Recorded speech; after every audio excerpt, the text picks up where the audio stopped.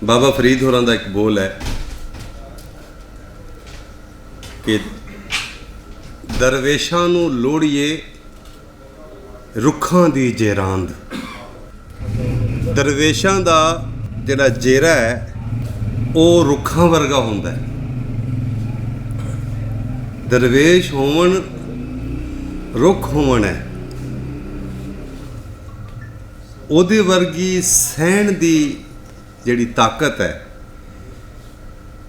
ਉਹਦੀ ਜਿਹੜੀ पूरे अंदरूने दी कुदरत ਵੱਲੋਂ हस्ती ਵੱਲੋਂ जो ਉਹਦੀ ड्यूटी लगी है, ਉਹਦੀ ਜਿਹੜੀ उपज है,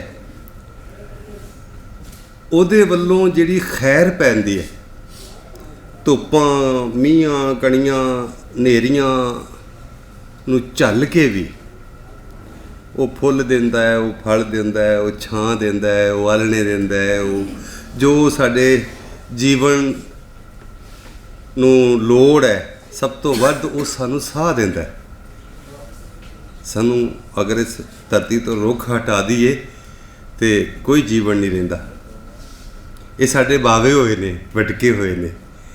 ਇਹ ਸਭ ਤੋਂ ਇਹ ਵੀ ਕਹਿੰਦੇ ਨੇ ਪੂਰੇ ਜਿਹੜੇ ਐਵੋਲੂਸ਼ਨ ਦੇ ਉੱਤੇ ਖੋਜ ਪਰ ਕਰਦੇ ਨੇ, ਉਹ ਦੱਸਦੇ ਨੇ ਕਿ ਜਿਹੜੀ ਪਹਿਲੀ ਹਸਤੀ, ਪਹਿਲੀ ਜੀਆ ਜੂਨ ਜਾਂ ਪਹਿਲੇ ਲੋਕ ਜੀਵ ਜਿਹੜੇ ਇਸ ਧਰਤੀ 'ਤੇ ਆਏ ਉਹ ਰੁੱਖ ਸਨ, ਬੂਟੇ ਸਨ। ਸੋ ਉੱਥੋਂ ਸ਼ੁਰੂ ਹੋ ਲਓ ਕਿ ਸਾਡੀਆਂ ਅਸੀਂ ਕਿੰਨੀਆਂ ਜੂਨਾਂ, ਪਤਾ ਨਹੀਂ ਕਿਹੜੀਆਂ ਕਿਹੜੀਆਂ ਗੱਲਾਂ ਅਸੀਂ ਕਰਨੇ ਆ ਕਿ ਕਿਸ ਤਰ੍ਹਾਂ ਪੂਰੀ ਧਰਤੀ ਦੇ ਉੱਤੇ ਇਹ ਜੀਆ ਜੂਨ ਦਾ ਤੇ ਰੰਗਾਂ ਦਾ ਤੇ ਕੁਦਰਤ ਦਾ ਇਹ ਸਾਰਾ ਮੇਲਾ ਕਿਵੇਂ ਲੱਗਾ। ਇਹਦੇ ਪਿੱਛੇ ਪਤਾ ਲੱਗਦਾ ਕਿ ਪਹਿਲਾ ਜਿਹੜਾ ਸਾਡਾ ਬਾਵਾ ਆਦਮ ਹੈ ਉਹ ਕੋਈ ਰੁੱਖ ਹੈ, ਕੋਈ ਬੋੜ ਹੈ। ਤੇ ਬੋੜਾਂ ਨਾਲ ਫਕੀਰੀ, ਦਰਵੇਸ਼ੀ, ਪੂਰੀ ਮੈਥੋਲੋਜੀਜ਼ ਰੁੱਖਾਂ ਦੇ ਨਾਲ ਭਰੀ ਹੋਈ ਹੈ। ਹਰ ਧਰਮ ਦੀ, ਹਰ ਕੌਮ ਦੀ, ਵਸੋਂ ਦੀ, ਕਲਚਰ ਦੀ ਅਸੀਂ ਰੁੱਖਾਂ ਦੇ ਨਾਲ ਜੋੜ ਕੇ ਵੇਖਦੇ ਹਾਂ ਕਿ ਕਿਆ ਉਹਦੇ ਨਾਲ ਮਾਮਲਾਤ ਨੇ ਵਜੂਦ ਦੇ ਔਰ ਜੀਵਨ ਦੇ, ਸੋਚ ਵਿਚਾਰ ਦੇ। ਉਹ ਸਾਰੇ ਮਾਮਲੇ ਉਹਨਾਂ ਤੋਂ ਲੈ ਕੇ ਤੇ ਅੱਜ ਤੱਕ ਜੋ ਸਾਡੇ ਨਾਲ ਵਾਹ ਵਰਤ ਰਹੀ ਹੈ, ਜੋ ਜ਼ਿੰਦਗੀ ਜੀ ਰਹੇ ਹਾਂ ਅਸੀਂ, ਜਿਸ ਤਰ੍ਹਾਂ ਦੇ ਹਾਲਾਂ 'ਚ ਰਹਿ ਰਹੇ ਹਾਂ, ਮਾਹੌਲ ਦੇ ਨਾਲ, ਆਪਣੇ ਅੰਦਰ ਔਰ ਬਾਹਰ ਦੇ ਨਾਲ ਸਾਡਾ ਜੋ ਸਲੂਕ ਹੈ, ਉਹਦੇ ਉੱਤੇ ਫਿਰ ਪੰਜਾਬੀ ਜਿਹੜੀ ਸ਼ੇਅਰੀ ਰਵਾਇਤ ਹੈ ਉਹਦੇ ਵਿੱਚ ਖਾਸ ਤੌਰ 'ਤੇ ਜਿਹੜੀ ਪਿਛਲੀ ਸਦੀ ਦੀ ਸ਼ੇਅਰੀ ਰਵਾਇਤ ਹੈ, ਕਲਾਸਿਕ ਨੂੰ ਅਸੀਂ ਫਿਰ ਕਿਸੇ ਵੇਲੇ ਟੱਚ ਕਰਾਂਗੇ। ਉਹਦੇ ਵਿੱਚ ਜਿਹੜੇ ਲੋਕਾਂ ਨੇ ਕੁਝ ਗਿਣਵੇਂ, ਵੈਸੇ ਤਾਂ ਇੰਡੀਅਨ ਪੰਜਾਬ ਦੇ ਅੰਦਰ ਵੀ ਬਹੁਤ ਸਾਰੇ ਲੋਕਾਂ ਨੇ ਲਿਖਿਆ ਰੁੱਖਾਂ ਦੇ ਨਾਲ। ਮੈਨੂੰ ਅਜੇ ਤੱਕ ਡਾਕਟਰ ਭਜਨ ਸਿੰਘ ਦੀ ਇਹ ਕਿਤਾਬ ਹੈ ਪੂਰੀ, ਰੁੱਖ ਤੇ ਰਿਸ਼ੀ, ਰੁੱਖ ਦੇ ਨਾਲ ਸਾਧ ਹੋਣ ਦਾ, ਸਿੱਧ ਹੋਣ ਦਾ ਕੀ ਮਾਮਲਾ ਹੈ, ਰੁੱਖਾਂ ਨਾਲ ਪੂਰੀ ਹਸਤੀ ਦਾ ਤਾਲੁਕ ਕੀ ਹੈ, ਉਹ ਇੱਕ ਇੱਕ ਚੀਜ਼ ਜਿਹੜੀ ਨਾ ਉਹ ਸਾਡੀ ਪੰਜਾਬੀ ਸ਼ੇਅਰੀ ਰਵਾਇਤ 'ਚ ਔਰ ਇਸ ਇੰਡਸ ਵੈਲੀ ਦੀ ਸ਼ੇਅਰੀ ਰਵਾਇਤ 'ਚ ਪੁਰਾਣੇ ਵੈਦ, ਪੁਰਾਣ ਸ਼ਲੋਕਾਂ ਤੋਂ ਲੈ ਕੇ ਤੇ ਅੱਜ ਤੱਕ ਮੌਜੂਦ ਹੈ। ਇਸ ਨੂੰ ਅੱਜ ਦੀ ਜਿਸ ਤਰ੍ਹਾਂ ਹੁਣ ਦੁਨੀਆ ਹੌਲੀ ਹੌਲੀ ਆਰਗੈਨਿਕਿਜ਼ਮ ਵੱਲ ਜਾ ਰਹੀ ਹੈ, ਆਪਣੀ ਅਸਲ ਵੱਲ, ਆਪਣੀਆਂ ਜੜ੍ਹਾਂ ਨਾਲ ਜੁੜਨ ਦੀ ਗੱਲ ਹੋ ਰਹੀ ਹੈ। ਹਰ ਪਾਸੇ ਲੋਕ ਇਹ ਸੋਚਦੇ ਨੇ, ਵਿਚਾਰ ਕਰਦੇ ਨੇ। ਰੁੱਖ ਸਾਡੇ ਜਿਹੜੇ ਵਟਕੇ ਨੇ, ਇਹ ਸਾਡੇ ਨਾਲ, ਅਸੀਂ ਇਹਨਾਂ ਦੇ ਨਾਲ ਕੀ ਸਲੂਕ ਕਰ ਰਹੇ ਹਾਂ, ਮਾਹੌਲ ਦੇ ਨਾਲ ਕੀ ਬੀਤ ਵਰਤ ਰਹੀ ਹੈ, ਰੁੱਤਾਂ ਦੇ ਨਾਲ ਕੀ ਹੋ ਰਿਹਾ ਹੈ, ਉਹ ਸਾਰੀਆਂ ਗੱਲਾਂ ਅੱਜ ਦੇ ਇਸ ਇਕੱਠ ਵਿੱਚ ਹੋਣੀਆਂ ਨੇ। ਅਤੇ ਅੱਜ ਦੇ ਇਸ ਇਕੱਠ ਦੀ ਪ੍ਰਧਾਨਗੀ ਲਈ ਅਸੀਂ ਉਚੇਚੇ ਤੌਰ 'ਤੇ ਸੱਦਾ ਦਿੱਤਾ ਹੈ ਡਾਕਟਰ ਸੁਹੇਬ ਮੁਹੰਮਦ ਜੀ ਹੋਰਾਂ ਨੂੰ, ਜਿਹੜੇ ਕਿ ਜਿਨ੍ਹਾਂ ਦੀ ਬੋਟਨੀ ਦੇ ਵਿੱਚ PhD ਹੈ, botany department, government college university ਦੇ ਵਿੱਚ ਅਸਿਸਟੈਂਟ ਪ੍ਰੋਫੈਸਰ ਨੇ ਔਰ ਕਈ PhDs ਦੇ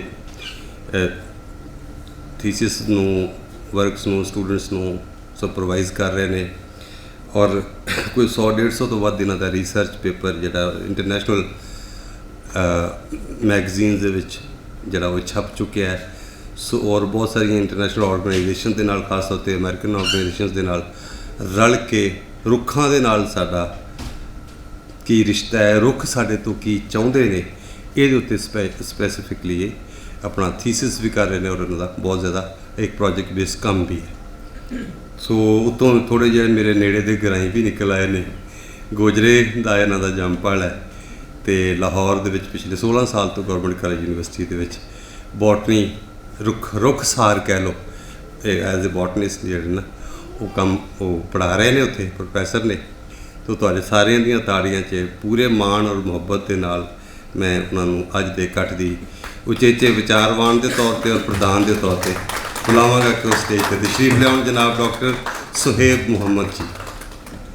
ਮੁਦੱਸਰ ਨੌਲ ਜੀ ਸਾਡੇ ਐਡੀਸ਼ਨਲ ਜੁਆਇੰਟ ਸੈਕਟਰੀ ਵੀ ਨੇ, ਐਡੀਸ਼ਨਲ ਸੈਕਟਰੀ ਵੀ ਨੇ, ਉੱਭਰਦੇ ਹੋਏ ਨਵੀਂ ਨਜ਼ਮ ਦੇ ਔਰ ਨਵੀਂ ਗਜ਼ਲ ਦੇ ਬਹੁਤ ਵਧੀਆ ਸ਼ਾਇਰ ਨੇ।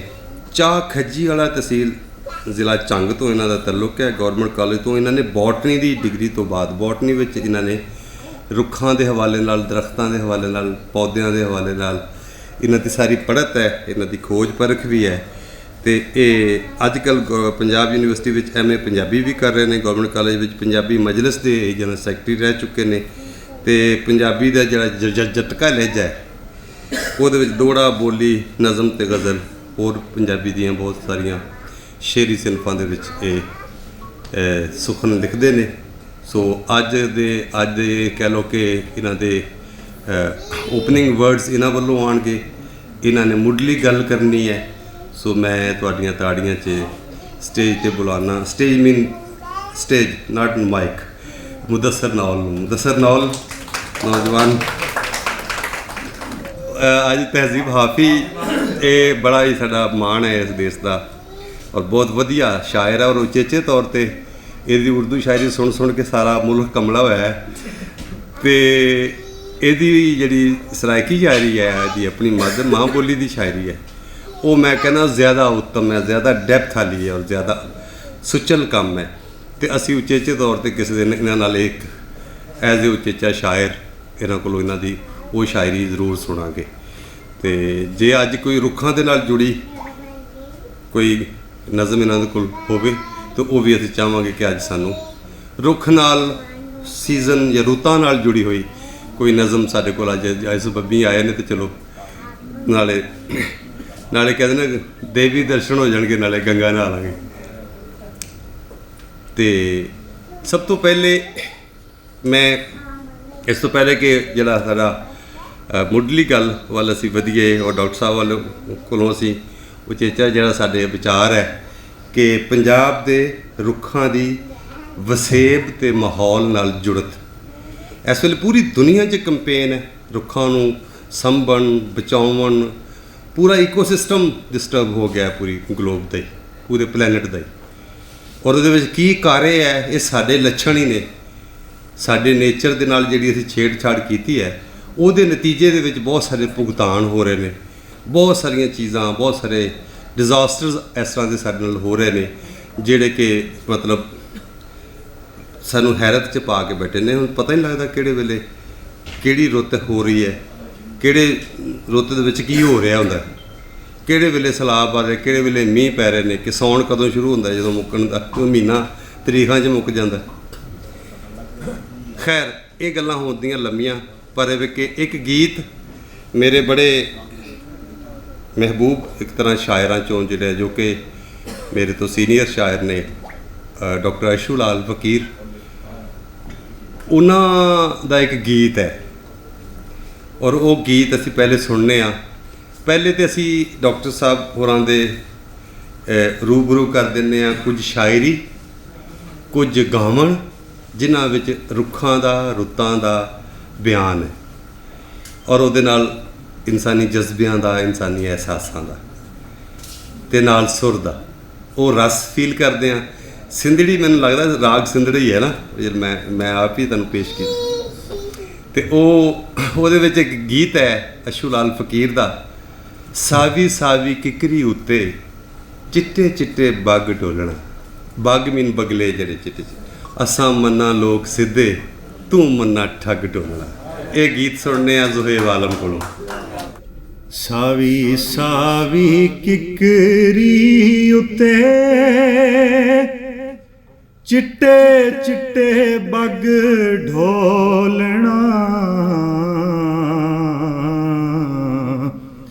ਅਸਾਂ ਮਨਾ ਲੋਕ ਸਿੱਧੇ, ਤੂੰ ਮਨਾ ਠੱਗ ਢੋਲਣਾ ਸਾਵੀ ਸਾਵੀ ਕਿਕਰੀ ਉਤੇ ਮੀਂਹ ਪਿਆ ਪੱਲੀਆਂ ਉਤੇ ਫੁੱਲਾਂ ਉਤੇ ਕਲੀਆਂ ਉਤੇ ਮੀਂਹ ਪਿਆ ਪੱਲੀਆਂ ਉਤੇ ਫੁੱਲਾਂ ਉਤੇ ਕਲੀਆਂ ਉਤੇ ਨਿੰਮੀ ਨਿੰਮੀ ਅੰਦਰੋਂ ਵਾਲਾ ਦੁੱਖ ਪਈਏ ਅੱਗ ਢੋਲਣਾ। ਨੋਹਾ ਨਹੀਂ ਮੈਂ ਸੁਣਾ ਰਿਹਾ, ਦਾਤ ਦੇ ਸਕਦੇ ਹੋ ਤੁਸੀਂ। ਨਿੰਮੀ ਨਿੰਮੀ ਅੰਦਰੋਂ ਵਾਲਾ ਦੁੱਖ ਪਈਏ ਅੱਗ ਢੋਲਣਾ। ਅੱਖੀਆਂ ਦੀ ਸੂਮਾਹੀ ਵੇ ਰੁੱਸ ਪਿਓ ਤੂੰ ਮਾਹੀ ਵੇ। ਅੱਖੀਆਂ ਦੀ ਸੂਮਾਹੀ ਵੇ ਰੁੱਸ ਪਿਓ ਤੂੰ ਮਾਹੀ ਵੇ। ਅਸਾਂ ਤਾਂ ਫਕੀਰਾਂ ਕਨੂੰ ਰੁੱਸ ਪਿਆ ਜਗ ਢੋਲਣਾ। ਅਸਾਂ ਤਾਂ ਫਕੀਰਾਂ ਕਨੂੰ ਰੁੱਸ ਪਿਆ ਜਗ ਢੋਲਣਾ। ਨੌ ਦਾ ਚੰਦਰ ਕਿਥਾਂ 7-8 ਸਾਲ ਕਿਥਾਂ। ਨੌ ਦਾ ਚੰਦਰ ਕਿਥਾਂ 7-8 ਸਾਲ ਕਿਥਾਂ। ਉਮਰਾਂ ਦੀ ਉਮਰਾਂ ਗਈ ਤੜੇ ਨਾਵੇਂ ਲੱਗ ਢੋਲਣਾ। ਸਿੰਧੂ ਤੜੇ ਪੁੱਤਰ ਅਸਾਂ ਸਿੰਧੂ ਤੜੇ ਬਾਲ ਅਸਾਂ। ਸਿੰਧੂ ਤੜੇ ਪੁੱਤਰ ਅਸਾਂ ਸਿੰਧੂ ਤੜੇ ਬਾਲ ਅਸਾਂ। ਤੜੇ ਨਾਵੇਂ ਲਾਜ ਸਭੋ ਤੜੇ ਨਾਵੇਂ ਪੱਗ ਢੋਲਣਾ। ਤੜੇ ਨਾਵੇਂ ਲਾਜ ਸਭੋ ਤੜੇ ਨਾਵੇਂ ਪੱਗ ਢੋਲਣਾ। ਸਾਵੀ ਸਾਵੀ ਕਿਕਰੀ ਉਤੇ ਚਿੱਟੇ ਚਿੱਟੇ ਬੱਗ ਢੋਲਣਾ। ਅਸਾਂ ਮਨਾ ਲੋਕ ਸਿੱਧੇ ਤੂੰ ਮਨਾ ਠੱਗ ਢੋਲਣਾ। ਬਹੁਤ ਸ਼ੁਕਰੀਆ।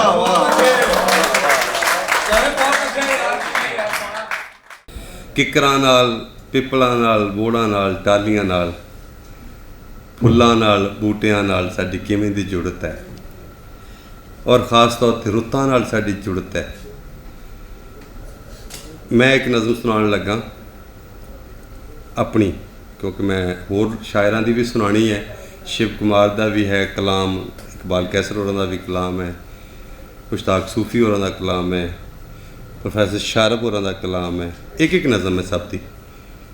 ਔਰ ਆਪਣਾ ਰਾਜਾ ਸਾਦਕੁੱਲਾ ਦੀ ਕਿਤਾਬ ਹੈ, ਸੌਰੀ ਇੱਕ ਨਜ਼ਮ ਹੈ ਫੱਗਣ। ਅਤੇ ਮੈਂ ਫੱਗਣ ਚਲੋ ਯਾਦ ਆ ਗਿਆ, ਅਤੇ ਇੱਕ ਨਜ਼ਮ ਸੁਣਾਉਣ ਲੱਗਾ ਚੇਤਰ, ਬਹਾਰ ਦਾ ਰੁੱਤ। ਅੱਛਾ, ਇਹ ਨਜ਼ਮ 92 'ਚ ਮੈਂ ਲਿਖੀ ਸੀ, ਅੱਜ ਨੂੰ ਲਿਖੀ ਨੂੰ ਵੀ 32 ਸਾਲ ਹੋ ਗਏ, ਇੰਨੀ ਪੁਰਾਣੀ ਚੇਤਰ ਵਾਲੀ। ਉਹ ਬਹਾਰ ਦੀ ਹੈ। ਔਰ ਮੈਂ ਡਾਕਟਰ ਸਾਹਿਬ ਤੁਹਾਡੀ ਨਜ਼ਰ ਕਰਨਾ, ਉਸ ਦਿਨ ਤੈਨੂੰ ਚਾਨਣ ਹੋਣਾ ਹੈ, ਜਿਸ ਦਿਨ ਚਾਨਣ ਲੜਿਆ। ਤੇ ਜੋ ਵੀ ਆਪਣੀ ਹੋਂਦ ਸਿਆਣੇ, ਜੋ ਵੀ ਆਪਣਾ ਆਪ ਪਛਾਣੇ, ਰੰਗ ਹੰਡਾਵੇ ਸੋਏ। ਚੇਤਰ ਰੰਗ ਨਰੋਏ ਵੇ ਲੋਕਾ, ਚੇਤਰ ਰੰਗ ਨਰੋਏ। ਕੋਏ ਤੇ ਨਵੀਂ ਹਯਾਤੀ ਖਿੜ ਪਈ, ਅਸੀਂ ਮੋਏ ਦੇ ਮੋਏ। ਲੋਕਾ ਚੇਤਰ ਰੰਗ ਨਰੋਏ, ਕਰੀਏ ਚੇਤਰ ਰੰਗ ਨਰੋਏ। ਜੀਆਂ ਦੇ ਮੇਲੇ 'ਚ ਇੱਕ ਬੜਾ ਹੀ ਸੁਰੰਗਲਾ, ਬੜਾ ਹੀ ਬਖਤਾਂ ਵਾਲਾ ਸਾਈਂ ਬੜੇ ਭਾਗ ਲਾਏ। ਉਰਦੂ ਔਰ ਜਿਹੜਾ ਸਰਾਇਕੀ ਸੁਖਨ ਦਾ ਵੀ ਬਹੁਤ ਇੱਕ ਉੱਘਾ ਨਾਂ ਸਭ ਜਾਣਦੇ ਨੇ, ਮੈਂ ਕੀ ਦੱਸਾਂ। ਤੁਹਾਡੀਆਂ ਸਾਰਿਆਂ ਦੀਆਂ ਤਾੜੀਆਂ 'ਚ ਆਪਣੀ ਇੱਕ ਨਜ਼ਮ, ਜੇ ਜੋ ਸਾਡਾ ਅੱਜ ਦੀ ਜੁੜਤ ਹੈ, ਜਿਸ ਮੁੱਦੇ ਦੇ 'ਤੇ ਅਸੀਂ ਗੱਲ ਪੈ ਕਰਨੇ ਆ, ਉਹਦੇ ਨਾਲ ਜੁੜੀ ਇੱਕ ਨਜ਼ਮ ਅਸੀਂ ਸੁਣਨੇ ਆ ਤਹਿਜ਼ੀਬ ਹਾਫੀ ਕੋਲੋਂ। ਤਹਿਜ਼ੀਬ ਹਾਫੀ ਦੀਆਂ ਤਾਂ ਇਸਤਕਬਾਲ करने। बिस्मिल्लाह। ये बहुत घट लोग ऐसे उन्होंने इन्हें वास्ते अगर हल्की जी क्लैप थके नहीं बैठे तो कर लेते। बाकी मुदस्सिर मेरा फेवरेट शायर डॉक्टर सुहेब साहब बैठे, मैं इन्हें दी इजाजत है। सही दा हुक्म आ, मैं टाल नहीं सकता। मैं ऊँ वेले भी जानदा हम वो शाहजादी कोई बई कहना ही हो तू आवे। मैं ऊँ वेले भी जानदा वो शाहजादी कोई बई कहना ही हो तू आवे। जरा बचपन में सुनदे हासे परियां को सार तू लांजा हैं झट कूंजे वांगू। झीलें ते आह बांझा हैं असां अख दे तीर भी मारू हाँ त सांझा हैं। और रोटी कहना खाया हैं दिल खांजा हैं। जरा बचपन में सुनदे हासे परियां को सार ते लांजा हैं झट कूंजे वांगू। झीलें ते आह बांझा हैं असां अख दे तीर भी मारू हाँ त सांझा हैं। और रोटी कहना खाया हैं दिल खांजा हैं। मैं ऊँ वेले भी जानदा तू अपनी मर्जी ते लांदी ते को पर जो है तू भर सकदी। तोड़े जितना बंदा पंध होवे तू कर सकदी। इहो डर होंदे जो पर त आखिर पर होंदे झड़ वेंदे जरा उड़दे आखिर खड़ वेंदे। जना कोई भी कहना जानदा मैं ऊँ वेले भी जानदा तो खड़ वैसे। मौली को सबक सुना के मैं कुरान मौली को सबक सुना के मैं कुरान च मोर दे पर रख के घर वेंदा। कुरान दे पारे पारे विच तेरा पर ला थे मेरे दिल विच इहो डर ला थे। इहो डर कट गए पते हुण तू उड़ सकदी या ना मेरा दिल आदे तू पर कट गए। मेरे वहम दे मन ते ठिलदी हुई हर बेड़ी दा रुख तेरे पैर दो क्यों होंदे। मेरी अख भी तक तक थक पईए हर पासों तेरी मूंछ दे लख लख काखी अख च अन लगदन। बिया कुछ मैं देख भी नहीं सकदा, बिया कुछ मैं को नज़र भी नहीं आंदा, बिया कुछ देखण दी लोड़ ही नहीं। तेरा मुख है प्या कोई थोड़ ही नहीं। बिया कुछ मैं को नज़र भी नहीं आंदा, बिया कुछ मैं देख भी नहीं सकदा, बिया कुछ देखण दी लोड़ ही नहीं। तेरा मुख है प्या कोई थोड़ ही नहीं। तेरी बाह बाह बेली है मेरी, ये मूंछ सहेली है मेरी। ये गल कहीं अज या कल दी नहीं, कहीं सदियां दी नहीं, कहीं पल दी नहीं। ई मूंज मेरी अजदाद दी जीन सफ़र किते। जिवें मार्को पोलो यूरोप के जापान ते चीन सफ़र किते। जेड़े कोई दा लफ्ज़ भी कहना हा मैं ऊँ वेले भी जानदा वो कोई तू है। जेड़े कोई दा लफ्ज़ भी कहना हा मैं ऊँ वेले भी जानदा वो कोई तू है। वो कोई ते क्या हर कोई तू है। मेरा सीप भी तू, मेरी सुई तू है, मेरी पायल तू, मेरी वंग भी तू, मैं के दूर भी तू, मेरे संग भी तू। मैं बेरंग दा हर रंग भी तू, बिरहूं दा जेड़ा नांग लड़े उंदा ज़हर भी तू, उंदा डंग भी तू। उर्वार है तू हर पार है तू, मेरे वंगियां दी छड़कार है तू, मेरे पायल दी झनकार है तू, मेरी मस्ती दा इजहार है तू। मैं जै पासों भी नज़र करा चौधार है तू। मेरी आ ही में, मेरी चीख ही में, थोड़े दूर ही में, नज़दीक ही में। इहो खुश थी के इहो सोच के खुश थी के मरसा मेरी खैर है बस तू ठीक ही में। जेड़े फाते हनी दुनिया दे तेरे दर तो सब खसवा आंदन। जेड़े सुन भी नहीं सकते फोन च तेरिया आवाज़ां भरवा आंदन। जेड़े फाते हनी दुनिया दे तेरे दर तो सब खसवा आंदन। जेड़े सुन भी नहीं सकते फोन च तेरिया आवाज़ां भरवा आंदन। हे गाल करा मैं अल्लाह वांगू कला हम वीरान आसमान आबाद करन तक उड़ांदन। ਉਹ ਡਰਮ ਜਿਹਾ ਜਿਹੜਾ ਇਸ ਤਰ੍ਹਾਂ ਲੈ ਕੇ ਉੱਤੇ ਵਜਾਉਂਦੇ ਨੇ ਹੱਥ। ਹਾਂ ਦਰਬੋਕਾ ਉਹਨੂੰ ਪੰਜਾਬੀ ਜਿੱਥੇ ਸਾਰੇ ਖਾਨ ਸਾਹਿਬ ਤੁਮਕਨਾਰੀ ਕਹਿੰਦੇ ਨੇ। ਉਹ ਇੱਕ ਖਾਨ ਸਾਹਿਬ ਨੇ ਦੂਜੇ ਖਾਨ ਸਾਹਿਬ ਦੇ ਪੈਸੇ ਦੇਣੇ ਸਨ, ਉਹ ਦੇ ਹੀ ਨਹੀਂ ਸੀ ਰਿਹਾ। ਇੱਕ ਦਿਨ ਉਹਦੀ ਬੈਠਕ 'ਚ ਬੈਠਾ ਤੇ ਵੇਖਿਆ ਤੇ ਤੁਮਕਨਾਰੀ ਉਹਦੀ ਪਈ ਹੈ। ਖਾਨ ਸਾਹਿਬ ਨੇ ਪੈਸੇ ਦੇਣੇ ਦੂਜੇ ਖਾਨ ਸਾਹਿਬ ਤੇ ਉਹ ਮਿਊਜ਼ੀਸ਼ੀਅਨ ਨੇ। ਤੇ ਉਹਦੀ ਬੈਠਕ 'ਚ ਬੈਠਿਆ ਤੇ ਉਹਨੂੰ ਪੈਸੇ ਦੇਣੇ ਨੇ ਤੇ ਉਹਨੇ ਸੋਚਿਆ ਕਿ ਚਲੇ ਦਿੰਦਾ ਤੇ ਨਹੀਂ ਹੈ, ਇਹਦੇ ਕੋਲੋਂ ਇਹਦੀ ਇਹ ਲੈ ਲੈਂਦੇ ਆ ਸਾਜ਼। ਤੇ ਤੇ ਉਹ ਕਹਿੰਦਾ ਯਾਰ ਮੈਨੂੰ ਤੁਮ ਕਿਨਾਰੀ ਦੇਈ, ਮੈਂ ਵੀ ਤੇਰਾ 4 ਦਿਨ ਹੱਥ ਸਿੱਧਾ ਕਰਨਾ। ਉਹ ਕਹਿੰਦਾ ਯਾਰ ਮੇਰੀ ਤਾਂ ਰੋਟੀ ਇਹਦੇ ਨਾਲ ਜੁੜੀ। ਕਹਿੰਦਾ ਮੈਂ ਦੇ ਦਿਆਂਗਾ, ਕੋਈ ਨਹੀਂ। ਉਹ ਲੈ ਗਿਆ। ਹੁਣ 4 ਮਹੀਨੇ ਲੰਘ ਗਏ, ਉਹਨੇ ਵਾਪਸ ਹੀ ਨਾ ਕੀਤੀ। ਤੇ ਚੌਥੇ ਮਹੀਨੇ ਉਹਦੇ ਕੋਲ ਗਿਆ, ਕਹਿੰਦਾ ਯਾਰ ਤੇਰੀ ਮੇਰੀ ਤੁਮ ਕਿਨਾਰੀ ਹੈ ਤੇਰੇ ਕੋਲ, ਦੇ ਦੇ। ਉਹ ਦੇ ਦੇ। ਕਹਿੰਦਾ ਨਹੀਂ, ਹੁਣ ਉਹ ਹਮ ਕਿਨਾਰੀ ਹੈ।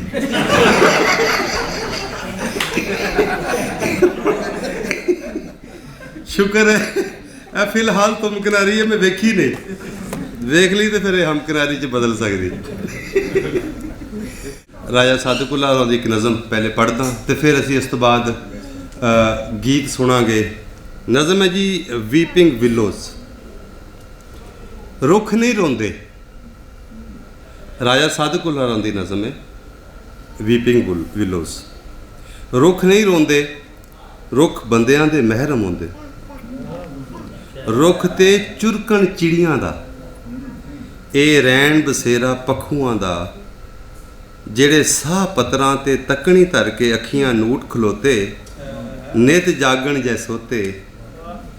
ਰਾਹ ਪੁੱਛਦੇ ਨੇ ਆਂਦਿਆਂ ਜਾਂਦਿਆਂ ਰਾਹੀਆਂ ਤੂੰ, ਰਾਹ ਪੁੱਛਦੇ ਨੇ ਆਂਦਿਆਂ ਜਾਂਦਿਆਂ ਰਾਹੀਆਂ ਨੂੰ, ਕੋਲੋਂ ਲੰਘਦੀ ਸੀਤ ਹਵਾ ਜਦੋਂ ਦਰਦ ਹਲੂਣਾ ਦੇ ਜਾਂਦੀ ਏ।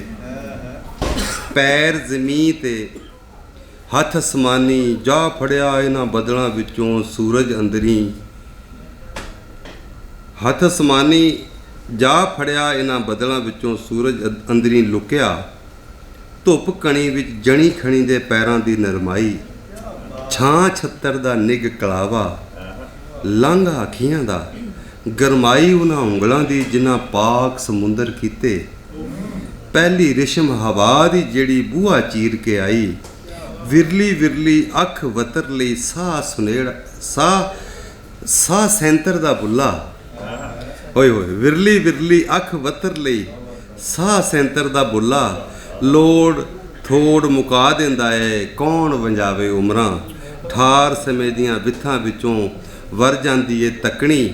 ਲਾਮ ਉਡਾਰੀ ਪੱਖੂਆਂ ਦੀ ਜਿਨ੍ਹਾਂ ਪੈਂਡੇ ਪੰਖ ਵਲੇਟੇ, ਕੂਲੀ ਕੂਲੀ ਰਮਜ਼ ਹਵਾ ਦੀ, ਰੋਣ ਜਿਉਣ ਦਾ ਆਰ ਕਰਕੇ, ਅੱਖ ਦਾ ਮਹਿਰਮ ਹੋ ਕੇ, ਇੱਕ ਬੁੱਕ ਅਥਰੂ ਚੋ ਕੇ।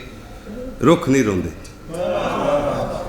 ਵਾਹ ਵਾਹ, ਇੱਕ ਤੇ ਸਾਹ ਖਿੱਚ ਲੈਂਦੀ ਨਜ਼ਮ, ਕਦੀ ਕਦੀ ਖਿੱਚ। ਬਹੁਤ ਵਧੀਆ ਜੀ। ਆਪਣਾ ਰਾਜਾ ਸਾਦਕੁੱਲਾ ਹੋਰਾਂ ਦੀ ਨਜ਼ਮ ਤੁਸੀਂ ਸੁਣੀ। ਹੁਣ ਇੱਕ ਗੀਤ ਸੁਣਨੇ ਆ,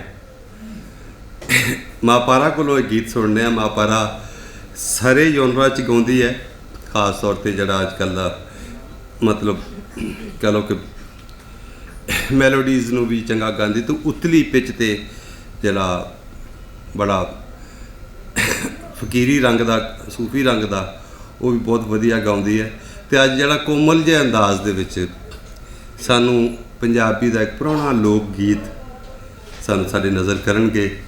ਅਤੇ ਮਾਪਾਰਾ ਸਾਡੀ ਅੱਜ ਦੀ ਅਜੋਕੀ ਇੱਕ ਉੱਭਰਦੀ ਕਹਿ ਲਓ, ਇਹਦੀ ਕੁਝ ਵੀਡੀਓਜ਼ ਵੀ ਨੇ। ਡਾਕਟਰ ਸਾਹਿਬ ਬਿਸਮਿਲ੍ਲਾ, ਜੀ ਆਇਆਂ ਨੂੰ, ਜੀ ਆਇਆਂ ਨੂੰ। ਅਤੇ ਇਹ ਤੁਸੀਂ YouTube 'ਤੇ ਮਾਪਾਰਾ ਖਾਨ ਦੇ ਨਾਂ ਤੋਂ ਦੇਖ ਸਕਦੇ ਹੋ ਇਹਨਾਂ ਦਾ ਕੰਮ। ਅਤੇ ਅੱਜ ਸਾਨੂੰ ਗੀਤ ਸੁਣਾਉਣਗੇ। ਮੈਂ ਅੱਜ ਦੁਪਹਿਰੇ ਮੈਂ ਹਲਕਾ ਜਿਹਾ ਮੈਂ ਕਿਹਾ ਸੁਣਾ ਖਾਂ, ਸੁਣਾਉਂਦਿਆਂ ਇਹਦੀਆਂ ਵੀ ਅੱਖਾਂ ਭਿੱਜ ਗਈਆਂ ਆਖਰੀ ਬੋਲ 'ਤੇ, ਅਤੇ ਮੇਰੀਆਂ ਵੀ ਭਿੱਜ ਗਈਆਂ, ਕਿਉਂਕਿ ਮੈਂ ਆਪਣੀ ਮਾਂ ਦੀ ਗੋਦੀ 'ਚ ਮਾਂ ਦੀ ਸਹੇਲੀ ਬਣ ਕੇ ਉਹਦੇ ਕੋਲੋਂ ਇਹ ਗੀਤ ਬੜੀ ਵਾਰੀ ਸੁਣਿਆ। ਇਹ ਗੀਤ ਸੁਣਨੇ ਆ ਮਾਪਾਰਾ ਖਾਨ ਕੋਲੋਂ, ਉੱਚੀਆਂ ਲੰਮੀਆਂ ਟਾਹਲੀਆਂ ਵਿੱਚ ਗੁਜਰੀ ਦੀ ਪੀਂਘ। ਤੁਹਾਡੀਆਂ ਤਾੜੀਆਂ 'ਚ ਮਾਪਾਰਾ ਖਾਨ। ਉੱਚੀਆਂ ਲੰਮੀਆਂ ਟਾਹਲੀਆਂ ਏ, ਉੱਚੀਆਂ ਲੰਮੀਆਂ ਟਾਹਲੀਆਂ ਏ, ਵਿੱਚ ਗੁਜਰੀ ਦੀ ਪੀਂਘ ਵੇ ਮਾਇਆ, ਵਿੱਚ ਗੁਜਰੀ ਦੀ ਪੀਂਘ ਵੇ ਮਾਇਆ। ਉੱਚੀਆਂ ਲੰਮੀਆਂ ਟਾਹਲੀਆਂ ਏ, ਉੱਚੀਆਂ ਲੰਮੀਆਂ ਟਾਹਲੀਆਂ ਏ, ਵਿੱਚ ਗੁਜਰੀ ਦੀ ਪੀਂਘ ਵੇ ਮਾਇਆ, ਵਿੱਚ ਗੁਜਰੀ ਦੀ ਪੀਂਘ ਵੇ ਮਾਇਆ। ਪੀਂਘ ਝੁਟੇਂਦੇ ਦੋ ਜਣੇ ਓਏ, ਪੀਂਗ ਝੁਟੇਂਦੇ ਦੋ ਜਣੇ ਓਏ ਆਸ਼ਿਕ ਤੇ ਮਾਸ਼ੂਕ ਵੇ ਮਾਇਆ ਆਸ਼ਿਕ ਤੇ ਮਾਸ਼ੂਕ ਵੇ ਮਾਇਆ ਪੀਂਗ ਝੁਟੇਂਦੇ ਡਿੱਗ ਪਏ ਕੋਈ ਪੀਂਗ ਝੁਟੇਂਦੇ ਡਿੱਗ ਪਏ ਕੋਈ ਹੋ ਗਏ ਚਕਨਾ ਚੂਰ ਵੇ ਮਾਇਆ ਹੋ ਗਏ ਚਕਨਾ ਚੂਰ ਵੇ ਮਾਇਆ ਉੱਚੀਆਂ ਲੰਮੀਆਂ ਟਾਲੀਆਂ ਓਏ ਉੱਚੀਆਂ ਲੰਮੀਆਂ ਟਾਲੀਆਂ ਓਏ ਵਿੱਚ ਗੁਜਰੀ ਦੀ ਪੀਂਗ ਵੇ ਮਾਇਆ ਵਿੱਚ ਗੁਜਰੀ ਦੀ ਪੀਂਗ ਵੇ ਮਾਇਆ ਸੱਸ ਨੂੰ ਘੜਦੇ ਵਾਲੀਆਂ ਓਏ ਸੱਸ ਨੂੰ ਘੜਦੇ ਵਾਲੀਆਂ ਓਏ ਮੇਰਾ ਘੜਦੇ ਹਾਰ ਵੇ ਮਾਇਆ ਮੇਰਾ ਘੜਦੇ ਹਾਰ ਵੇ ਮਾਇਆ ਸੱਸ ਦੀਆਂ ਖੋਈਆਂ ਵਾਲੀਆਂ ਓਏ ਸੱਸ ਦੀਆਂ ਖੋਈਆਂ ਵਾਲੀਆਂ ਓਏ ਮੇਰਾ ਖੋਇਆ ਹਾਰ ਵੇ ਮਾਇਆ ਮੇਰਾ ਖੋਇਆ ਹਾਰ ਵੇ ਮਾਇਆ ਉੱਚੀਆਂ ਲੰਮੀਆਂ ਟਾਲੀਆਂ ਓਏ ਉੱਚੀਆਂ ਲੰਮੀਆਂ ਟਾਲੀਆਂ ਓਏ ਵਿੱਚ ਗੁਜਰੀ ਦੀ ਪੀਂਗ ਵੇ ਮਾਇਆ ਵਿੱਚ ਗੁਜਰੀ ਦੀ ਪੀਂਗ ਵੇ ਮਾਇਆ ਕੋਠੇ ਚੜ ਕੇ ਵੇਖਦੀ ਕੋਈ ਕੋਠੇ ਚੜ ਕੇ ਵੇਖਦੀ ਕੋਈ ਹੇਠ ਤਪੇ ਤੰਦੂਰ ਵੇ ਮਾਇਆ ਹੇਠ ਤਪੇ ਤੰਦੂਰ ਵੇ ਮਾਇਆ ਗਿਣ ਗਿਣ ਲਾਵਾਂ ਰੋਟੀਆਂ ਓਏ ਗਿਣ ਗਿਣ ਲਾਵਾਂ ਰੋਟੀਆਂ ਓਏ ਭਰ ਭਰ ਲਾਵਾਂ ਪੂਰ ਵੇ ਮਾਇਆ ਪਰ ਪਰ ਲਾਵਾਂ ਪੂਰ ਵੇ ਮਾਇਆ ਉੱਚੀਆਂ ਲੰਮੀਆਂ ਟਾਲੀਆਂ ਓਏ ਉੱਚੀਆਂ ਲੰਮੀਆਂ ਟਾਲੀਆਂ ਓਏ ਵਿੱਚ ਗੁਜਰੀ ਦੀ ਪੀਂਗ ਵੇ ਮਾਇਆ ਵਿੱਚ ਗੁਜਰੀ ਦੀ ਪੀਂਗ ਵੇ ਮਾਇਆ ਵਿੱਚ ਗੁਜਰੀ ਦੀ ਪੀਂਗ ਵੇ ਮਾਇਆ ਥੈਂਕ ਯੂ ਜਿਉਂਦੀ ਰਹਿ ਵਾਹ ਜੀ ਵਾਹ ਅਸੀਂ ਮਾਵਾਂ ਕੋਲੋਂ ਭੈਣਾਂ ਕੋਲੋਂ ਆਪਣੇ ਪਿੰਡ ਦੇ ਘਰ ਦੇ ਕਿਸੇ ਸ਼ਗਨਾਂ ਦੇ ਵੇਲੇ ਤੋਂ ਜਾਂ ਬਿਰਹਾ ਦੇ ਵਿੱਚ ਕਿਸੇ ਮੁਹੱਬਤ ਦੇ ਕਿਸੇ ਯਾਦ ਦੇ ਰੰਗ ਚਰੰਗੀਆਂ ਬੀਬੀਆਂ ਘਰਾਂ 'ਚ ਮੈਂ ਇਹ ਸਭ ਅਸੀਂ ਗੀਤ ਸਭ ਨੇ ਸੁਣਿਆ ਹੋਇਆ ਤੇ ਇਹ ਸਭ ਦੀ ਮੁਹੱਬਤ ਹੈ ਔਰ ਇਹ ਵੀ ਮੁਹੱਬਤ ਹੈ ਕਿ ਬਿਨਾਂ ਕਿਸੇ ਲੇਖੇ ਮਾਮਲੇ ਤੋਂ ਮਾਂ ਪਾਰਾ ਆ ਕੇ ਸਾਨੂੰ ਇਹ ਗੀਤ ਸੁਣਾ ਗਈ ਇਹਦੇ ਲਈ ਵੀ ਤਾੜੀਆਂ ਇਹਦੀ ਮੁਹੱਬਤ ਵੀ ਇੱਕ ਵਾਰੀ ਫਿਰ ਇੱਕ ਨਜ਼ਮ ਨਿੱਕੀ ਜਿਹੀ ਅਮਲਤਾਸ ਮੁਸ਼ਤਾਕ ਸੂਫੀ ਹੋਰਾਂ ਦੀ ਨਜ਼ਮ ਹੈ ਅਮਲਤਾਸ ਅਸਮਾਨ ਦਾ ਬਾਰਾ ਖੁੱਲਿਆ ਸੂਰਜ ਵਿਹੜੇ ਵੜਿਆ ਧੁੱਪ ਸ਼ੀਸ਼ੇ ਗਲੀਆਂ ਵਿੱਚ ਤਿੜਕੇ ਰੌਣਕ ਲੰਬੂ ਹੋਈ ਪੂਰਾ ਸ਼ਹਿਰ ਅੰਗਾਰਾ ਏ ਸੜਕਾਂ ਭੁੱਬੜ ਘਰ ਧੂਆਂ ਨੇ ਵਿਹੜਾ ਵਿੱਚ ਇਕੱਲਾ ਬੂਟਾ ਹੈ ਸੇਕ ਦੀਆਂ ਢਲਵਾਨਾਂ ਵਿੱਚ ਇਹ ਚੋਆ ਏ ਬਰਫਾਂ ਦੀ ਠੰਡਕ ਇਸ ਵਿੱਚ ਤਰਦੀ ਏ ਜੋ ਕੁਮਲਾਇਆਂ ਬੂਹਿਆਂ ਨਾਲੋਂ ਲੰਘਦੀ ਏ ਇਸ ਦਾ ਜੋਬਨ ਖਿੜੀ ਹੋਈ ਨਰਮਾਈ ਏ ਇਹ ਜੋਗਾਂ ਨੇ ਮਨ ਦੇ ਹਰੇ ਪਤਾਲਾਂ ਵਿੱਚੋਂ ਆਈ ਏ, ਪੀਲਿਆਂ ਫੁੱਲਾਂ ਦੀ ਡਾਲੀ ਇਸਨੇ ਚਾਹੀ। ਇਹ ਨਜ਼ਮ ਮੈਂ ਤੁਹਾਨੂੰ ਸਾਰੀ ਮੁਹੱਬਤ ਨਾਲ ਸੁਣਾਈ ਏ। ਤੇ ਅੱਗੋਂ ਹੁਣ ਬੜੇ ਅਲਬੇਲੇ ਤੇ ਬੜੇ ਸੁਰੀਲੇ ਗਾਇਕ ਦੀ ਵਾਰੀ ਆਈ ਏ। ਔਰ ਇਹ ਗਾਇਕ ਮਤਲਬ ਮੈਂ ਕਹਿ ਦਿੱਤਾ ਬੜੇ ਅਲਬੇਲਾ ਤੇ ਬੜਾ ਸੁਰੀਲਾ, ਕਿਸੇ ਦਾ ਇਸ ਤੋਂ ਸੋਹਣਾ ਕੀ ਤਾਰਫ ਹੋ ਸਕਦਾ ਹੈ। ਨੌਜਵਾਨ ਗਾਇਕ ਨੇ, ਉਤੋਂ ਲੈਲਪੁਰ ਦੇ ਮੇਰੇ ਗਰਾਈ ਵੀ ਨੇ, ਤੇ ਹਰ ਰੰਗ ਨੂੰ ਬਹੁਤ ਸੋਹਣਾ ਗਾਉਂਦੇ ਨੇ।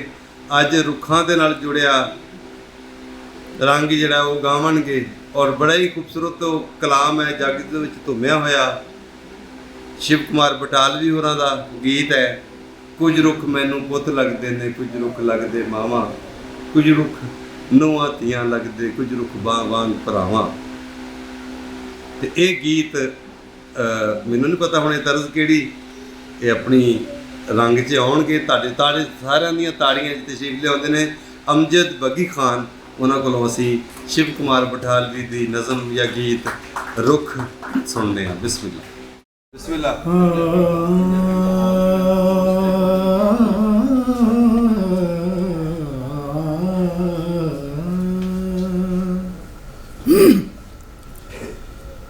ਕੁਝ ਰੁੱਖ ਮੈਨੂੰ ਪੁੱਤ ਲੱਗਦੇ ਨੇ, ਕੁਝ ਰੁੱਖ ਮੈਨੂੰ ਪੁੱਤ ਲੱਗਦੇ ਨੇ, ਕੁਝ ਰੁੱਖ ਲੱਗਦੇ ਮਾਵਾਂ,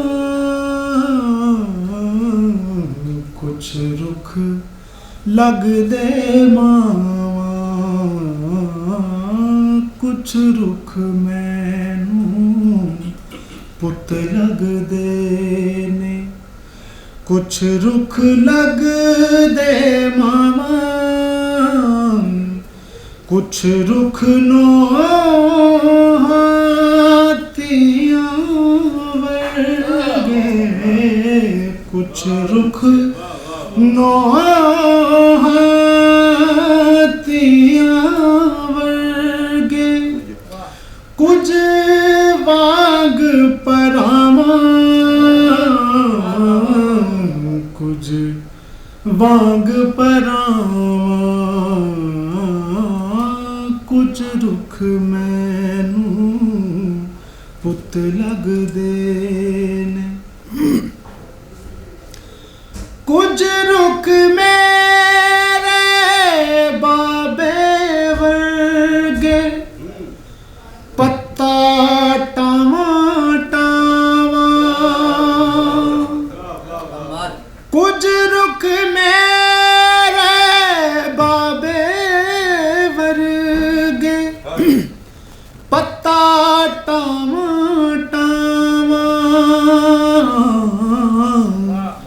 ਕੁਝ ਰੁੱਖ ਮੇਰੀ ਦਾਦੀ ਵਰਗੇ, ਕੁਝ ਰੁੱਖ ਮੇਰੀ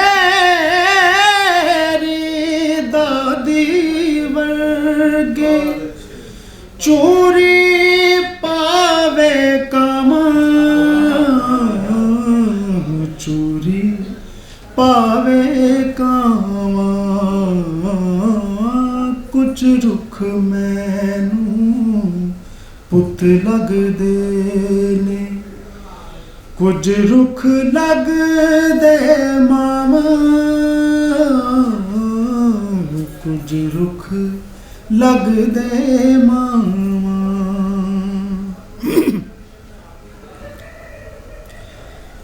ਕੁਝ ਰੁੱਖ ਮੇਰੇ ਯਾਰਾਂ ਵਰਗੇ, ਕੁਝ ਰੁੱਖ ਮੇਰੇ ਯਾਰਾਂ ਵਰਗੇ, ਚੁੰਮਾ ਤੇ ਗਲ ਲਾਵਾਂ, ਕੁਝ ਰੁੱਖ ਮੇਰੇ ਯਾਰਾਂ ਵਰਗੇ, ਚੁੰਮਾ ਤੇ ਗਲ ਲਾਵਾਂ, ਇੱਕ ਮੇਰੀ ਮਹਿਬੂਬਾ ਵਰਗਾ, ਇੱਕ ਮੇਰੀ ਮਹਿਬੂਬਾ ਕਰ ਮਿੱਠਾ ਤੇ ਦੁਖਾਵਾਂ ਮਿੱਠਾ ਤੇ ਦੁਖਾਵਾਂ ਹੋ ਕੁਝ ਰੁੱਖ ਮੈਨੂੰ ਪੁੱਤ ਲੱਗਦੇ ਨੇ ਕੁਝ ਰੁੱਖ ਲੱਗਦੇ ਮਾਮਾ ਕੁਝ ਰੁੱਖ ਨਾਤੀਆਂ ਵਰਗੇ ਕੁਝ ਰੁੱਖ ਵਾਂਗ ਪਰਾਵਾਂ ਕੁਝ ਰੁੱਖ ਵਾਂਗ ਪਰਾਵਾਂ ਹੋ ਕੁਝ ਰੁੱਖ ਮੈਨੂੰ ਪੁੱਤ ਲੱਗਦੇ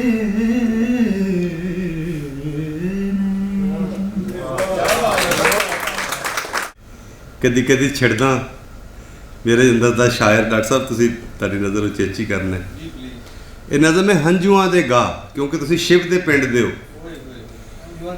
ਔਰ ਸ਼ਿਵ ਨੇ ਜੀਆ ਜੂਨ ਔਰ ਖਾਸ ਤੌਰ ਤੇ ਰੁੱਖਾਂ, ਕਿਉਂਕਿ ਪਟਵਾਰੀ ਸਨ ਔਰ ਉਹ ਗੁਰਦੌਰੀਆਂ ਤੋਂ ਲੈ ਕੇ ਇੱਕ ਇੱਕ ਚੱਪੇ ਚੱਪੇ ਦੇ ਅੰਦਰ ਕੀ ਘਾਹ ਬੂਟ ਹੈ, ਕਿਹੜੀ ਕਿਹੜੀ ਜੜੀ ਬੂਟੀ ਹੈ, ਕਿਹੜਾ ਕਿਹੜਾ ਰੁੱਖ ਹੈ, ਉਸ ਦਾ ਬੰਦੇ ਦੇ ਨਾਲ ਉਹਦੇ ਹਿਕਮਤ ਦੇ ਨਾਲ ਤਿੱਬ ਨਾਲ ਸਾਹ ਨਾਲ ਵਜੂਦ ਨਾਲ ਉਹਦੀ ਕੀ ਜੁੜਤ ਹੈ, ਉਹਦੇ ਪਿੱਛੇ ਕੀ ਰੀਤ ਰਵਾਇਤ ਹੈ, ਇੱਕ ਇੱਕ ਸ਼ੈ ਦਾ ਉਹ ਬਹੁਤ ਚੰਗਾ ਜਾਣੂ ਸੀ।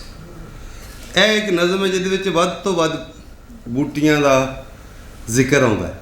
ਹੰਝੂਆਂ ਦਾ ਗਾਹ ਹੁੰਦਾ ਹੈ ਲਾਂਘਾ ਹਰ ਵੇਲੇ ਦਾ। ਜਿਵੇਂ ਤੁਹਾਡੇ ਸਮਝ ਲਓ ਕਿ ਅਥਰੂ ਵਗਦੇ ਵਗਦੇ ਤੁਹਾਡੇ ਇੱਥੇ ਕੋਈ ਰਸਤਾ ਬਣਾ ਦੇਣ ਤੁਹਾਡੀਆਂ ਗੱਲਾਂ 'ਤੇ, ਇੰਜ ਦੀ ਉਡੀਕ ਦੀ ਇੰਤਜ਼ਾਰ ਦੀ ਕਿਸੇ ਕੁੜੀ ਦੀ ਆਪਣੇ ਮਹਿਬੂਬ ਦੇ ਇੰਤਜ਼ਾਰ 'ਚ ਨਜ਼ਮ ਹੈ ਔਰ ਕੁੜੀ ਜ਼ਿੰਦਗੀ ਵੀ ਬਣ ਜਾਂਦੀ ਹੈ। ਕਦੀ ਜਿਸਲੇ ਜੀਵਨ ਨਾਲ ਜੁੜਦੇ ਹਾਂ ਤਾਂ ਪੂਰੀ ਹਸਤੀ ਨਾਲ ਜੁੜਤ ਬਣ ਜਾਂਦੀ, ਪੂਰੇ ਵਜੂਦ ਨਾਲ ਹੀ। ਨਜ਼ਮ ਹੈ ਹੰਝੂਆਂ ਦੇ ਗਾਹ। ਤੇਰੀ ਯਾਦ ਦੀ ਰਸੈਂਦ ਦੇ ਕਟੋਰੇ ਭਰ ਭਰ ਬਦੋ ਬਦੀ ਹਾਂ ਮੈਂ ਦਿਲੇ ਨੂੰ ਪਿਆਲਦੀ ਪਈ। ਤੇਰੀ ਯਾਦ ਦੀ ਰਸੈਂਦ ਦੇ ਕਟੋਰੇ ਭਰ ਭਰ ਬਦੋ ਬਦੀ ਹਾਂ ਮੈਂ ਦਿਲੇ ਨੂੰ ਪਿਆਲਦੀ ਪਈ। ਪਿੱਤ ਪਾਪੜੀ ਮੈਂ ਪੀੜਾਂ ਦੀ ਦੇ ਲੁੰਗ ਤੋੜ ਤੋੜ ਕੱਢ ਲਿਲੀਆਂ ਹਾਂ ਜਿੰਦੋਂ ਨੂੰ ਖਵਾਲਦੀ ਪਈ। ਤੇ ਜੜੀ ਹੰਝੂਆਂ ਦੇ ਮੋਤੀ ਚੰਨਾ ਪੱਖੀ ਝੋਲ ਝੋਲ ਦੇ ਲੋਰੀਆਂ ਮੈਂ ਦੀਦੇ ਹਾਂ ਸਵਾਲਦੀ ਪਈ। ਤੇ ਲੈ ਲੈ ਚਾਨਣੀ ਮੈਂ ਚੱਸਾਂ ਕਾਲੀ ਰਾਤੜੀ ਦੇ ਕੇਸ ਮਲ ਮੱਖਣੀ ਮੈਂ ਰੀਝਾਂ ਹਾਂ ਨਵਾਲਦੀ ਪਈ। ਤੇ ਦੋਣੀ ਦਿਲੇ ਦੀ ਚੋਂ ਕੌੜਾ ਦੁੱਧ ਅੱਕ ਦਾ ਕੜਾਂਗਾ ਅੱਖਾਂ ਮੀਚ ਕੇ ਮੈਂ ਹਾਣੀਆਂ ਵੇ ਸਾਰਾ ਪੀ ਲਿਆ। ਵੇ ਮੈਂ ਤੋੜ ਕੇ ਧਤੂਰੜੇ ਦਾ ਫੁੱਲ ਖਾ ਲਿਆ। ਵੇ ਮੈਂ ਜੀਭ ਉੱਤੇ ਪੋਲੀਏ ਦਾ ਪੱਤ ਸੀ ਲਿਆ। ਵੇ ਮੈਂ ਗਮਾਂ ਦੇ ਦੁਖੇਂਦੇ ਨੈਣੀ ਕੁੰਜ ਹੈ ਛੁਆਈ। ਮੈਂ ਤੋਂ ਮੱਸਿਆ ਨੇ ਕਾਲਖਾਂ ਦਾ ਮੁੱਲ ਬੀ ਲਿਆ। ਮੇਰੇ ਵਿਹੜੇ ਵਿੱਚ ਉੱਗੂ ਕਦੇ ਸੂਰਜੇ ਦਾ ਰੁੱਖ ਇਸੇ ਆਸ ਦੇ ਸਹਾਰੇ ਅੱਜ ਤੀਕ ਜੀ ਲਿਆ। ਤੇ ਤੇਰੇ ਪਿਆਰ ਦੀ ਨਿਆਜ਼ ਬੋ ਦੀ ਮਿੱਠੜੀ ਸੁਗੰਧ ਮੇਰੀ ਹਿਕੜੀ 'ਚ ਅਜੇ ਵੀ ਹੈ ਜਾਗਦੀ ਪਈ। ਤੇਰੇ ਪਿਆਰ ਦੀ ਨਿਆਜ਼ ਬੋ ਦੀ ਮਿੱਠੜੀ ਸੁਗੰਧ ਮੇਰੀ ਹਿਕੜੀ 'ਚ ਅਜੇ ਵੀ ਹੈ ਜਾਗਦੀ ਪਈ। ਭਾਵੇਂ ਘੁੱਗੀ ਮਾੜੀ ਜਿੰਦੜੀ ਦੇ ਟੁੱਟ ਗਏ ਨੇ ਪਰ ਅਜੇ ਵੀ ਉਡਾਰੀਆਂ ਨੂੰ ਝਾਕਦੀ ਪਈ। ਭਾਵੇਂ ਘੁੱਗੀ ਮਾੜੀ ਜਿੰਦੜੀ ਦੇ ਟੁੱਟ ਗਏ ਨੇ ਪਰ ਅਜੇ ਵੀ ਉਡਾਰੀਆਂ ਨੂੰ ਝਾਕਦੀ ਪਈ। ਮੈਂ ਉਹ ਚੰਦਰੀ ਹਾਂ ਜਿਹਦੀ ਪਹਿਲਾਂ ਸੈਂਤ ਹੋ ਗਈ। ਪਿੱਛੋਂ ਨੱਕ ਵਿੱਚ ਨੱਥ ਨਾ ਸੁਹਾਗਦੀ ਪਈ। ਮੇਰੇ ਲੇਖਾਂ ਦੇ ਸ਼ਤੂਤੀ ਭਾਵੇਂ ਲੱਗਿਆ ਮਖੀਰ ਮੈਨੂੰ ਸਦਾ ਮੱਟੀ ਚੂਪਣੀ ਹੈ ਆਗਦੀ ਪਈ। ਮੇਰੇ ਲਿਖ ਆਗ ਕਮਾਦ ਦੇ ਗੰਨੇ ਦਾ ਉਤਰਾ ਪੱਤਿਆਂ ਵਾਲਾ ਹਿੱਸਾ ਜਦੋਂ ਚੂਪੀਆਂ ਤੇ ਤਾਪ ਚੜ ਜਾਂਦਾ ਹੈ। ਮੇਰੇ ਲੇਖਾਂ ਦੇ ਸ਼ਤੂਤੀ ਭਾਵੇਂ ਲੱਗਿਆ ਹਰ ਲਾਈਨ ਤਸ਼ਰੀਹ ਮੰਗਦੀ ਹੈ, ਇਸ ਕਰਕੇ ਮੈਂ ਇੱਕੋ ਸਾਏ ਜਾ ਰਿਹਾ ਤੇ ਇਹਨੂੰ ਕਿਉਂਕਿ ਉਹ ਫਿਰ ਲੰਬਾ ਹੋ ਜਾਣਾ ਕੰਮ। ਮੇਰੇ ਲੇਖਾਂ ਦੇ ਸ਼ਤੂਤੀ ਭਾਵੇਂ ਲੱਗਿਆ ਮਖੀਰ, ਮੈਨੂੰ ਸਦਾ ਮੱਟੀ ਚੂਪਣੀ ਹੈ ਆਗ ਦੀ ਪਈ। ਤੇ ਜਿਨ੍ਹਾਂ ਖਿੱਤੀਆਂ 'ਚ ਬੀਜੇ ਸੀ ਮੈਂ ਤਾਰਿਆਂ ਦੇ ਬੀ। ਇੱਕ ਖਿੱਤੀ ਹੁੰਦੀ ਛੋਟੀ ਜਿਹਦੇ 'ਚ ਅਸੀਂ ਗੰਢੇ ਗੁੰਡੇ ਲਸਣ ਲਾਉਂਦੇ ਖੇਤ 'ਚ।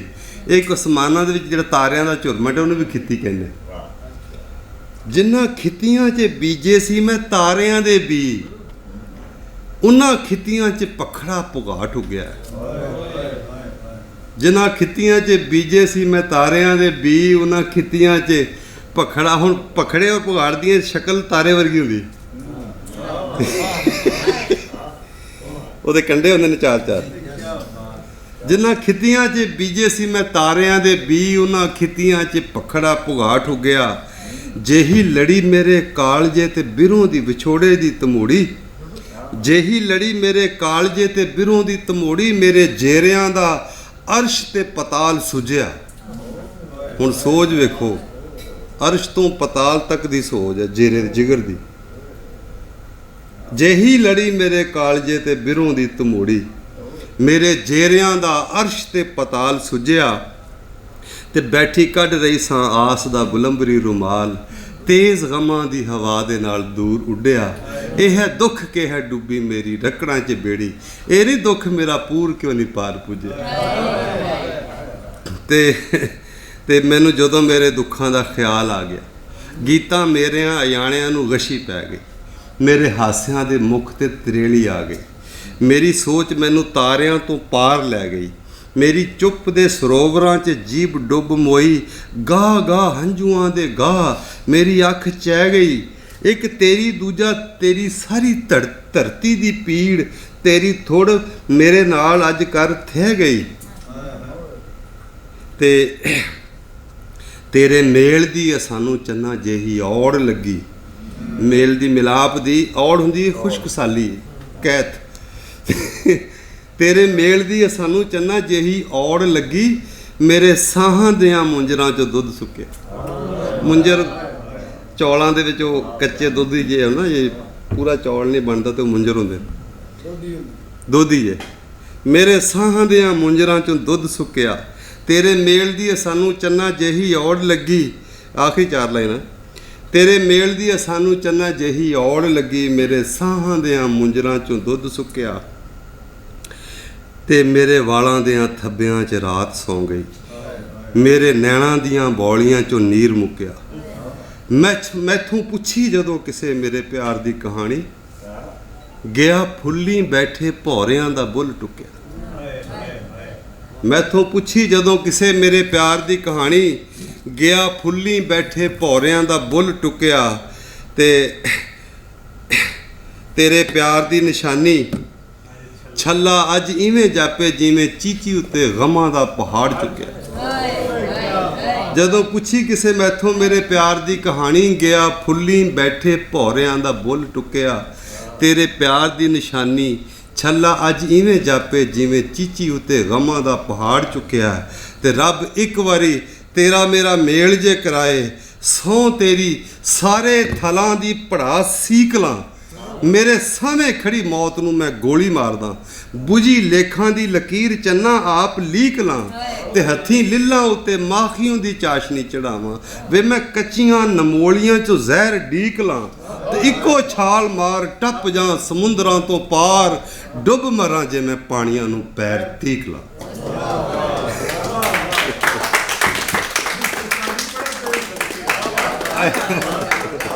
ਜਿਉਂਦੇ ਰਹੋ, ਜਿਉਂਦੇ ਰਹੋ। ਲਓ ਜੀ ਦੋਸਤੋ, ਬੜੀ ਉਚੇਚੀ ਗੱਲ ਹੈ, ਸਾਡੇ ਜੀਵਨ ਦੀ ਗੱਲ ਹੈ, ਸਾਡੀ ਹਸਤੀ ਦੀ ਗੱਲ ਹੈ, ਸਾਡੇ ਸਾਹ ਦੀ ਗੱਲ ਹੈ। ਕਹਿੰਦੇ ਨੇ ਸਾਹ ਹਵਾ ਤੇ ਖੁਦਾ ਵੱਖਰੇ ਨਹੀਂ ਆ। ਇਹ ਸਾਹ ਹਵਾ ਸਾਨੂੰ ਰੁੱਖ ਦਿੰਦੇ ਨੇ, ਰੁੱਖ ਜੀਵਨ ਨੇ। ਜਿਉਣ ਰੁੱਖਾਂ ਦੀਆਂ, ਰੁੱਖ ਤਾਂ ਮੇਰੀ ਮਾਂ ਵਰਗੇ ਨੇ। ਇਹ ਧਰਤੀ ਮਾਂ, ਇਹ ਰੁੱਖ ਨੇ ਜਿਹਦੀ ਵਜ੍ਹਾ ਨਾਲ ਸਾਹ ਆ, ਅਸੀਂ ਜਿਉਂਦੇ ਹਾਂ, ਸਭ ਜਿਉਂਦੇ ਨੇ। ਅੱਜ ਰੁੱਖ ਹਟਾ ਦਿਓ, ਕੋਈ ਜਿਉਂਦਾ ਨਹੀਂ। ਇੱਥੇ ਹੀ ਕਿਆਮਤ ਹੈ। ਤੇ ਇੱਥੇ ਕਿਆਮਤ ਬਣਾਈ ਜਾ ਰਹੀ ਹੈ। ਸਾਡੇ ਰੁੱਖਾਂ ਦੀ ਕੋਈ ਕਦਰ ਨਹੀਂ ਰਹੀ। ਕਿਸ ਤਰ੍ਹਾਂ ਅਸੀਂ ਉਹਦੇ ਨਾਲ ਸਲੂਕ ਕਰਦੇ ਹਾਂ, ਹਵਾ ਨਾਲ, ਮਾਹੌਲ ਨਾਲ। ਕੀ ਸਾਡੇ ਕੁਦਰਤੀ ਕਾਨੂੰਨਾਂ ਅਸੂਲਾਂ ਦੇ ਉਲਟ ਸਾਡੇ ਲੱਛਣ ਨੇ, ਸਾਡੇ ਆਰ ਨੇ, ਜਿਹੜੇ ਜੀਵ ਸਾਰ ਦੇ ਔਰ ਰੁੱਖਾਂ ਦੀ ਸਾਰ ਦੇ ਮਾਹਿਰ ਨੇ, ਉਹ ਕਿਸ ਫਿਕਰ ਦਾ, ਕਿਸ ਸੋਚ ਦਾ ਇਜ਼ਹਾਰ ਕਰਦੇ ਨੇ, ਉਹ ਅੱਜ ਦਾ ਸਾਡਾ ਟੌਪਿਕ ਹੈ ਕਿ ਪੰਜਾਬ ਦੇ ਰੁੱਖਾਂ ਦੀ ਵਸੇਬ ਤੇ ਮਾਹੌਲ ਨਾਲ ਕੀ ਜੁੜਤ ਹੈ। ਇਸ ਦੇ ਉੱਤੇ ਗੱਲਾਂ ਹੋਣਗੀਆਂ। ਮੁੱਢਲੀ ਗੱਲ ਤੋਰਨ ਲਈ, ਕੁਝ ਮਿੰਟਾਂ ਦੀ ਗੱਲ ਲਈ ਮੈਂ ਮੁਦੱਸਰ ਨੌਲ ਨੂੰ ਆਖਾਂਗਾ, ਜੋ ਬੋਟਨੀ ਦੇ ਚਲੋ ਰੁੱਖ ਸਾਰ ਦੇ ਪੜਿਆਰ ਵੀ ਨੇ, ਉਸਤਾਦ ਵੀ ਨੇ। ਮੈਂ ਮੁਦੱਸਰ ਨੌਲ ਨੂੰ ਕਹਾਂਗੇ ਕਿ ਆ ਕੇ ਗੱਲ ਤੋਰਨ, ਔਰ ਉਸ ਤੋਂ ਬਾਅਦ ਅਸੀਂ ਡਾਕਟਰ ਸੁਹੇਬ ਮੁਹੰਮਦ ਹੋਰਾਂ ਕੋਲੋਂ ਉਚੇਚੇ ਵਿਚਾਰ ਸੁਣਾਂਗੇ। ਜਨਾਬ ਮੁਦੱਸਰ ਨੌਲ ਸਾਹਿਬ, ਤੁਹਾਡੀਆਂ ਤਾੜੀਆਂ 'ਚ। ਮੈਂ ਬੋਟਨੀ ਦਾ ਸਟੂਡੈਂਟ ਵੀ ਹਾਂ ਅਤੇ ਸ਼ੇਰ ਵੀ ਆਦਾ ਹਾਂ, ਅਤੇ ਇਹ ਮੇਰੇ ਖਿਆਲ ਦੇ ਵਿੱਚ ਮੇਰੀ ਜ਼ਿੰਦਗੀ ਦੇ ਵਿੱਚ ਇਹ ਪਹਿਲਾ ਪਲੇਟਫਾਰਮ ਹੈ ਕਿ ਜਿੱਥੇ ਇਹਨਾਂ ਦੋਵਾਂ ਨੂੰ ਰਲਾ ਕੇ ਮੈਂ ਗੱਲ ਕਰ ਸਕਦਾ ਹਾਂ। ਨਹੀਂ ਤਾਂ ਪਹਿਲੇ ਇੰਝ ਹੁੰਦਾ ਹੈ ਕਿ ਜਾਂ ਕਿਦਾਂ ਹੀ ਬਤੌਰ ਸ਼ਾਇਰ ਬੰਦਾ ਜਾਂਦਾ ਜਾਂ ਬਤੌਰ ਸਟੂਡੈਂਟ, ਅਤੇ ਇੱਥੇ ਦੋਵੇਂ ਮੁਕੱਦਮੇ ਮੇਰੇ ਕੋਲ ਨੇ। ਅੱਜ ਰੁੱਖਾਂ ਬਾਰੇ ਕੁਝ ਗੱਲਾਂ ਮੈਂ ਕਰਾਂਗਾ। ਸਭ ਤੋਂ ਪਹਿਲੇ ਜਿਹੜੀ ਹੈ ਕਿ ਸਾਡੇ ਜਿਹੜੇ ਪੰਜਾਬ ਦੇ ਸਾਡੇ ਮਕਾਮੀ ਪਲਾਂਟਸ ਨੇ, ਉਹ ਅਤੇ ਸਾਡੇ ਜਿਹੜੇ ਮਕਾਮੀ ਲੋਕ ਨੇ, ਉਹ ਆਪਸ ਵਿੱਚ ਸਿੰਕ ਕਿਸ ਤਰ੍ਹਾਂ ਨੇ, ਜੁੜੇ ਹੋਏ ਕਿਸ ਤਰ੍ਹਾਂ ਨੇ, ਉਹਨਾਂ ਦੀ ਆਪਸ ਵਿੱਚ ਜੁੜਤ ਕਿਵੇਂ ਦੀ ਹੈ। ਪਲਾਂਟਸ ਦਾ ਜਿਹੜਾ ਬਿਹੇਵੀਅਰ ਹੈ ਉਹਨੂੰ ਸਾਇੰਟੀਫਿਕਲੀ ਤਾਂ ਸ਼ਾਇਦ ਪਤਾ ਨਹੀਂ ਹੁੰਦਾ ਕਿਵੇਂ ਵੇਖਿਆ ਤੇ ਨਾ ਵੇਖਿਆ, ਲੇਕਿਨ ਆਪਣੀ ਜਿਹੜਾ ਉਹਨਾਂ ਦੀ ਆਬਜ਼ਰਵੇਸ਼ਨ ਹੈ ਸਾਡੇ ਸਾਦੇ ਲੋਕਾਂ ਦੀ, ਉਹ ਕਿਵੇਂ ਆਈ। ਅਸੀਂ ਨਿੱਕੇ ਨਿੱਕੇ ਹੁੰਦੇ ਸੀ ਅਤੇ ਸਾਡੀ ਮੇਰੀ ਜਿਹੜੀ ਦਾਦੀ ਹੈ ਉਹ ਨਾ ਕਿੱਕਰ ਲੈਂਦੀ ਹੈ। ਹੁਣ ਕਿੱਕਰ ਲਾਵਣ ਲੱਗਿਆ ਉਹਨਾਂ ਨਾਲ ਇੱਕ ਹਰਨੋਲੀ ਦਾ ਬੂਟਾ ਲਾ ਛੱਡਦੀਆਂ, ਬਕੈਨ ਲਾਵਣੀ ਉਹਦੇ ਨਾਲ ਹਰਨੋਲੀ ਲਾ ਛੱਡਣੀ, ਕੋਈ ਪਲਾਂਟ ਲਾਵਣਾ ਨਾਲ ਇੱਕ ਹਰਨੋਲੀ ਲਾ ਛੱਡਣੀ। ਅਤੇ ਅਸਾਂ ਪੁੱਛਣਾ ਕਿ ਅੰਮਾ ਇਹ ਨਾਲ ਹਰਨੋਲੀ ਕਿਉਂ ਲੈਣੀ ਹੈ, ਅਤੇ ਉਹਨਾਂ ਆਖਣਾ ਜੀ ਪੋਤਰੇ ਬੂਟੇ ਨਾ ਇੱਕ ਦੂਜੇ ਦੀ ਰੀਸ ਕਰਿੰਦੇ ਨੇ, ਰੀਸ ਕਰਿੰਦੇ ਮੁਕਾਬਲਾ ਕਰਦੇ ਨੇ। ਉਸ ਖੈਰ ਸਾਨੂੰ ਜਿਹੜੀ ਸਮਝ ਆਉਣੀ ਆਈ ਬਾਅਦ ਵਿੱਚ, ਅਸਾਂ ਜਦੋਂ ਬੋਟਨੀ ਪੜ੍ਹੀ ਅਤੇ ਉੱਥੇ ਅਸਾਂ ਸਿੰਬਾਇਓਟਿਕ ਰਿਲੇਸ਼ਨ ਸਾਨੂੰ ਸਾਰਿਆਂ ਨੇ ਪੜ੍ਹਾਏ, ਅਤੇ ਉਹਦੇ ਵਿੱਚ ਅਸੀਂ ਵੇਖਿਆ ਕਿ ਪਲਾਂਟਸ ਜਿਹੜੇ ਨੇ ਉਹਨਾਂ ਦੇ ਵਿੱਚ ਸੈਂਸ ਆਫ ਕੰਪੀਟੀਸ਼ਨ ਆਉਂਦਾ ਹੈ ਆਪਣੇ ਰਿਸੋਰਸਿਸ ਵਾਸਤੇ, ਲਾਈਟ ਵਾਸਤੇ, ਪਾਣੀ ਵਾਸਤੇ, ਨਿਊਟ੍ਰੀਸ਼ਨ ਵਾਸਤੇ। ਉਹ ਕੰਪੀਟ ਕਰਦੇ ਨੇ। ਜਦੋਂ ਉਹ ਕੰਪੀਟ ਕਰਦੇ ਨੇ ਅਤੇ ਉਦੋਂ ਉਹ ਦੂਏ ਨਾਲੋਂ ਢੇਰ ਰਿਸੋਰਸਿਸ ਲੈਣ ਦੀ ਕੋਸ਼ਿਸ਼ ਕਰਦੇ ਨੇ ਅਤੇ ਉਹਨਾਂ ਦੀ ਗਰੋਥ ਢੇਰ ਆਉਂਦੀ ਹੈ। ਅੱਛਾ, ਉਹ ਵੇਖ ਕੇ ਸਾਨੂੰ ਸਮਝ ਆਈ ਕਿ ਉਹ ਜਿਹੜੀ ਸਾਡੀ ਦਾਦੀ ਨਾਲ ਹਰਨੋਲੀ ਲੈਂਦੀ ਆਈ ਉਹਦੀ ਕੀ ਲੌਜਿਕ ਆਈ। ਹੁਣ ਉਹਨਾਂ ਸਾਇੰਸੀ ਤੌਰ 'ਤੇ ਸ਼ਾਇਦ ਇਹਨੂੰ ਨਾ ਪੜ੍ਹੇ ਹੋਵੇ, ਲੇਕਿਨ ਉਹਨਾਂ ਦੀਆਂ ਜਿਹੜੀਆਂ ਹਯਾਤੀਆਂ ਗੁਜ਼ਰੀਆਂ ਨੇ ਇਹਨਾਂ ਨੂੰ ਚੀਜ਼ਾਂ ਨੂੰ ਅਬਜ਼ਰਵ ਕਰਦੇ ਆ, ਉਹਨਾਂ ਦਾ ਨਤੀਜਾ ਇਹ ਨਿਕਲਿਆ। ਇਹ ਤਾਂ ਹੋ ਗਿਆ ਸਾਡੇ ਪਲਾਂਟਸ ਦਾ ਅਤੇ ਸਾਡੇ ਲੋਕਾਂ ਦਾ ਆਪਸ ਵਿੱਚ ਜਿਹੜੀ ਜੁੜਤ ਹੈ, ਉਹ ਜਿਹੜੀ ਅੱਖਾਂ ਵੇਖੀ ਜੁੜਤ ਹੈ। ਨਾਲ ਜਿਹੜੇ ਸਾਡੇ ਪੰਜਾਬੀ ਦੇ ਜਾਂ ਪੰਜਾਬ ਦੇ ਲੋਕਾਂ ਦੇ ਟੋਟਕੇ ਨੇ ਇਲਾਜ ਨੂੰ ਲੈ ਕੇ, ਉਹਨਾਂ ਦੇ ਮਿਸਾਲ ਤੌਰ 'ਤੇ ਸਾਡੇ ਕੋਲ ਨਾ ਛੋਟੀ ਜਿਹੀ ਸੱਟ ਕਿਦਾਂ ਹੀ ਲੱਗ ਜਾਵੇ, ਸੋਜ ਚੜ੍ਹ ਜਾਵੇ, ਅਤੇ ਆਹ ਦਿਨ ਜੀ ਅਕੜੇ ਦਾ ਪਾਤਰ ਜਿਹੜਾ ਨਾ ਉਹ ਗਰਮ ਕਰਕੇ ਉੱਤੇ ਬੰਨ੍ਹ ਲਿਓ। ਠੀਕ ਹੈ ਜੀ, ਉਹ ਅਸਾਂ ਸੁਣਦੇ ਹਾਸੇ, ਆਪ ਬੰਦੇ ਵੀ ਹਾਸੇ, ਕਈ ਵਾਰੀ ਸਾਨੂੰ ਵੀ ਸੱਟਾਂ ਨਿੱਕੀਆਂ ਹੁੰਦੀਆਂ ਲੱਗੀਆਂ, ਅਸੀਂ ਤੇ ਬੰਨ੍ਹ ਲੈਂਦੇ ਹਾਸੇ। ਹੁਣ ਬਾਅਦ ਵਿੱਚ ਜਦੋਂ ਅਸਾਂ ਬੋਟਨੀ ਪੜ੍ਹੀ, ਇੱਥੇ ਐਕਸਪੀਰੀਅੰਸ ਹੋਇਆ, ਉੱਥੇ ਅਸਾਂ ਵੇਖਿਆ ਕਿ ਜੀ ਜਿਹੜਾ ਇਹ ਅਕੜਾ ਹੈ ਨਾ, ਉਹਦੇ ਵਿੱਚ ਨਾ ਖਾਸ ਕਿਸਮ ਦੇ ਐਂਟੀਆਕਸੀਡੈਂਟਸ ਹੁੰਦੇ ਨੇ, ਜਿਹੜੇ ਫਲੇਵੋਨੋਇਡਸ ਅਤੇ ਟਰਪੀਨਸ ਵਗੈਰਾ। ਉਹ ਸਪੈਸੀਫਿਕਲੀ ਐਂਟੀ ਇਨਫਲਾਮੇਟਰੀ ਨੇ, ਜਿਹੜੇ ਸੋਜਨ ਨੂੰ ਘੱਟ ਕਰਦੇ ਨੇ ਅਤੇ ਜਿਹੜੇ ਪੀੜ ਨੂੰ ਹੀ ਘੱਟ ਕਰਦੇ ਨੇ। ਹੁਣ ਇਹ ਦੋ ਚੀਜ਼ਾਂ ਨਾਲ ਪੈਰਲਲ ਮੈਂ ਲੈ ਕੇ ਚੱਲ ਰਿਹਾ ਇਸ ਵਾਸਤੇ ਕਿ ਇੱਦੂ ਪੰਜਾਬ ਦੀ ਗੱਲ ਹੋ ਰਹੀ ਹੈ, ਇੱਦੂ ਪਲਾਂਟਸ ਦੀ ਹੋ ਰਹੀ ਹੈ, ਇੱਦੂ ਸਾਇੰਟੀਫਿਕਲੀ ਵੀ ਉਹ ਇਹ ਚੀਜ਼ਾਂ ਨੇ, ਇੱਦੂ ਜਿਹੜਾ ਸਾਡੀ ਆਪਣੀ ਆਬਜ਼ਰਵੇਸ਼ਨ ਹੈ ਉਹੀ ਉਹਨੇ ਚੱਲ ਰਹੀ ਹੈ। ਫਿਰ ਸਾਡੇ ਜਿਹੜੇ ਅਗਰ ਚਲੋ ਮੈਡੀਸਿਨਲ ਇਹ ਗੱਲ ਹੋ ਗਈ, ਨਾਲ ਇੱਕ ਹੋਰ ਗੱਲ ਹੁੰਦੀ ਹੈ ਕਿ ਅਸਥੈਟਿਕਲੀ ਚੀਜ਼ਾਂ ਜਿਹੜੀਆਂ ਨਾ ਉਹ ਆਪਸ ਵਿੱਚ ਕਿਵੇਂ ਜੁੜੀਆਂ ਹੁੰਦੀਆਂ ਨੇ, ਜਮਾਲੀਆਤ ਕਿਵੇਂ ਜੁੜੀ ਹੁੰਦੀ ਹੈ। ਮਿਸਾਲ ਤੌਰ 'ਤੇ ਜਿਹੜੇ ਪਲਾਂਟਸ ਨੇ ਉਹਨਾਂ ਦੇ ਆਪਣੇ ਪੋਲੀਨੇਸ਼ਨ ਵਾਸਤੇ ਨਾ ਫੈਕਟਰ ਹੁੰਦੇ ਨੇ, ਜਿਹੜੇ ਕੀੜੇ ਮਕੌੜੇ ਪੋਲਨ ਨੂੰ ਲੈ ਕੇ ਇੱਕ ਦੂਏ ਪਲਾਂਟ ਵੱਲ ਜਾਂਦੇ ਨੇ, ਉਹ ਸਪੈਸੀਫਿਕ ਨੇ, ਖਾਸ ਨੇ। ਮੈਂ ਸੋਚਦਾ ਵਾਂ ਕਿ ਜਿਹੜਾ ਪਲਾਂਟ ਹੁੰਦਾ ਉਹਦਾ ਸਿਰਫ ਪੋਲੀਨੇਟਰ ਵੀ ਖਾਸ ਨਹੀਂ ਹੁੰਦਾ, ਉਹਨੂੰ ਵੇਖਣ ਵਾਲੀ ਅੱਖ ਵੀ ਖਾਸ ਹੁੰਦੀ, ਉਸ ਤੋਂ ਵੇਖ ਕੇ ਚਸ ਲਾਉਣ ਵਾਲਾ ਜਿਹੜਾ ਬੰਦਾ ਉਹ ਵੀ ਖਾਸ ਹੁੰਦਾ, ਉਹ ਵੀ ਮਕਾਮੀ ਹੁੰਦਾ, ਉਹਦੇ ਨਾਲ ਉਹਦੀ ਜੁੜਤ ਹੁੰਦੀ, ਉਹਨਾਂ ਰੰਗਾਂ ਨਾਲ ਉਹਦੀ ਜੁੜਤ ਹੁੰਦੀ ਹੈ। ਮਿਸਾਲ ਤੌਰ 'ਤੇ ਬੁੱਲੇ ਸ਼ਾਹ ਦੀ ਕਾਫੀ ਹੈ ਕਿ ਮੈਂ ਕਸੁੰਬੜਾ ਚੁਣ ਚੁਣ ਹਾਰੀ, ਇਸ ਕਸੁੰਬੜੇ ਦਾ ਹਾਕਿਮ ਕਰੜਾ, ਜ਼ਾਲਿਮ ਹੈ ਪਟਵਾਰੀ, ਤੇ ਦੁਨੀਆਂ ਚੁਣਿਆ ਫੂਆ ਫੂਆ, ਮੈਂ ਭਰ ਲਈ ਪਟਾਰੀ। ਹੁਣ ਇੱਕ ਤਾਂ ਚਲੋ ਇਹ ਕਾਫੀ ਦੀ ਜਿਹੜੀ ਬਾਕੀ ਇਕਨੋਮਿਕਲੀ ਤੇ ਜਿਹੜਾ ਸਿਸਟਮ ਹੈ ਉਹਦੇ ਬਾਰੇ ਗੱਲਬਾਤ ਹੈ। ਇੱਕ ਇਹਦੇ ਵਿੱਚ ਬਰੀਕ ਜਿਹਾ ਪਹਿਲੂ ਸਾਡੀ ਜਮਾਲੀਆਤ ਦਾ ਵੀ ਹੈ ਕਿ ਕਸੁੰਬੜਾ ਜਿਹੜਾ ਨਾ ਇੱਕ ਰੱਤੇ ਰੰਗ ਦਾ ਫੁੱਲ ਹੁੰਦਾ ਹੈ ਤੇ ਉਹ ਚੁਣਦਿਆਂ ਵਾਰੀ ਨਾ ਸਵਾਣੀਆਂ ਦੇ ਹੱਥਾਂ ਤੇ ਵੀ ਲੱਗ ਜਾਂਦਾ, ਉਹਨਾਂ ਦੇ ਕੱਪੜਿਆਂ ਤੇ ਵੀ ਲੱਗ ਜਾਂਦਾ। ਹੁਣ ਇਸ ਮੰਜ਼ਰ ਨੂੰ ਅਗਰ ਅਸੀਂ ਇਮੇਜਿਨ ਕਰੀਏ ਕਿ ਇੱਕ ਔਰਤ ਤੇ ਪੰਜਾਬ ਦੀ ਕੁੜੀ ਹੈ, ਅਲੜ ਮੁਟਿਆਰ ਹੈ ਤੇ ਉਹ ਕਸੁੰਬੜੇ ਦੇ ਵਿੱਚ ਖਲੋਤੀ ਹੈ, ਪਤਾ ਨਹੀਂ ਕਿਸ ਰੰਗ ਦੇ ਉਸ ਕੱਪੜੇ ਪਾਏ ਨੇ ਤੇ ਇਦੋਂ ਹੀ ਫੁੱਲ ਨੇ, ਇਦੋਂ ਹੀ ਫੁੱਲ ਨੇ। ਤੇ ਇਹ ਇੱਕ ਮੰਜ਼ਰ ਜਿਹੜੀ ਹੈ ਸਾਡੀ ਆਪਣੀ ਜਿਹੜੀ ਪੰਜਾਬ ਦੀ ਹੈ ਜਾਂ ਕੋਈ ਵੀ ਬੰਦਾ ਹੋਵੇ ਉਹਦੀ ਜਮਾਲੀਆਤੀ ਜਿਹੜੀ ਹਿੱਸ ਸੀ ਉਹਦੀ ਢੇਰ ਸਾਰੀ ਤਸਕੀਨ ਕਰ ਦਿੰਦਾ। ਇਸ ਵਾਸਤੇ ਜਿਹੜੇ ਪਲਾਂਟਸ ਨੇ ਉਹ ਨਾ ਸਿਰਫ ਸਾਡੀ ਇਕੋਨਮੀ ਨਾਲ, ਸਾਡੇ ਆਪਣੇ ਪਲਾਂਟਸ ਦੀ ਮੈਂ ਗੱਲ ਕਰ ਰਿਹਾ, ਸਾਡੀ ਇਕੋਨਮੀ ਨਾਲ ਵੀ ਮੈਡੀਸਨ ਨਾਲ ਵੀ ਜੁੜੇ ਹੋਏ ਨੇ ਸਾਰਾ ਕੁਝ, ਤੇ ਨਾਲ ਸਾਡੀਆਂ ਅੱਖਾਂ ਜਿਹੜੀਆਂ ਨੇ ਉਹ ਵੀ ਉਹਨਾਂ ਦੀਆਂ ਆਦੀ ਨੇ। ਉਹ ਨਹੀਂ ਤੇ ਫਿਰ ਅਸੀਂ ਓਪਰੇ ਸਾਨੂੰ ਲੱਗਣਗੇ ਉਹ, ਤੇ ਸ਼ਾਇਦ ਇਹੀ ਪਲਾਂਟਸ ਅਗਰ ਦੂਏ ਇਲਾਕੇ ਦੇ ਲੋਕ ਹਨ ਤੇ ਉਹਨਾਂ ਨੂੰ ਓਪਰੇ ਲੱਗਣ। ਅੱਛਾ, ਨਾਲ ਇਸੇ ਤਰ੍ਹਾਂ ਅਸੀਂ ਅਗਰ ਗੱਲ ਕਰੀਏ ਸਾਡੇ ਜਿਹੜੇ ਬਾਕੀ ਸਾਡੇ ਖਾਣ ਪੀਣ ਨਾਲ ਜੁੜੀ ਹੋਈਆਂ ਫਸਲਾਂ ਨੇ, ਮਿਸਾਲ ਤੌਰ ਤੇ ਕਣਕ ਹੈ। ਹੁਣ ਇਹ ਪਲਾਂਟਸ ਜਿਹੜੇ ਨੇ ਇਹ ਨਾ ਸਿਰਫ ਸਾਨੂੰ ਸਾਡੇ ਖੁਰਾਕ ਦੇ ਤਾਈਂ ਇਹਨਾਂ ਦਾ ਤਲਕ ਹੈ, ਬਲਕਿ ਸਾਡੇ ਜਿਹੜੇ ਸੋਸ਼ਲ ਪੈਟਰਨ ਨੇ ਨਾ ਉਹ ਵੀ ਇਹਨਾਂ ਦੇ ਨਾਲ ਜੁੜੇ ਹੋਏ ਨੇ। ਸੋਸ਼ਲ ਪੈਟਰਨ ਕਿਵੇਂ ਜੁੜੇ ਨੇ? ਅਸੀਂ ਕਣਕ ਲੈਂਦੇ ਹਾਂ, ਕਣਕ ਜਿਹੜੇ ਪੰਜਾਬ ਦੇ ਸ਼ੁਰੂ ਤੋਂ ਅਸੀਂ ਇੱਕ ਐਗਰੀਕਲਚਰ ਸਾਡਾ ਖਿੱਤਾ ਰਿਹਾ। ਹੁਣ ਉਹਦੇ ਵਿੱਚ ਕਣਕ ਜਿਹੜੀ ਹੈ ਨਾ ਇੱਕ ਬੰਦੇ ਦਾ ਕੰਮ ਦਾ ਹੀ ਵੱਢਣਾ, ਨਾ ਇੱਕ ਬੰਦਾ ਉਹਨੂੰ ਬੀਜ ਸਕਦਾ, ਨਾ ਉਹਨੂੰ ਵੱਢ ਸਕਦਾ, ਨਾ ਗਾ ਸਕਦਾ। ਹੁਣ ਉਹ ਇੱਕ ਤੋਂ ਜ਼ਿਆਦਾ ਬੰਦਿਆਂ ਦੀ ਜਿਹੜੀ ਜ਼ਰੂਰਤ ਹੈ ਨਾ ਉਸ ਕਣਕ ਨੂੰ ਵੱਢਣ ਵਾਸਤੇ, ਗਾਵਣ ਵਾਸਤੇ, ਇਸਤੇਮਾਲ ਲਿਆਉਣ ਵਾਸਤੇ, ਉਹ ਲੋਕਾਂ ਨੂੰ ਆਪਸ ਵਿੱਚ ਜੋੜਦੀ ਹੈ। ਉਹ ਨਾ ਸਿਰਫ ਫੈਮਿਲੀ ਨੂੰ ਜੋੜਦੀ ਹੈ, ਫੈਮਿਲੀ ਸਿਸਟਮ ਨੂੰ ਸਟਰੋਂਗ ਕਰਦੀ ਹੈ, ਬਲਕਿ ਲੋਕਾਂ ਨੂੰ, ਬਾਕੀ ਬਾਹਰ ਦੇ ਲੋਕਾਂ ਨੂੰ ਵੀ ਜੋੜਦੀ ਹੈ। ਸਾਡੇ ਕੋਲ ਇੱਕ ਬੜਾ ਮਸ਼ਹੂਰ ਜਿਹੜਾ ਲਫ਼ਜ਼ ਹੈ ਵੰਗਾਰ, ਕਿ ਅਸੀਂ ਇੱਕ ਦੂਜੇ ਨੂੰ ਵੰਗਾਰਦੇ ਹਾਂ ਕਿ ਇਹ ਮੇਰਾ ਕੰਮ ਹੈ, ਮੈਂ ਕਲੜਾ ਵਾਂ, ਤੂੰ ਮੇਰਾ ਬੇਲੀ ਹੈ, ਸੱਜਣ ਹੈ, ਤੂੰ ਪਹਿਲੇ ਇੱਥੇ 4 ਬੰਦੇ ਲੈ ਕੇ ਆ ਜਾਵੀਂ ਤੇ ਮੇਰੇ ਨਾਲ ਇਹ ਕੰਮ ਕਰਾ ਦੇਵੀਂ।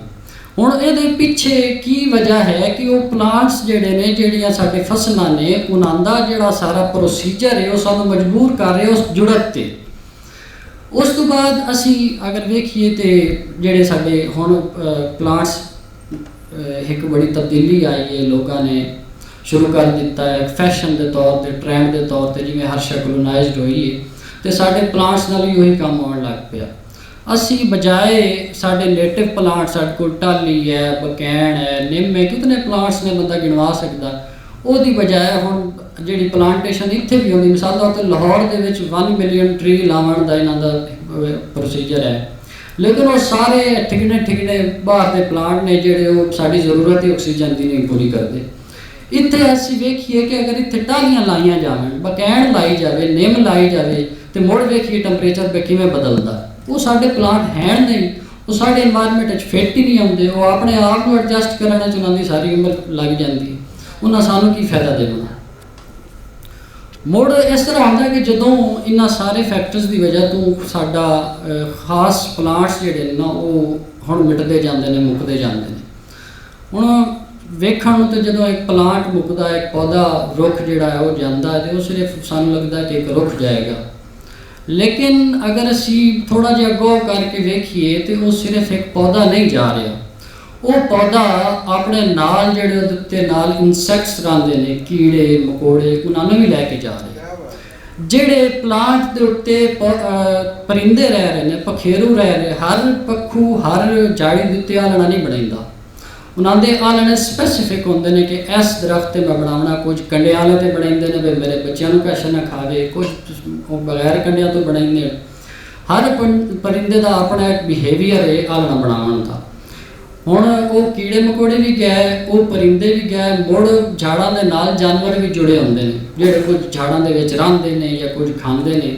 ਅਗਰ ਉਹ ਪਲਾਂਟ ਗਿਆ ਤੇ ਉਹ ਜਾਨਵਰ ਵੀ ਗਿਆ। ਇਹਦਾ ਮਤਲਬ ਜਦੋਂ ਇੱਕ ਰੁੱਖ ਜਾਂਦਾ ਉਦੋਂ ਸਾਡੇ ਇਕੋਸਿਸਟਮ ਦੇ ਵਿੱਚੋਂ ਇੱਕ ਪੂਰੀ ਹਾਇਰਾਰਕੀ ਜਿਹੜੀ ਹੈ ਨਾ ਉਹ ਲੱਗੀ ਜਾਂਦੀ ਹੈ।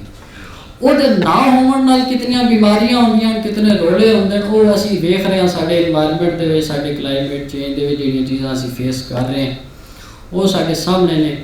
ਤੇ ਮੁੱਕਦੀ ਗੱਲ ਇਹ ਹੈ ਕਿ ਸਾਡਾ ਜਿਹੜਾ ਮਕਾਮੀ ਪੌਦਾ ਹੈ, ਮਕਾਮੀ ਪਲਾਂਟ ਹੈ, ਉਹ ਅਗਰ ਹੋਵੇ ਤਾਂ ਸਾਨੂੰ ਹਰ ਹਵਾਲੇ ਨਾਲ ਵਾਰੇ 'ਚ ਉਹ ਸਾਡੀ ਅੱਖੀ ਨੂੰ ਸਕੂਨ ਦਿੰਦਾ, ਉਹ ਸਾਨੂੰ ਫਾਇਦਾ ਵੀ ਢੇਰ ਦਿੰਦਾ, ਸਾਡੀ ਸਿਹਤ ਵਾਸਤੇ ਵੀ ਠੀਕ ਹੈ, सस्ता भी है, सानू पैसे भी नहीं उतने ढेर करने पाते। असी तो छोटे छोटे प्लांट हैं जो डॉलर्स ही आते हैं, तो साढ़े अपने प्लांट होना दे जी वो सोहने ढेर होंगे। मैं ना कभी तुसी आ देसी किकर है, देसी किकर उत्ते ना पीला जिहा फुल लगता है, वो फुल जिसले ठंडा जाते तो खिलरे पे उन्होंने बंदा वेखिए तो मुड़ दसे भी केड़ा फुल सोहना है, इस तो ढेर है। तो मुकदी गल फिर यही है कि सानू अपने प्लांट्स, अपने पौधे, अपने मकामी जिहड़े नेटिव प्लांट्स ने उन्हां ते पूरी तवज्जो नाल जिहड़ा है उस ते काम करिए, उन्हां दे नाल प्यार करिए। ये भी प्यार मंगदे ने, बंदियां तरह प्लांटां नूं पौधिਆਂ ਨੂੰ भी प्यार की लोड़ ਹੁੰਦੀ है। तो इस गल नाल मैं सारे उन्हां नूं दावत देवांगा कि उन्हां दे हुंदे मैं प्लांट दे उत्ते एवें हल्की जी गल ही कर सकदा सां। ते आओ सर तशरीफ लिया। ਮੁਦੱਸਰ ਨੇ ਉਸ ਤੋਂ ਪਹਿਲੇ ਜਿਹੜੇ ਗੀਤ ਹੋਏ ਉਹਨਾਂ ਨੇ ਇੱਕ ਸਮਾਂ ਬਣਿਆ ਜਿਹਦੇ ਨਾਲ ਇੱਕ ਪੌਦਿਆਂ ਦਾ ਜਿਹੜਾ ਇੱਕ ਆਸਪੈਕਟ ਅਸੀਂ ਕਦੀ ਐਜ਼ ਅ ਸਾਇੰਟਿਸਟ ਜਦੋਂ ਦੇਖਦੇ ਹਾਂ ਉਹਨੂੰ ਅਸੀਂ ਨੈਗਲੈਕਟ ਕਰ ਦਿੰਦੇ ਹਾਂ ਕਿ ਸਾਡੇ ਸ਼ਾਇਰ ਹਜ਼ਰਾਤ ਔਰ ਸਾਡੇ ਅਦਬੀ ਸਾਥੀ ਜਿਹੜੇ ਨੇ ਉਹ ਕਿਸ ਤਰ੍ਹਾਂ ਮੁਆਸ਼ਰੇ ਦੇ ਅੰਦਰ ਕੰਟਰੀਬਿਊਟ ਕਰ ਰਹੇ ਨੇ ਐਜੂਕੇਟ ਕਰਨ ਲਈ ਲੋਕਾਂ ਨੂੰ। ਅੱਜ ਉਹਦੀ ਜਿਹੜੀ ਇੰਨਾ ਰੀਅਲ ਟਾਈਮ ਸਿਗਨੀਫੀਕੈਂਸ ਹੈ ਉਹ ਮੈਨੂੰ ਦੇਖਣ ਦਾ ਇੱਕ ਮੌਕਾ ਮਿਲਿਆ। मैं अगर अपनी गुफ्तगू का आगाज़ करा पौदियां के हवाले नाल स्पैसीफिकली तो मैनू एक शेर उर्दू च ओहदा सहारा लेना पेगा अगर तुसी इजाज़त दिओ तो, क्योंकि पंजाबी दी साड़ी महफल है। मैं किसी जगह तो सुनिया कि ज़िंदगी क्या है सवाल शायर ने किया और उन्होंने असी साइंस के नाल रिलेट करते हैं। मैं कोशिश करांगा कि आसान लफ्ज़ों के विच तुहाडे तक कन्वे कर सकां। ज़िंदगी क्या है अनासर में ज़हूर तरतीब, मौत क्या है इन्हीं अज्जा का परेशान होना। अगर इस गल नूं जोड़ लिया जाए और तखलीके कायनात दे उत्ते और उहदे विचों इंसान दी तखलीक दे उत्ते अगर गल की जाए तो इहदा आगाज़ सब एटॉमिक और एटॉमिक लैवल तो लैके एक बनी नोए इंसान अशरफुल मखलूकात दी शक्ल च हुंदा है। अल्लाह पाक ने उन्होंने तखलीक कर दिता, तखलीक करन दे तमाम मज़ाहिर उन्हें इस दुनिया के अंदर पैदा कर दिते, लेकिन उस तो बाद उन्हें ये सोर्स रखिया कि बई तेरी अख झपकेगी तो किस तरह, ये लिए मैं की तेनू देंगा कि तेरी अख झपकेगी, तू जुबान तेनू मैं दे दी लेकिन तुहाडी शुगर लैवल लो है, तुसी कहंदे हो नहीं मैनू शुगर दिओ जी मैं फिर बोल सकदा। ਉਹਦਾ सोर्स की है, ਉਹਦਾ सोर्स मेरे वादा ला शरीक ने इको ही रखिया और वो है प्लांट।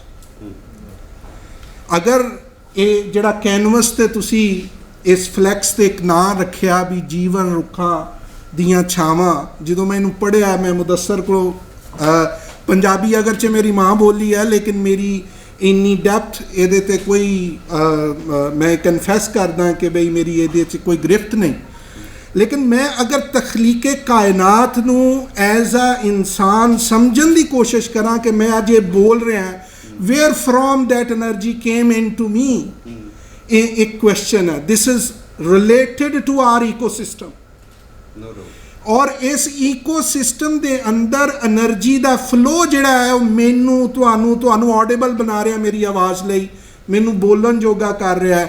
और सम हाओ बहुत सारे साइंसदान ਜਿਹੜੇ मौत और हयात के उत्ते अपनी डिबेट नूं कायम करते हैं, वो ये कहते हैं कि अगर तुहाडे अंदर ये एनर्जी ख़त्म हो जाए, वो तो बहुत अगे बहस नूं लै जांदे ने, ले जाके कहते हैं कि रूह जिहड़ी है बेसिकली ये एनर्जी ही है और इहदा मंबा मरकज़ अगर देखा जाए तो वो प्लांट्स ने, बिकॉज नेचर के अंदर तुहाडे कोल कोई सोर्स ऑफ अखां बंद करो, सोचो कि तुहाडे कोल लाइट नहीं, तुहाडे कोल AC नहीं, तुहाडे कोल कोई चीज़ नहीं, and you have to eat, you have to drink, ਉਹਦੇ ਲਈ ਤੁਸੀਂ ਕਿਸੇ ਚੀਜ਼ ਲਈ ਕੋਈ ਕੁਵਤ ਲਗਾਣੀ ਹੈ, ਉਹ ਕੁਵਤ ਕਿੱਥੋਂ ਆਏਗੀ?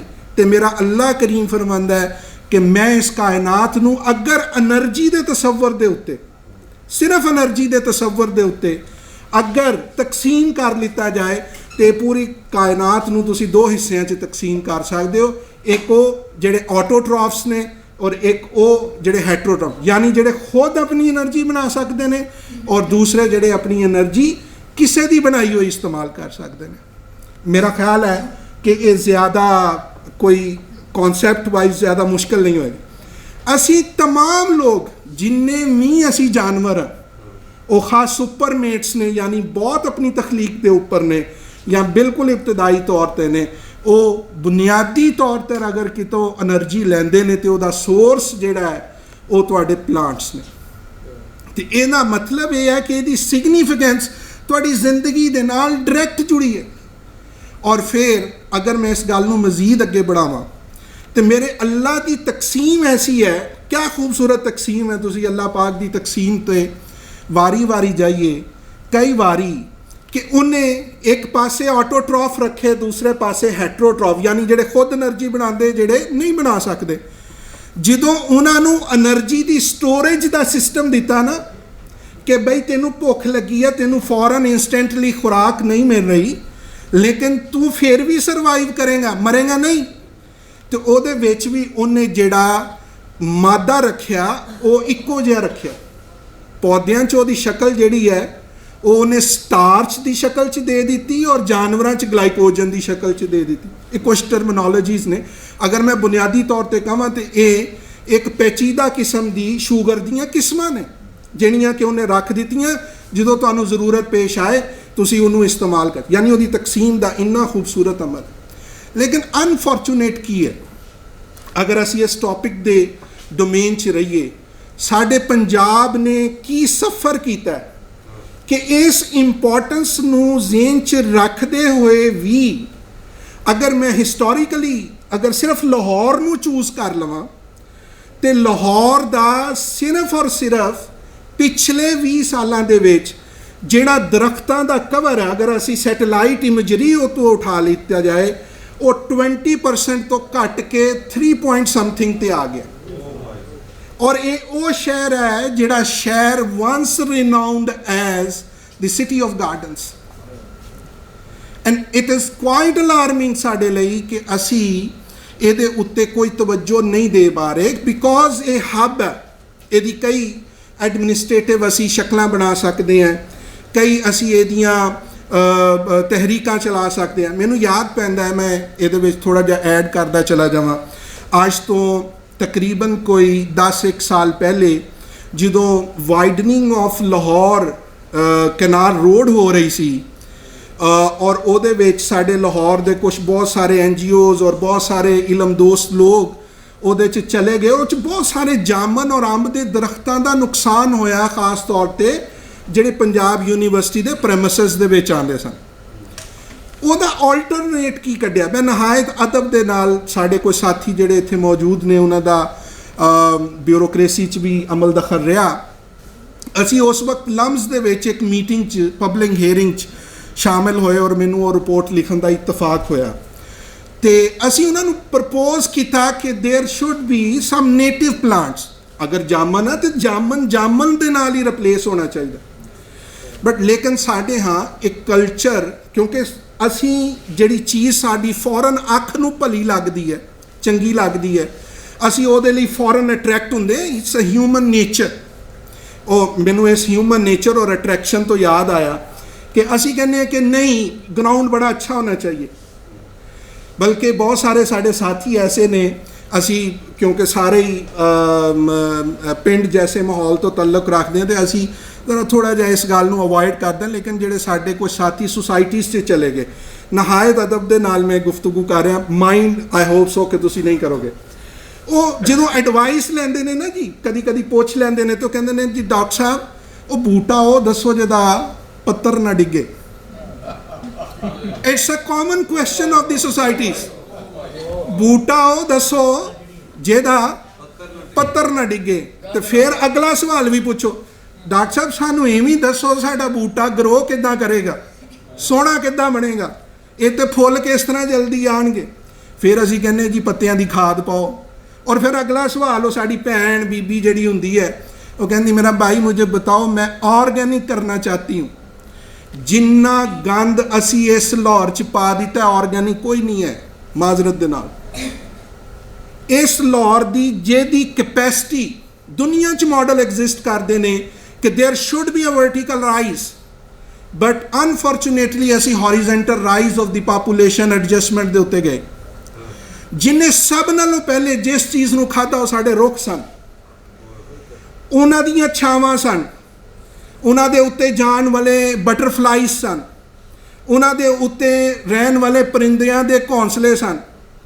ਇਹਨਾਂ ਨੂੰ ਖਾਧਾ। ਮੈਨੂੰ ਅੱਛੀ ਤਰ੍ਹਾਂ ਯਾਦ ਹੈ ਅਸੀਂ EPD ਦੇ ਨਾਲ ਇੱਕ ਪ੍ਰੋਜੈਕਟ ਕੀਤਾ ਕਿ ਹਾਊ ਵੀ ਕੈਨ ਅਟਰੈਕਟ ਦੀ ਬਟਰਫਲਾਈਜ਼, ਕਿ ਅਸੀਂ ਅਗਰ ਆਪਣਾ ਨੇਟਿਵ ਫਲੋਰਾ ਅਸੀਂ ਕਹਿੰਦੇ ਹਾਂ ਜਿਹੜਾ ਕਿਸੇ ਵੀ ਜਗ੍ਹਾ 'ਤੇ ਮੌਜੂਦ ਕੁਦਰਤੀ ਸਾਡੇ ਪੌਦੇ ਨੇ, ਅਸੀਂ ਉਹਨਾਂ ਨੂੰ ਅਟਰੈਕਟ ਕਰ ਸਕੀਏ। But it is a challenging moment for Lahore at this moment ਕਿ ਅਸੀਂ ਇਹ ਡਿਸਾਈਡ ਕਰ ਸਕੀਏ ਕਿ ਸਾਡੇ ਲਈ ਸੂਟੇਬਲ ਪਲਾਂਟਸ ਕੀ ਹੈ। ਮਿਸਾਲ ਦੇ ਤੌਰ 'ਤੇ ਤੁਹਾਡੇ ਕੋਲ ਇੱਕ ਬੂਟਾ ਜਿੱਥੇ ਨਵਾਬ ਆਫ ਕਾਲਾਬਾਗ ਔਰ ਉਸ ਤੋਂ ਪਹਿਲੇ ਦਾ ਜਿਹੜਾ ਦੌਰ ਹੈ, ਮੈਂ ਚੀਜ਼ਾਂ ਨੂੰ ਕਿਉਂਕਿ ਬਹੁਤ ਸਾਰੀਆਂ ਕੀਤੀਆਂ ਜਾ ਸਕਦੀਆਂ, ਲਾਹੌਰ ਪੰਜਾਬ ਦਾ ਹਿੱਸਾ ਹੈ, ਉਹਨੂੰ ਫੋਕਸ ਕਰਕੇ ਫਿਰ ਮੈਂ ਕੁਝ ਕਲਾਸੀਕਲ ਜਿਹੜੇ ਪਲਾਂਟਸ ਆ ਉਹਨਾਂ ਦੀ ਤਰਫ ਵੱਧਦਾ। ਅਗਰ ਅਸੀਂ ਲਾਹੌਰ ਨੂੰ ਹੀ ਐਜ਼ ਅ ਮਾਡਲ ਤਸੱਵਰ ਕਰ ਲਿੱਤਾ ਜਾਏ ਤਾਂ ਸਭ ਨਾਲੋਂ ਪਹਿਲੀ ਗੱਲ ਕਿ ਲਾਹੌਰ ਇਸ ਵਕਤ ਦੁਨੀਆ ਦਾ ਸਭ ਤੋਂ ਜ਼ਿਆਦਾ ਪੋਲੂਟਡ ਨੰਬਰ 1 ਸਿਟੀ ਦੁਨੀਆ ਦੇ ਅੰਦਰ ਕਲਾਸੀਫਾਈਡ ਹੈ। ਔਰ ਸਤੰਬਰ ਅਕਤੂਬਰ ਦੇ ਵਿੱਚ ਅਸੀਂ ਸਮੋਗ ਨੂੰ ਫੇਸ ਕਰਾਂਗੇ ਡਿਊ ਟੂ ਸੋ ਮੈਨੀ ਰੀਜ਼ਨਸ। ਲੇਕਿਨ ਇਟ ਇਜ਼ ਕੁਆਇਟ ਅਨਫੋਰਚੂਨੇਟ ਕਿ ਜਿੰਨੀ ਅਸੀਂ ਪਲਾਂਟ ਇਨਵੈਂਟਰੀ ਇੰਟਰੋਡਿਊਸ ਕਰਾਈ ਉਹ 'ਚ ਮੈਜੋਰਿਟੀ ਜਿਹੜੀ ਹੈ ਅਸੀਂ ਬਾਹਰ ਤੋਂ ਲਿਆਏ ਹੋਏ ਬੂਟੇ ਆ। ਉਹਦੇ ਵਿੱਚ ਕੀ ਕਾਰ ਫਰਮਾ ਕੀ ਹੈ? ਇੱਕ ਤੋਂ ਸਭ ਤੋਂ ਵੱਡੀ ਗੱਲ ਇਹ ਹੈ ਕਿ ਦੁਨੀਆ ਦੀ ਬੈਸਟ ਸੋਇਲ ਸਾਡੇ ਮੁਲਕ ਦੀ ਸੋਇਲ ਹੈ। ਇੱਥੇ ਜੋ ਲਾ ਦਿਓ ਉਗ ਪੈਂਦਾ। ਔਰ ਉਹਦਾ ਕਮਾਲ ਇਹ ਹੈ ਸਿਰਫ ਉਗਦਾ ਨਹੀਂ, ਉਹ ਸਿਕੰਦਰ ਆਜ਼ਮ ਤਰ੍ਹਾਂ ਆਂਦਾ ਹੈ ਔਰ ਛਾ ਜਾਂਦਾ ਹੈ। ਅਸੀਂ ਉਹਨੂੰ ਕਹਿੰਦੇ ਇਨਵੇਡਰ ਆਪਣੀ ਜ਼ੁਬਾਨ 'ਚ। ਉਹ ਬੂਟੇ ਆਉਂਦੇ ਨੇ ਤੇ ਛਾ ਜਾਂਦੇ ਨੇ। ਇੱਕ ਤੁਹਾਡੇ ਕੋਲ ਬੂਟੀ ਹੈ, ਤੁਸੀਂ ਹਰ ਕਿਸੇ ਨੂੰ ਗੁਲਦਸਤਾ ਦਿੰਦੇ ਹੋ, ਤੁਸੀਂ ਕਹਿੰਦੇ ਹੋ ਬੜੇ ਸ਼ੌਕ ਦੇ ਨਾਲ ਜਾਂਦੇ ਹੋ, ਜਾ ਕੇ ਤੁਸੀਂ ਜਨਾਬ ਕਹਿੰਦੇ ਹੋ ਮੈਨੂੰ ਗੁਲਦਸਤਾ ਬਣਾ ਦਿਓ, ਤੁਹਾਡੇ ਕੋਲ 500 600 800 1000 ਚਾਰਜ ਕਰਦਾ। ਲੇਕਿਨ ਅਸੀਂ ਕਦੀ ਕੰਸੀਡਰ ਨਹੀਂ ਕੀਤਾ ਕਿ ਇਹਦੇ ਪਿੱਛੇ ਜਿਹੜੀ ਪਿੱਛੇ ਵਾਈਟ ਬੂਟੀ ਜਿਹਨੂੰ ਗਾਜਰ ਬੂਟੀ ਕਹਿੰਦੇ ਆ, ਕੋਈ ਯਾਰ ਇਹ ਕਿੱਥੋਂ ਆਈ? ਇਹਨੇ ਸਾਡੀ ਲੋਕਲ ਭੰਗ ਉਹਨੇ ਰਿਪਲੇਸ ਕਰ ਦਿੱਤੀ ਔਰ ਅਸੀਂ ਕਹਿੰਦੇ ਇਟਸ ਐਨ ਇਨਵੇਡਰ। ਔਰ ਅਸੀਂ ਇਹਦੇ ਬਾਰੇ ਤਸੱਵਰ ਹੀ ਕਾਇਮ ਨਹੀਂ। ਅਸੀਂ ਕਹਿੰਦੇ ਕੋਈ ਗੁਲਦਸਤਾ ਇਸ ਤੋਂ ਬਗੈਰ ਮੁਕੰਮਲ ਹੀ ਨਹੀਂ ਹੋ ਸਕਦਾ। ਇਸ ਸਾਰੀ ਬਹਿਸ ਤੋਂ ਬਾਅਦ ਐਟ ਦਿਸ ਮੋਮੈਂਟ ਜਿਹਦੇ ਵਿੱਚ ਮੈਂ ਵੀ ਕੁਝ ਥੋੜ੍ਹਾ ਬਹੁਤ ਇਨਵੋਲਵ ਹਾਂ, ਕੋਸ਼ਿਸ਼ ਕਰ ਰਿਹਾ ਕਿ ਲਾਹੌਰ ਨੂੰ ਇਹ ਸੁਜੈਸਟ ਕੀਤਾ ਜਾ ਸਕੇ ਕਿ ਅਸੀਂ ਆਪਣੇ road avenue trees he at least ਅਸੀਂ ਉਹ ਸਿਲੈਕਟ ਕਰ ਲਈਏ ਜਿਹੜੇ ਪੋਲੂਸ਼ਨ ਨੂੰ ਕੰਬੈਟ ਕਰ ਰਹੇ ਹੋਣ, ਉਹਨਾਂ ਦੇ ਖਿਲਾਫ ਅੱਛੀ ਲੜਾਈ ਲੜ ਸਕਦੇ ਹੋ। ਦੁਨੀਆ ਪੂਰੀ ਇਹ 'ਤੇ ਕੰਮ ਕਰ ਰਹੀ ਹੈ, ਲੇਕਿਨ ਅਸੀਂ ਪਿਛਲੇ ਕਈ 100 ਸਾਲਾਂ ਤੋਂ ਵੀ ਇਸੇ ਤਰ੍ਹਾਂ ਚੱਲਦੇ ਆ ਰਹੇ ਹਾਂ ਔਰ ਹਲੇ ਪਤਾ ਨਹੀਂ ਅਸੀਂ ਕਿੰਨੀ ਦੇਰ ਅੱਗੇ ਚੱਲਾਂ। ਬਹਰਹਾਲ ਅਗਰ ਇਹਨਾਂ ਤਮਾਮ ਚੀਜ਼ਾਂ ਤੋਂ ਹਟ ਕੇ ਥੋੜ੍ਹਾ ਜਿਹਾ ਅਸੀਂ ਆਪਣੇ ਪੰਜਾਬ ਦੇ ਉਹ ਬੂਟੇ ਜਿਹੜੇ ਲਾਹੌਰ 'ਚ ਵੀ ਮੌਜੂਦ ਸਨ ਔਰ ਮੈਨੂੰ ਲੱਗਦਾ ਕਿ ਉਹਦਾ ਵਜੂਦ ਹੁਣ ਸਿਰਫ ਕਬਰਸਤਾਨਾਂ 'ਚ ਰਹਿ ਗਿਆ। ਮੈਂ ਜਿਹੜਾ ਅਦਬੀ ਸ਼ਕਲਾਂ ਦੇ ਵਿੱਚ ਨਜ਼ਮਾਂ ਦੇ ਵਿੱਚ ਔਰ ਆਖਰੀ ਜਿਹੜੀ ਨਜ਼ਮ ਮੈਂ ਦਾਦ ਦਿੰਦਾ ਇਸ ਗੱਲ ਦੀ ਕਿ ਨਜ਼ਮ ਉਹ ਤੇ ਜਿਹੜੀ ਲਿਖੀ ਗਈ, ਮੈਂ ਅਗਰ ਕੋਈ ਅਦਬੀ ਤੌਰ 'ਤੇ ਇਸਤਲਾਹ 'ਚ ਕੋਈ ਮੇਰੀ ਗਲਤੀ ਹੋ ਜਾਏ ਤਾਂ ਉਹ ਗੁਸਤਾਖੀ ਮਾਫ। ਲੇਕਿਨ ਜਿਸ ਅੰਦਾਜ਼ 'ਚ ਅਫਜ਼ਲ ਸਾਜ ਸਾਹਿਬ ਨੇ ਉਹਨੂੰ ਪੜ੍ਹਿਆ, ਇਟਸ ਰੀਅਲੀ ਕਮੈਂਡੇਬਲ ਕਿ ਤਹਿਤੋ ਲਫ਼ਜ਼ ਜਿਹੜਾ ਤੁਸੀਂ ਅਦਾ ਕਰ ਰਹੇ ਹੋ ਉਹਦੇ 'ਚ ਜਾਨ ਡਾਲਦਾ ਹੈ ਕਿ ਜੋ ਮੌਜੂਦ ਹੈ ਕਨਵੇ ਕਰ। ਉਹ ਸਿਰਫ ਕਬਰਸਤਾਨਾਂ 'ਚ ਮਿਸਾਲ ਦੇ ਤੌਰ 'ਤੇ ਤੁਸੀਂ ਵਨ ਔਰ ਪੀਲੂ ਦੀ ਗੱਲ ਕਰਦੇ ਹੋ, ਸੁਰਈਆ ਮੁਲਤਾਨੀ ਕਰਨੇ, ਅਗਰ ਮੈਂ ਗਲਤ ਹਾਂ ਤਾਂ ਤੁਸੀਂ ਮੈਨੂੰ ਕਰੈਕਟ ਕਰੋ ਕਿ 1963 ਜਾਂ 4 ਦੇ ਵਿੱਚ ਗਾਲਬਨ ਪਹਿਲੀ ਦਫਾ, ਅਗਰ ਕੋਈ ਸਾਲ ਗਲਤ ਹੈ ਤਾਂ ਇਹਨੂੰ ਮੁਲਤਾਨ ਰੇਡੀਓ ਦੀ ਐਵੋਲੂਸ਼ਨ ਦੇ ਨਾਲ ਪਹਿਲੇ ਸਾਲ ਨਾਲ ਜੋੜ ਲਵੋ, ਤੇ ਮੁਲਤਾਨ ਰੇਡੀਓ ਤੋਂ ਸੁਰਈਆ ਮੁਲਤਾਨੀ ਕਰਨੇ ਪੀਲੂ ਪੱਖੀਆਂ ਵੀ ਫੋਕ ਲੋਰ 'ਚ ਜ਼ਿਕਰ ਕੀਤਾ ਉਸ ਵਨ ਦਾ। ਔਰ ਉਹ ਵਨ ਅਗਰ ਅਸੀਂ ਅੱਜ ਪੜ੍ਹੀਏ ਤਾਂ ਤੁਹਾਨੂੰ ਸਿਰਫ ਪੂਰੇ ਔਰ ਲਾਹੌਰ ਦਾ ਉਹ ਨੇਟਿਵ ਪਲਾਂਟ ਸੀ, ਜੰਡ ਇੱਥੇ ਦਾ ਨੇਟਿਵ ਪਲਾਂਟ ਸੀ। ਉਸ ਦੌਰ ਦੇ ਵਨ ਤੁਹਾਨੂੰ ਸਿਰਫ ਕਬਰਸਤਾਨਾਂ 'ਚ ਮਿਲਣਗੇ। ਔਰ ਅਗਰ ਮੈਂ ਇਹਨੂੰ ਆਪਣੀ ਰਿਲੀਜੀਅਸ ਮਾਈਥੋਲੋਜੀ ਨਾਲ ਔਰ ਰਿਲੀਜੀਅਸ ਆਸਪੈਕਟਸ ਦੇ ਨਾਲ ਜੋੜਾਂ ਔਰ ਸੂਫੀਜ਼ਮ ਦੇ ਨਾਲ ਜੋੜਾਂ ਤੇ ਇੱਕ ਥੀਸਿਸ ਕਰਕੇ ਦੇਖ ਲਓ ਜਾਂ ਇੱਕ ਪਹਿਚਾਨ ਬਣਾ ਕੇ ਦੇਖੋ ਕਿ ਤੁਹਾਡੇ ਜਿੰਨੇ ਅੱਜ ਤੋਂ 500 ਸਾਲ ਪੁਰਾਣੇ ਬਜ਼ੁਰਗ ਔਲੀਆ ਅੱਲਾਹ ਇਸ ਧਰਤੀ ਤੋਂ ਗੁਜ਼ਰੇ ਔਰ ਜਿਨ੍ਹਾਂ ਦਾ ਤਾਲੁਕ ਤੁਹਾਡਾ ਜਿਹੜਾ ਜਨੂਬੀ ਪੰਜਾਬ ਹੈ ਉਹਦੇ ਕਿਸੇ ਮਜ਼ਾਰ 'ਤੇ ਚਲੇ ਜਾਓ, ਕਿਸੇ ਕਬਰਸਤਾਨ 'ਤੇ ਚਲੇ ਜਾਓ, ਤੁਹਾਨੂੰ ਇਹ ਵਨ ਉੱਥੇ ਨਜ਼ਰ ਆਏਗਾ।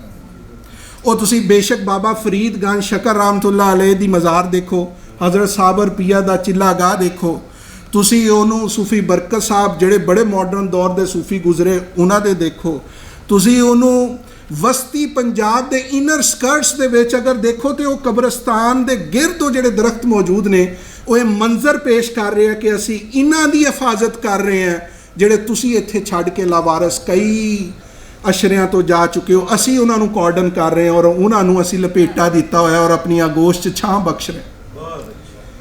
ਔਰ ਇਹ ਮੰਜ਼ਰ ਤੁਹਾਨੂੰ ਸਿਰਫ ਔਰ ਸਿਰਫ ਅਗਰ ਅੱਜ ਮਹਿਫੂਜ਼ ਹੈ ਤੇ ਉਹ ਜਨੂਬੀ ਪੰਜਾਬ ਦੇ ਅੰਦਰ ਨਜ਼ਰ ਆਏਗਾ। ਇਹ ਤੁਹਾਨੂੰ ਟੋਬਾ ਟੇਕ ਸਿੰਘ, ਗੋਜਰਾ, ਝੰਗ ਤੋਂ ਅੱਗੇ ਮੰਜ਼ਰ ਤੁਹਾਨੂੰ ਨਜ਼ਰ ਆਉਣਾ ਸ਼ੁਰੂ ਹੋਏਗਾ ਥੋੜਾ ਥੋੜਾ, ਲੇਕਿਨ ਇਸ ਤੋਂ ਪਹਿਲੇ ਸਾਰਾ ਖਤਮ ਹੋ ਗਿਆ। ਮਿਆਨੀ ਸਾਹਿਬ ਦੇ ਕੋਲ ਅੱਜ ਵੀ ਚੰਦ ਵਨ ਦੇ ਪੌਦੇ ਮੌਜੂਦ ਨੇ ਜਿਹੜੇ ਉਹਦੀ ਸਿਗਨੀਫੀਕੈਂਸ ਨੂੰ ਹਾਈਲਾਈਟ ਕਰਦੇ ਨੇ ਕਿ ਉਹਦੀ ਇਸ ਸੁਸਾਇਟੀ ਦੇ ਅੰਦਰ ਕੀ ਕੰਟਰੀਬਿਊਸ਼ਨ ਹੈ, ਕਿੰਨੇ ਅਹਿਦ ਉਸ ਪੌਦੇ ਨੇ ਦੇਖੇ ਨੇ।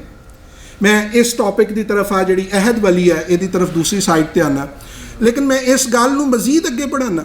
ਮਿਸਾਲ ਦੇ ਤੌਰ ਤੇ ਸਾਡੇ ਦਰਿਆਵਾਂ ਦੇ ਕਿਨਾਰਿਆਂ ਦੇ ਉੱਤੇ ਅਬੇਲੇ ਦਾ ਜ਼ਿਕਰ ਹੋਇਆ ਨਜ਼ਮਾਂ ਦੇ ਅੰਦਰ, ਲੇਕਿਨ ਅਸੀਂ ਇਹ ਕਦੀ ਸੋਚਿਆ ਹੀ ਨਹੀਂ ਕਿ ਉੱਥੇ ਇੱਕ ਫਰਾਸ਼ ਦਾ ਦਰਖਤ ਸੀ ਜਿਹੜਾ ਕੁਦਰਤੀ ਤੌਰ ਤੇ ਗਰੋ ਕਰਦਾ ਸੀ। ਸਾਡੇ ਲਾਹੌਰ ਦੇ ਨਜ਼ਦੀਕ ਜੋਕ ਰਿਜ਼ਰਵ ਫਾਰੈਸਟ ਜਿਹੜਾ ਭਰਿਆ ਪਿਆ ਸੀ, ਲੇਕਿਨ ਅਸੀਂ ਉਹਨੂੰ ਆਪਣੀ ਜ਼ਰੂਰੀਆਤ ਦੇ ਤਹਿਤ ਉਹਨੂੰ ਘਰਾਂ ਦੇ ਵਿੱਚ ਤਬਦੀਲ ਕਰਕੇ ਐਸੇ ਬੂਟੇ ਸਨ ਜਿਹੜੇ ਕਿ ਅਸੀਂ ਉਹਨਾਂ ਦਾ ਇਖਤਤਾਮ ਕਰਨਾ ਚਾਹਿਆ ਔਰ ਅਸੀਂ ਕਰ ਰਹੇ। ਫਿਰ ਤੁਹਾਡਾ ਲਿਟਰੇਚਰ ਕਹਿੰਦਾ ਹੈ, ਮੈਂ ਇਹਨੂੰ ਸ਼ਾਇਦ ਪੂਰਾ ਤੇ ਨਾ ਕਹਿ ਸਕਾਂ, ਇੱਟ ਸਿੱਟ ਪਖੜਾ ਤੇ ਕਵਾਰ ਗੰਦਲ। ਮੇਰੀਆਂ ਖਵਾਤੀਨ ਮੇਰੇ ਕੋਲੀਗਸ ਇੱਥੇ ਬੈਠੇ ਹੋਏ ਨੇ, ਅਗਰ ਇਹਨਾਂ ਨੂੰ ਕੋਈ ਪੰਜਾਬ ਪੁਰਾਣੇ ਇਹਨਾਂ ਦੀਆਂ ਮਾਵਾਂ ਨੇ ਸੁਣਿਆ ਹੋਏ, ਮੈਂ ਅੱਛੀ ਤਰ੍ਹਾਂ as a student of botany ਅਗਰ ਮੈਂ ਪਖੜੇ ਦੀ ਗੱਲ ਕਰਾਂ, ਜਿਸ ਤਰ੍ਹਾਂ ਅਫਜ਼ਲ ਸਾਹਿਬ ਨੇ ਤਾਰਿਆਂ ਨਾਲ ਉਹਨੂੰ ਜੋੜਿਆ, ਇਸ ਵਕਤ ਜਿਸ ਤਰ੍ਹਾਂ ਤੁਸੀਂ ਮੋਰਿੰਗਾ ਦੀ ਗੱਲ ਕਰਦੇ ਹੋ ਨਾ ਜੀ, ਸੁਹਾਂਜਣੇ ਦੀ ਕਰਦੇ ਹੋ ਨਾ ਤੁਸੀਂ ਅਦਬੀ ਤੌਰ ਤੇ, ਉਹ ਇਹਦੇ 'ਚ ਇੱਕ ਇਕਨੋਮਿਕ ਪਹਿਲੂ ਵੀ ਹੈ ਕਿ ਹਰ ਬੰਦੇ ਨੇ ਉਹਦਾ ਪਾਊਡਰ ਬਣਾਇਆ ਹੈ, ਆਪਣਾ ਮਾਰਕਾ ਬਣਾਇਆ ਹੈ, ਉਹਨੂੰ ਕੀਤਾ ਔਰ ਮਾਰਕੀਟ 'ਚ ਵੇਚੀ ਜਾ ਰਿਹਾ। But nobody think about the other plants. ਅਗਰ ਤੁਸੀਂ ਸਿੰਪਲ ਪਖੜਾ ਜਿਹੜਾ ਜਨੂਬੀ ਪੰਜਾਬ ਦੀ ਪਹਿਚਾਨ ਹੈ, ਅਗਰ ਤੁਸੀਂ ਉਹਨੂੰ ਸਿਰਫ ਉਹਦਾ ਇੱਕ ਸਿਪ ਹਫਤੇ 'ਚ ਇੱਕ ਵਾਰੀ ਲੈ ਲਓ, ਮਿਊ ਹਸਪੀਟਲ ਦੀ ਇਹ ਸਟੱਡੀਜ਼ ਹੈ ਕਿ ਬੜੇ ਤੋਂ ਬੜੇ ਕਿਡਨੀ ਸਟੋਨਸ ਜਿਹੜੇ ਨੇ they were used to be dissolved in that extract। ਔਰ ਪਖੜਾ ਨੇਚਰਲੀ ਰੀਜੂਵੇਨਾਈਲ ਐਬਿਲਿਟੀਜ਼ ਰੱਖਦਾ ਹੈ। ਸਾਡੀਆਂ ਮਿਸਾਲ ਦੇ ਤੌਰ ਤੇ ਅਸੀਂ ਸਾਰੀ ਰਾਤ ਮੋਬਾਈਲ ਕੀਤਾ ਔਰ ਮੈਂ ਉਹਨਾਂ ਪੌਦਿਆਂ ਦੇ ਵਿੱਚੋਂ ਚੰਦ ਇੱਕ ਨੂੰ ਸਿਲੈਕਟ ਕਰ ਰਿਹਾ ਕਿ ਮੈਂ ਉਹਨੂੰ ਡਿਪਿਕਟ ਕਰ ਸਕਾਂ। ਅਸੀਂ ਕਹਿੰਦੇ ਮੋਬਾਈਲ ਯੂਜ਼ ਕੀਤਾ, ਪੱਠੇ ਖਿੱਚੇ ਗਏ, ਸਵੇਰੇ ਸਾਡੇ ਕੋਲ ਬੱਚੇ ਆਉਂਦੇ ਨੇ, ਅੱਖਾਂ ਡਾਰਕ ਨੇ, ਸੁੱਤੇ ਪਏ ਨੇ, ਬੋਲਦੇ ਨੇ। ਅਗਰ ਤੁਹਾਡੇ ਘਰ 'ਚ ਪਖੜਾ ਹੈ ਨਾ ਜੀ, ਉਹ ਇੱਕ ਵਾਰੀ ਉਹਦੀ ਗ੍ਰੀਨ ਟੀ 2 ਘੁੱਟ ਬਣਾ ਕੇ ਉਸ ਬੱਚੇ ਨੂੰ ਜ਼ਰੂਰ ਪਿਲਾਓ, ਕਿਉਂਕਿ ਜਿੰਨੀਆਂ ਅਦਵਿਆਤ ਤੁਹਾਡੀਆਂ ਯੂਜ਼ ਹੁੰਦੀਆਂ ਨੇ, ਅਗਰ ਤੁਸੀਂ ਸਿੰਪਲ ਲਿਖੋ ਆਪਣੇ ਮੋਬਾਈਲ ਤੇ ਗੂਗਲ ਕਰੋ ਟ੍ਰਾਈਬੋਲਿਨ, ਇਹਦੇ ਐਸੇ ਫਵਾਇਦ ਨਿਕਲ ਕੇ ਆਉਣਗੇ ਜਿਹੜੇ ਮੈਂ ਚੰਦ ਬਿਆਨ ਨਹੀਂ ਕਰ ਸਕਦਾ, ਔਰ ਚੰਦ ਮੈਂ ਬਿਆਨ ਕਰ ਦਿੰਨਾ ਕਿ ਤੁਸੀਂ ਕਹੋਗੇ ਕਿ ਯਾਰ ਇਹ ਬੂਟਾ ਵੀ ਸਾਡੇ ਕੋਲ ਹੈ ਔਰ ਅਸੀਂ ਇਹਦੇ ਲਈ ਕੀ ਕਰ ਰਹੇ ਹਾਂ। ਵੀ ਡਿਡਨਟ ਨੋ ਕਿ ਅਸੀਂ ਇਹਦੀ ਕੰਜ਼ਰਵੇਸ਼ਨ ਕਿਸ ਤਰ੍ਹਾਂ ਕਰਨੀ ਹੈ, ਕਿਸ ਤਰ੍ਹਾਂ ਉੱਥੇ ਦੇ ਲੋਕਾਂ ਨੂੰ ਐਜੂਕੇਟ ਕਰਨਾ ਹੈ ਔਰ ਕਿਸ ਤਰ੍ਹਾਂ ਇਹਨਾਂ ਨੂੰ ਅੱਗੇ ਲੈ ਕੇ बढ़ना ਹੈ। ਸੋ ਮਚ ਸੋ ਸਰ ਇਹ ਉਹਦੇ ਚੋਂ ਨਿਕਲਣ ਵਾਲਾ ਇੱਕ ਐਕਸਟ੍ਰੈਕਟ ਕੈਮੀਕਲ ਹੈ ਟ੍ਰਾਈਬੋਲਿਨ। ਬੇਸਿਕਲੀ ਇਹਦਾ ਨਾਮ ਹੈ ਟ੍ਰਾਈਬੋਲਸ ਟ੍ਰੈਸਟਰਸ। ਇਹਦੇ ਕਈ ਮਾਰਕੀਟ ਕਮਰਸ਼ੀਅਲ ਨੇਮਸ ਨੇ, ਉਹਦੇ ਲਈ ਤੁਸੀਂ ਇਹਨੂੰ ਦੇਖ ਸਕਦੇ। ਇਹ ਮਾਵਲ ਹੈ ਸਰ। ਅਗਰ ਉਹਨੂੰ ਕੋਈ ਔਰਤ ਲੈਂਦੀ ਹੈ, ਕੋਈ ਮਰਦ ਉਹਨੂੰ ਲੈਂਦਾ ਹੈ, ਤਾਂ ਤੁਹਾਨੂੰ ਕੋਈ ਮਲਟੀਵਿਟਾਮਿਨ ਜਿਹੜੇ ਸਜੈਸਟਡ ਮਲਟੀਵਿਟਾਮਿਨਸ ਆਰਟੀਫਿਸ਼ੀਅਲਸ ਤੇ ਜਾਂਦੇ ਹੋ, ਤੁਸੀਂ ਉਹਨੂੰ ਰਿਪਲੇਸ ਕਰ ਸਕਦੇ ਹੋ ਗ੍ਰੈਜੂਅਲੀ। ਸੋ ਮਚ ਸੋ ਇਹ ਇੱਕ ਆਸਪੈਕਟ ਹੈ ਕਿ ਸਾਡੇ ਕੋਲ ਮੌਜੂਦ ਜਿਹੜਾ ਹੁਣ ਵੀ ਸਾਡੇ ਕੋਲ ਰਿਸੋਰਸ ਆ, ਉਹਨੂੰ ਅਸੀਂ ਕਿਸ ਤਰ੍ਹਾਂ ਪੋਜ਼ਿਟਿਵਲੀ ਉਹਦਾ ਇਸਤੇਮਾਲ ਕਰ ਸਕਦੇ ਹਾਂ। ਅਗਰ ਮੈਂ ਥੋੜ੍ਹਾ ਜਿਹਾ ਹੋਰ ਅੱਗੇ बढ़ਾਂ, ਇਹਨੂੰ ਮੈਂ ਕਲਚਰ ਦੇ ਨਾਲ ਰਿਲੇਟ ਕਰਾਂ, ਤੇ ਮੈਨੂੰ ਪਿਛਲੇ ਦਿਨਾਂ 'ਚ ਮੇਰਾ ਇੱਕ ਸ਼ੋਭਾ ਇਹ ਹੈ, ਮੈਂ ਥੋੜ੍ਹਾ ਜਿਹਾ ਉਹਦੀ ਵਜ਼ਾਹਤ ਕਰਾਂ, ਫਿਰ ਮੈਂ ਤੁਹਾਨੂੰ ਲਿੰਕ ਕਰਦਾ ਤਾਂ ਕਿ ਤੁਹਾਡੇ ਤੱਕ ਮੇਰੀ ਗੱਲ ਜ਼ਰਾ ਅੱਛੇ ਅੰਦਾਜ਼ ਤੱਕ ਪਹੁੰਚ ਸਕੇ। ਮੈਂ ਇੱਕ ਸ਼ੋਭਾ ਜਿਹਦੇ ਨਾਲ ਮੈਂ ਰਿਸਰਚ ਨਾਲ ਵਾਬਸਤਾ ਹਾਂ, ਉਹ ਇਹ ਹੈ ਕਿ ਅਸੀਂ ਦਰਖਤਾਂ ਦੀ ਉਮਰ ਮਾਲੂਮ ਕਰਦੇ ਕਿ ਜਿਹੜਾ ਸਾਡਾ ਇਹ ਰੁੱਖ ਹੈ ਇਹ ਕਿੰਨੇ ਸਾਲ ਪੁਰਾਣਾ ਹੈ, ਇਹਨੇ ਕਿੰਨੇ ਲੋਕਾਂ ਦੇ ਜ਼ੁਲਮ ਬਰਦਾਸ਼ਤ ਕੀਤੇ, ਕਿੰਨੇ ਲੋਕਾਂ ਦੀ ਵਜ੍ਹਾ ਦੇ ਨਾਲ ਆਉਣ ਵਾਲੀ ਮਾਹੌਲਿਆਤੀ ਤਬਦੀਲੀਆਂ ਨੂੰ ਬਰਦਾਸ਼ਤ ਕੀਤਾ। ਅਸੀਂ ਉਹਦੇ 'ਚ ਉਹ ਕੱਢਦੇ ਹਾਂ। ਕੱਢਣ ਤੋਂ ਬਾਅਦ ਅਸੀਂ ਲੋਕਾਂ ਨੂੰ ਦੱਸਦੇ। ਮੇਰਾ ਇਤਫਾਕ ਹੋਇਆ ਪਿਛਲੇ ਸਾਲ ਜਾਣ ਦਾ, ਪੈਟਰਾ ਜਾਰਡਨ ਮੈਂ ਜੁਆਇਨ ਕੀਤਾ। ਉੱਥੇ ਜਿਹੜੇ ਆਪ ਨਬੀ ਕਰੀਮ ਸੱਲੱਲਾਹੁ अलैहि वसल्लम ਦੀਆਂ ਚੰਦ ਇੱਕ ਹਦੀਸ ਦੇ ਵਿੱਚ ਜਿਹੜੀ ਹਦੀਸ ਆਂਦੀ ਕਿ ਆਪ ਨੇ ਇੱਕ ਹਿਜਰਤ ਫਰਮਾਈ ਇਸ ਏਰੀਆ 'ਚ, ਤੇ ਉੱਥੇ ਇੱਕ ਦਰਖਤ ਹੈ, ਉਸ ਦਰਖਤ ਦੇ ਨਾਲ ਆਪ ਨੇ ਉਹਦੇ ਸ਼ੇਡ ਦੇ ਵਿੱਚ ਚੰਦ ਲਮਹੇ ਜਾਂ ਕੁਛ ਵਕਤ ਉੱਥੇ ਗੁਜ਼ਾਰਿਆ। ਉਹ ਪਿਸਤੇ ਦਾ ਦਰਖਤ ਹੈ ਜੀ, ਉਹਨੂੰ ਅਸੀਂ ਆਪਣੀ ਜ਼ਬਾਨ ਦੇ ਵਿੱਚ ਪਿਸਟੇਸ਼ੀਆ ਐਟਲਾਂਟਿਕਾ ਕਹਿੰਦੇ ਹਾਂ। ਉਸ 1400 ਸਾਲ ਪੁਰਾਣਾ ਦਰਖਤ, ਉਹ ਸਾਡੇ ਕੋਲ ਬਹੁਤ ਸਾਰੇ ਇੰਸਟਰੂਮੈਂਟਸ ਹੈ ਕਿ ਵੀ ਕਿਆ ਇਹ ਵਾਕਿਆ ਤਾਂ ਨਹੀਂ ਜਿਹੜੀ ਗੱਲ ਕਹੀ ਜਾ ਰਹੀ ਹੈ ਠੀਕ ਹੈ। ਉਹਦੀ ਮੁਖਤਲਿਫ ਤਰੀਕਿਆਂ ਦੇ ਨਾਲ ਸੈਂਪਲਿੰਗ ਕਰਕੇ ਉਹਦੀ ਏਜ ਨੂੰ ਡਿਟਰਮਨ ਕੀਤਾ ਗਿਆ and it was found to be close to that 1400 years data. ਇਹਦਾ ਮਤਲਬ ਹੈ ਕਿ ਅੱਜ ਅਗਰ ਉਹ ਸਾਡਾ ਰੁੱਖ ਉੱਥੇ ਨਾ ਹੁੰਦਾ ਤੇ ਜਿਸ ਤਰ੍ਹਾਂ ਅਸੀਂ ਅਗਿਆਰ ਔਰ ਆਪਣੀ ਇਨਫੋਰਮੇਸ਼ਨ ਦੀ ਜਿਹੜੀ ਦੌੜ ਆ ਉਹਦੇ ਵਿੱਚ ਜਿਹੜੀ ਸਾਡੇ ਤੱਕ ਇਨਫੋਰਮੇਸ਼ਨ ਪਹੁੰਚ ਰਹੀ, ਅਸੀਂ ਦਲੀਲ ਨਾ ਦੇ ਸਕਦੇ ਸਾਇੰਸ ਦੀ ਬੁਨਿਆਦ ਤੇ। ਇਹ ਇੱਕ ਛੋਟੀ ਜੀ ਮਿਸਾਲ। ਔਰ ਫਿਰ ਇਰਤਕਾਈ ਇਤਬਾਰ ਦੇ ਨਾਲ ਅਗਰ ਅਸੀਂ ਗੱਲ ਕਰੀਏ ਤੇ ਸਾਡੇ ਅੰਦਰ ਜਿਹੜੇ ਦਰਖਤ ਨੇ ਇਹ ਐਸੀ ਇਨਫੋਰਮੇਸ਼ਨ ਰੱਖਦੇ ਨੇ ਜਿਹੜੇ ਨਾ ਸਿਰਫ ਇਹ ਦੱਸ ਦਿੰਦੇ ਨੇ ਕਿ ਇੱਥੇ ਕਿਹੜੇ ਕਿਹੜੇ ਤਰ੍ਹਾਂ ਦੇ ਲੋਕ ਰਹਿ ਚੁੱਕੇ ਨੇ, ਬਲਕਿ ਇਹ ਦੱਸਦੇ ਨੇ ਤੇ ਬਾਰਿਸ਼ ਜ਼ਿਆਦਾ ਹੁੰਦੀ ਸੀ, ਹਵਾ ਜ਼ਿਆਦਾ ਚੱਲਦੀ ਸੀ, ਕਿੰਨੇ ਜ਼ਲਜ਼ਲੇ ਆਏ ਨੇ। ਅੱਛਾ ਕਮਾਲ ਇਹ ਹੈ ਕਿ ਪੂਰਾ ਦਰਖਤ ਨਹੀਂ ਦੱਸਦਾ। ਦਰਖਤ ਦਾ ਉਹ ਸਾਲ ਜਿਸ ਸਾਲ ਉਹਨੂੰ ਕੋਈ ਹਵਾ ਨੇ ਥੱਪੜ ਮਾਰਿਆ ਉਹ ਡਾਇਰੈਕਸ਼ਨ ਦੱਸੇਗਾ। ਪੂਰਾ ਦਰਖਤ ਦਾ ਉਹ ਰਿੰਗ ਵੀ ਨਹੀਂ, ਜਿਸ ਐਂਗਲ ਤੋਂ ਉਹਨੇ ਦਰਖਤ ਨੇ ਉਹ ਹਵਾ ਨੂੰ ਫੇਸ ਕੀਤਾ as a seedling, as a young plant ਔਰ ਐਜ਼ ਅ ਟਰੀ, ਉਹ ਉਹਨੂੰ ਐਕਸਪਲੇਨ ਕਰਦਾ ਕਿ ਬਈ ਇਹ ਉਹ ਸਾਲ ਸੀ ਜਦੋਂ 2005 ਦੇ ਅੰਦਰ ਜ਼ਲਜ਼ਲਾ ਆਇਆ ਸੀ, ਇਹ ਉਹ ਸਾਲ ਹੈ ਜਿਸ ਦਿਨ ਬੜੇ ਚੱਕਰ ਚਲੇ ਸਨ। ਔਰ ਅੱਜ ਕੱਲ੍ਹ ਖਾਸ ਤੌਰ 'ਤੇ ਸਾਡਾ ਜਿਹੜਾ ਵਨ ਹੈ, ਔਰ ਇਹ ਵਨ ਸਾਨੂੰ ਜਿਹੜਾ ਮਿਲਦਾ ਹੈ ਖਾਸ ਤੌਰ 'ਤੇ, ਤੁਸੀਂ ਕਹੋਗੇ ਮੌਜੂ ਸਿਰਫ ਵਨ ਦੇ ਉੱਤੇ ਜਾ ਰਿਹਾ ਹੈ, ਹੋਰ ਵੀ ਬਹੁਤ ਸਾਰੇ ਪੌਦਿਆਂ ਦਾ ਜ਼ਿਕਰ ਹੋ ਸਕਦਾ, ਲੇਕਿਨ ਇਟ ਇਜ਼ ਕੰਸੀਡਰਡ ਕਿ ਇਹ ਸਭ ਨਾਲੋਂ ਜ਼ਿਆਦਾ ਓਲਡੈਸਟ ਪਲਾਂਟ ਹੈ ਜਿਹੜਾ ਪੰਜਾਬ ਦੇ ਅੰਦਰ ਮੌਜੂਦ ਹੈ। ਔਰ ਉਹ ਜਿਹੜਾ ਇਸ ਗੱਲ ਨੂੰ ਇੰਡੀਕੇਟ ਕਰਦਾ ਹੈ ਕਿ ਇਹਦੇ ਅੰਦਰ ਬਹੁਤ ਸਾਰੀ ਐਸੀ ਇਨਫੋਰਮੇਸ਼ਨ ਹੈ ਜਿਹੜੀ ਅਸੀਂ ਮਾਜ਼ੀ ਦੇ ਵਿੱਚੋਂ ਇਹਦੇ ਚੋਂ ਕਲੈਕਟ ਕਰ ਸਕਦੇ ਹਾਂ ਔਰ ਅੱਗੇ ਅਸੀਂ ਮੁਨਾਸਬ ਪਾਲਿਸੀ ਇਖਤਿਆਰ ਕਰਕੇ ਇਹਨਾਂ ਪੌਦਿਆਂ ਨੂੰ ਜਿਹੜਾ ਹੈ ਆਪਣੀ ਜ਼ਮੀਨ ਦੇ ਅੰਦਰ ਗਰੋ ਕਰਵਾ ਸਕਦੇ ਹਾਂ ਔਰ ਆਪਣੀ ਜ਼ਮੀਨ ਨੂੰ ਸਸਟੇਨ ਕਰ ਸਕਦੇ ਹਾਂ। ਔਰ ਅਗਰ ਇਹਨਾਂ ਪੌਦਿਆਂ ਨੂੰ ਹੀ ਮਜ਼ੀਦ ਅੱਛੇ ਅੰਦਾਜ਼ ਨਾਲ ਇਸਤੇਮਾਲ ਕੀਤਾ ਜਾਏ ਤੇ ਨਾ ਸਿਰਫ ਇਹਦਾ ਕਮਰਸ਼ੀਅਲ ਆਸਪੈਕਟ ਬਣ ਸਕਦਾ ਹੈ ਬਲਕਿ ਇਹਦੀ ਕੰਜ਼ਰਵੇਸ਼ਨ ਬਣ ਸਕਦੀ ਹੈ। ਔਰ ਮੈਂ ਸਿਰਫ ਇਹਦੇ ਵਿੱਚ ਚੰਦ ਜੁਮਲੇ ਹੋਰ ਐਡ ਕਰਕੇ ਤੁਹਾਨੂੰ ਮਜ਼ੀਦ ਬੋਰ ਹੋਣ ਤੋਂ ਬਚਾਉਣ ਦੀ ਕੋਸ਼ਿਸ਼ ਕਰਾਂਗਾ। ਅਗਰ ਅਸੀਂ ਇਹਦਾ ਇੱਕ ਹੋਰ ਆਸਪੈਕਟ ਜਿਹੜਾ ਮਾਡਰਨ ਆਸਪੈਕਟ ਹੈ ਕਿ ਅਸੀਂ ਪੰਜਾਬ ਜਿਹੜਾ ਹੈ ਵਿਚ ਇਜ਼ ਡੈਫੀਸ਼ੀਐਂਟ ਇਨ ਪਲਾਂਟਸ, ਔਰ ਅੱਜ ਇਸ 14 ਅਗਸਤ ਤੇ ਅਸੀਂ ਬੜੀ ਇਹ ਤਹਿਰੀਕ ਵੀ ਲੋਕਾਂ ਵੱਲੋਂ ਦੇਖੀ ਕਿ ਉਹਨਾਂ ਨੇ ਕਿਹਾ ਜੀ ਕਿ ਇੱਕ ਬਾਜੇ ਦੀ ਜਗ੍ਹਾ ਤੇ ਇੱਕ ਝੰਡੇ ਦੀ ਜਗ੍ਹਾ ਤੇ ਤੁਸੀਂ ਜਿਹੜਾ ਹੈ ਇੱਕ ਦਰਖਤ ਉਗਾਓ, ਵਿਚ ਇਜ਼ ਕੁਆਇਟ ਰੀਜ਼ਨੇਬਲ ਥਿੰਗ ਔਰ ਬੜੀ ਅੱਛੀ ਗੱਲ ਹੈ। ਲੇਕਿਨ ਅਗਰ ਉਹਦੀ ਤੁਸੀਂ ਅਹਿਮੀਅਤ ਨੂੰ ਨੋਟ ਕਰੋ, ਕਦੀ ਤੁਸੀਂ ਸਫ਼ਰ ਕਰਨ ਦੀ ਕੋਸ਼ਿਸ਼ ਕਰੋ, ਬਹੁਤ ਸਾਰੇ ਸਾਥੀਆਂ ਨੇ ਕੀਤਾ ਹੋਏਗਾ, ਸ਼ੋਰਕੋਟ ਕ੍ਰਾਸ ਕਰੋ ਔਰ ਲਈਆ ਦਾ ਸਹਿਰਾ ਨੂੰ ਦੇਖੋ ਜ਼ਰਾ। ਕਿਆ ਮੈਂ ਇੰਨੇ ਸਾਲਾਂ ਤੋਂ ਜਾਣਾ ਉੱਥੇ ਇਮਤਿਹਾਨ ਲੈਣ, ਪਹਿਲੀ ਦਫਾ ਮੈਂ ਉੱਥੇ ਬਟਰਫਲਾਈਜ਼ ਦੇਖੀਆਂ the moment I crossed and was used to drive ਕਿ ਚੋਬਾਰਾ ਦੇ ਕਰੀਬ ਮੈਂ ਮਲਟੀਪਲ ਕਲਰਸ ਬਟਰਫਲਾਈਜ਼ ਦੇਖੀਆਂ। And being as a student of science ਮੈਂ ਗੱਡੀ ਆਪਣੀ ਰੋਕ ਕੇ ਮੈਂ ਕਿਹਾ ਯਾਰ ਵੇਅਰ ਇਜ਼ ਦੀ ਸੋਰਸ, ਇਹ ਕਿੱਥੇ ਆ ਰਹੀਆਂ ਨੇ।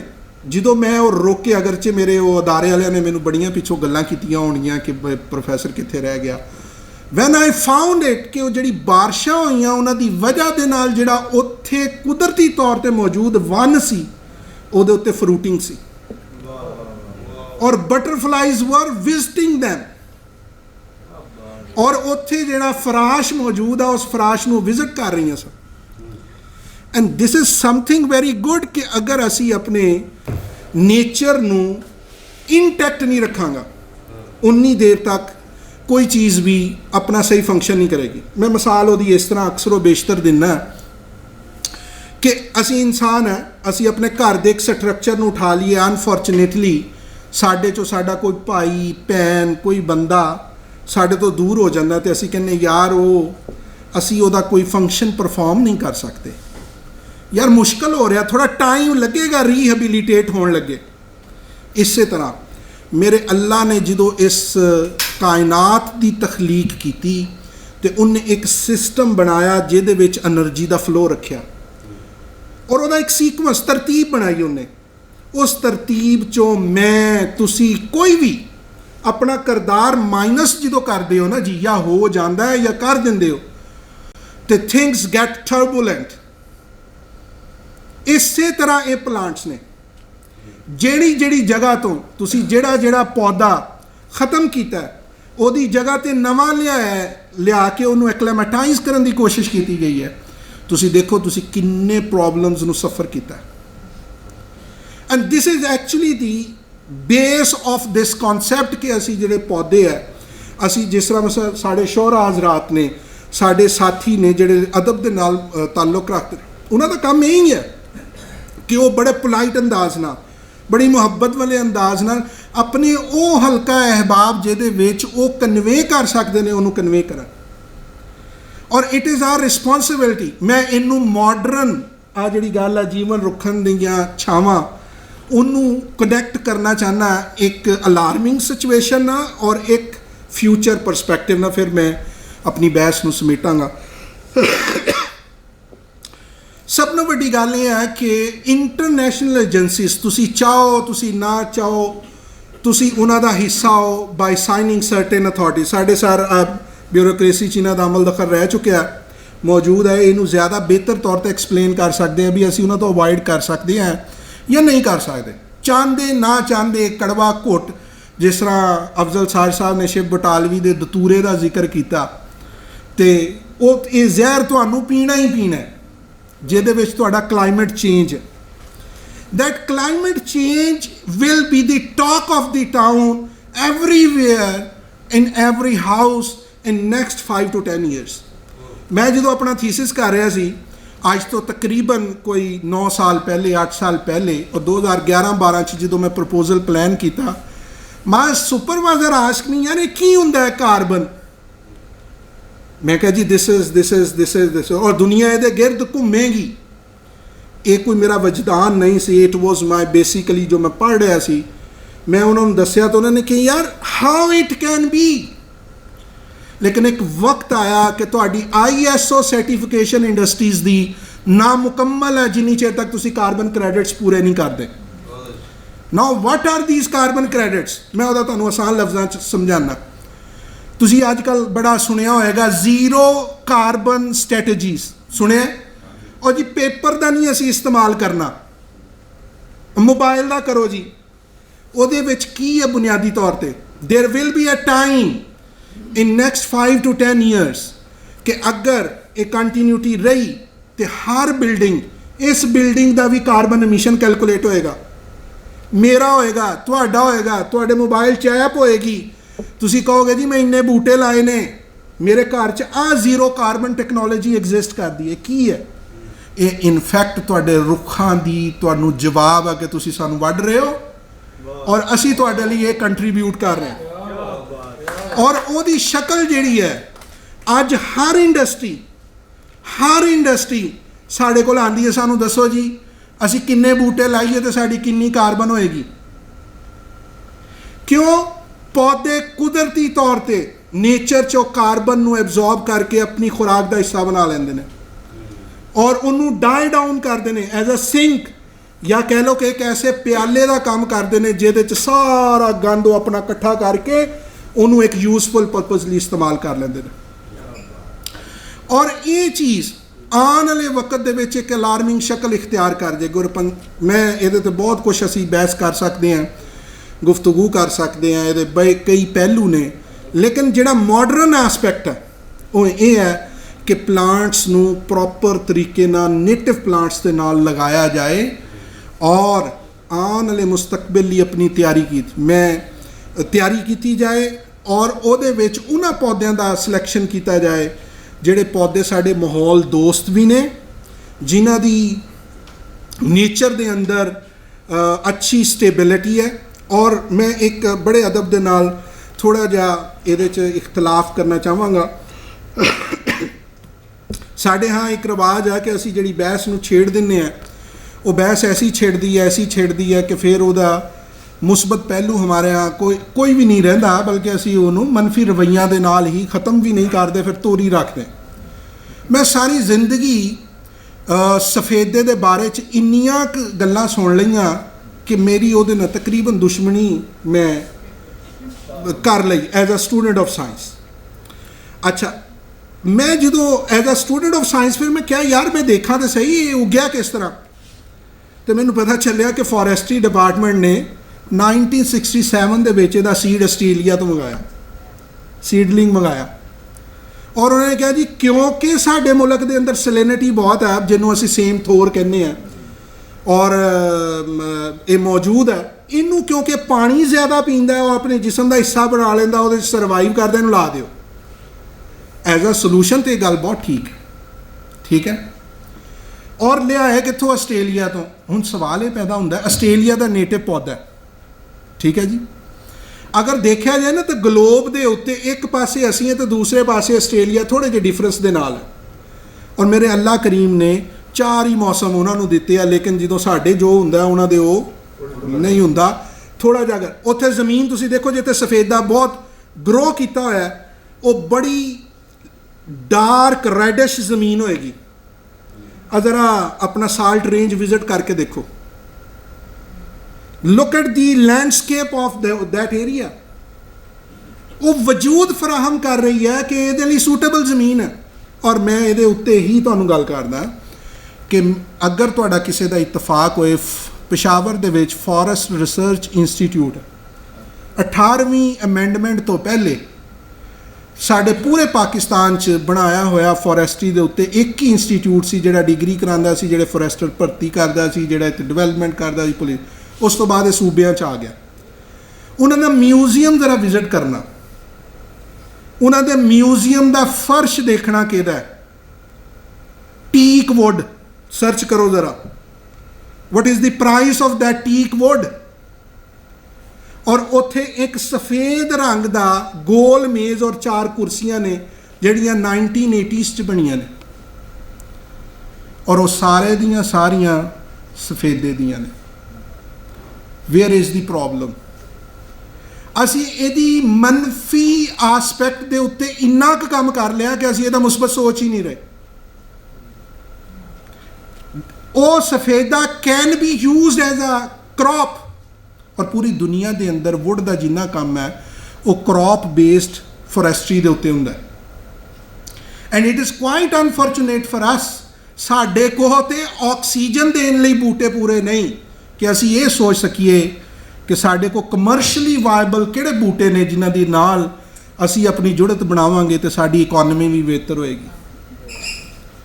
ये एक बहुत बड़ा क्वेश्चन है ਜਿਹੜਾ ਕਿ ਸਾਨੂੰ ਇਸ ਪਾਸੇ ਲੀਡ ਕਰ। ਔਰ ਇਹਦੀ ਬੁਨਿਆਦੀ ਵਜ੍ਹਾ ਹੀ ਇੱਕ ਹੈ ਕਿ ਦੀ ਫੋਰਮਸ ਲਾਈਕ ਦਿਸ, ਜਿੱਥੇ ਅਦਬ ਦੀ ਗੱਲ ਹੁੰਦੀ ਹੈ, ਜਿੱਥੇ ਸੋਚ ਔਰ ਫਿਕਰ ਦੀ ਗੱਲ ਹੁੰਦੀ ਹੈ, ਜਿੱਥੇ ਚੁਣਵੇਂ ਬੰਦੇ ਆਉਂਦੇ ਨੇ। ਮੈਂ ਤੁਹਾਨੂੰ ਇੱਕ ਗੱਲ ਦੱਸਾਂ ਜੀ ਅਫਜ਼ਲ ਸਾਹਿਬ, ਅੱਜ ਦੀ ਬੈਠਕ ਦਾ ਮੇਰੇ ਨਜ਼ਦੀਕ ਇੱਕ ਮੁਸਬਤ ਚੀਜ਼ ਕੀ ਹੈ ਕਿ ਅੱਜ ਕਲਾਸ 'ਚ ਉਹੀ ਬੈਠਾ ਹੈ ਜਿੰਨੇ ਵਾਕਿਆਤਨ ਕੁਝ ਸੁਣਨਾ ਹੈ। ਮੈਂ ਇਹ ਕੋਈ ਮੱਖਣ ਨਹੀਂ ਲਾ ਰਿਹਾ, ਤੁਹਾਡੇ ਲਈ ਇਹ ਫੰਕਸ਼ਨ ਹੋਏਗਾ, ਜੋ ਵੀ ਹੋਏਗਾ, ਜਿਸ ਤਰ੍ਹਾਂ ਵੀ ਇਹਨੂੰ ਤੁਸੀਂ, ਜਿਨ੍ਹਾਂ ਨੇ ਨਹੀਂ ਸੁਣਨਾ, ਜਿਨ੍ਹਾਂ ਦਾ ਨਹੀਂ ਮਤਲਬ। ਪ੍ਰੋਬਲਮ ਸਾਡੀ ਸੁਸਾਇਟੀ ਦਾ ਇਹੀ ਹੈ, ਪਲਾਂਟਸ ਦੇ ਨਾਲ ਖਾਸ ਤੌਰ 'ਤੇ ਕੰਮ ਉਹ ਕਰ ਰਹੇ ਜਿਹਦਾ ਤਵੱਜੋ ਨਹੀਂ। ਜ਼ਿੰਮੇਦਾਰ ਉਹ ਹੈ ਜਿਹੜੀ ਜ਼ਿੰਮੇਦਾਰੀ ਨਹੀਂ ਲੈਣਾ ਚਾਹ ਰਿਹਾ। ਲੇਕਿਨ ਅਗਰ ਇਹ ਪ੍ਰੋਪਰ ਲੋਕਾਂ ਦੇ ਨਾਲ ਕਲੈਕਟਿਵਲੀ ਅਗਰ ਅਸੀਂ ਮਿਲ ਕੇ ਇਸ ਜੁੜਤ ਨੂੰ ਹੋਰ ਮਜ਼ਬੂਤ ਕਰਾਂਗੇ ਰੁੱਖਾਂ ਦੇ ਹਵਾਲੇ ਦੇ ਨਾਲ ਵੀ, ਤੇ ਆਉਣ ਵਾਲੇ ਸਾਲਾਂ ਦੇ ਵਿੱਚ ਇੱਕ ਅਸੀਂ ਹੋਰ ਫੇਸ ਕਰਨਾ ਐਜ਼ ਅ ਕੰਟਰੀ, ਉਹ ਹੈ ਸਸਟੇਨੇਬਲ ਡਿਵੈਲਪਮੈਂਟ ਗੋਲਸ।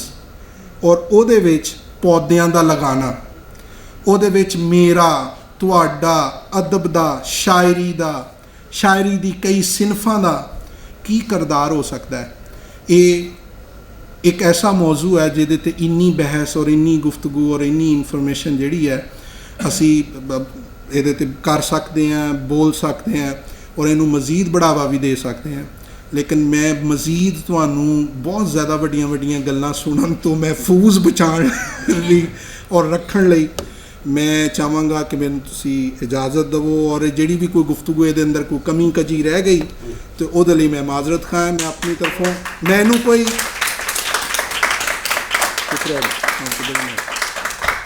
ਬੜੀ ਮਿਹਰਬਾਨੀ, ਮੇਰੇ ਲਈ ਇਹ ਬੜੀ ਔਨਰ ਦੀ ਗੱਲ ਹੈ। ਮੇਰੇ ਇੱਕ ਦੂਰ ਦੇ ਅੰਕਲ ਹੁੰਦੇ ਸਨ, ਜਿਸ ਦੱਸਦਾ ਉਹਨਾਂ ਦਾ ਬੜਾ ਜ਼ੌਕ ਸ਼ੌਕ ਸੀ, ਉਹ ਅਦਬ ਨਾਲ ਬੜੇ ਵਬਸਤਾ ਸਨ। ਮੈਂ ਜਦੋਂ ਲਾਹੌਰ ਆਇਆ ਤਾਂ ਮੈਨੂੰ ਉਹਨਾਂ ਨੇ ਕਹਿਣਾ, ਨਹੀਂ ਯਾਰ ਤੂੰ ਓਪਨ ਥੀਏਟਰ ਆ, ਤੂੰ ਫਲਾਂ ਜਗ੍ਹਾ 'ਤੇ ਆ, ਤੂੰ ਦੇਖ। ਇਹ ਇਬਤਦਾਈ ਤੌਰ 'ਤੇ ਮੈਂ ਗਿਆ ਵੀ, ਲੇਕਿਨ ਮੇਰੀ ਪੜ੍ਹਾਈ ਔਰ ਮਿਜ਼ਾਜ ਐਸਾ ਸੀ ਕਿ ਮੈਂ ਕੁਝ ਜ਼ਿਆਦਾ ਵਕਤ ਨਾ ਦੇ ਸਕਿਆ। ਬੜੇ ਅਰਸੇ ਤੋਂ ਬਾਅਦ ਅੱਜ ਜਦੋਂ ਮੈਂ ਅਫਜ਼ਲ ਸਾਹਿਬ ਨੂੰ ਦੇਖਿਆ, ਉਹਨਾਂ ਦੀ ਯਾਦ ਵੀ ਤਾਜ਼ਾ ਹੋਈ, ਅੱਲਾ ਉਹਨਾਂ ਨੂੰ ਬਰੀਕ ਰਹਿਮਤ ਕਰੇ।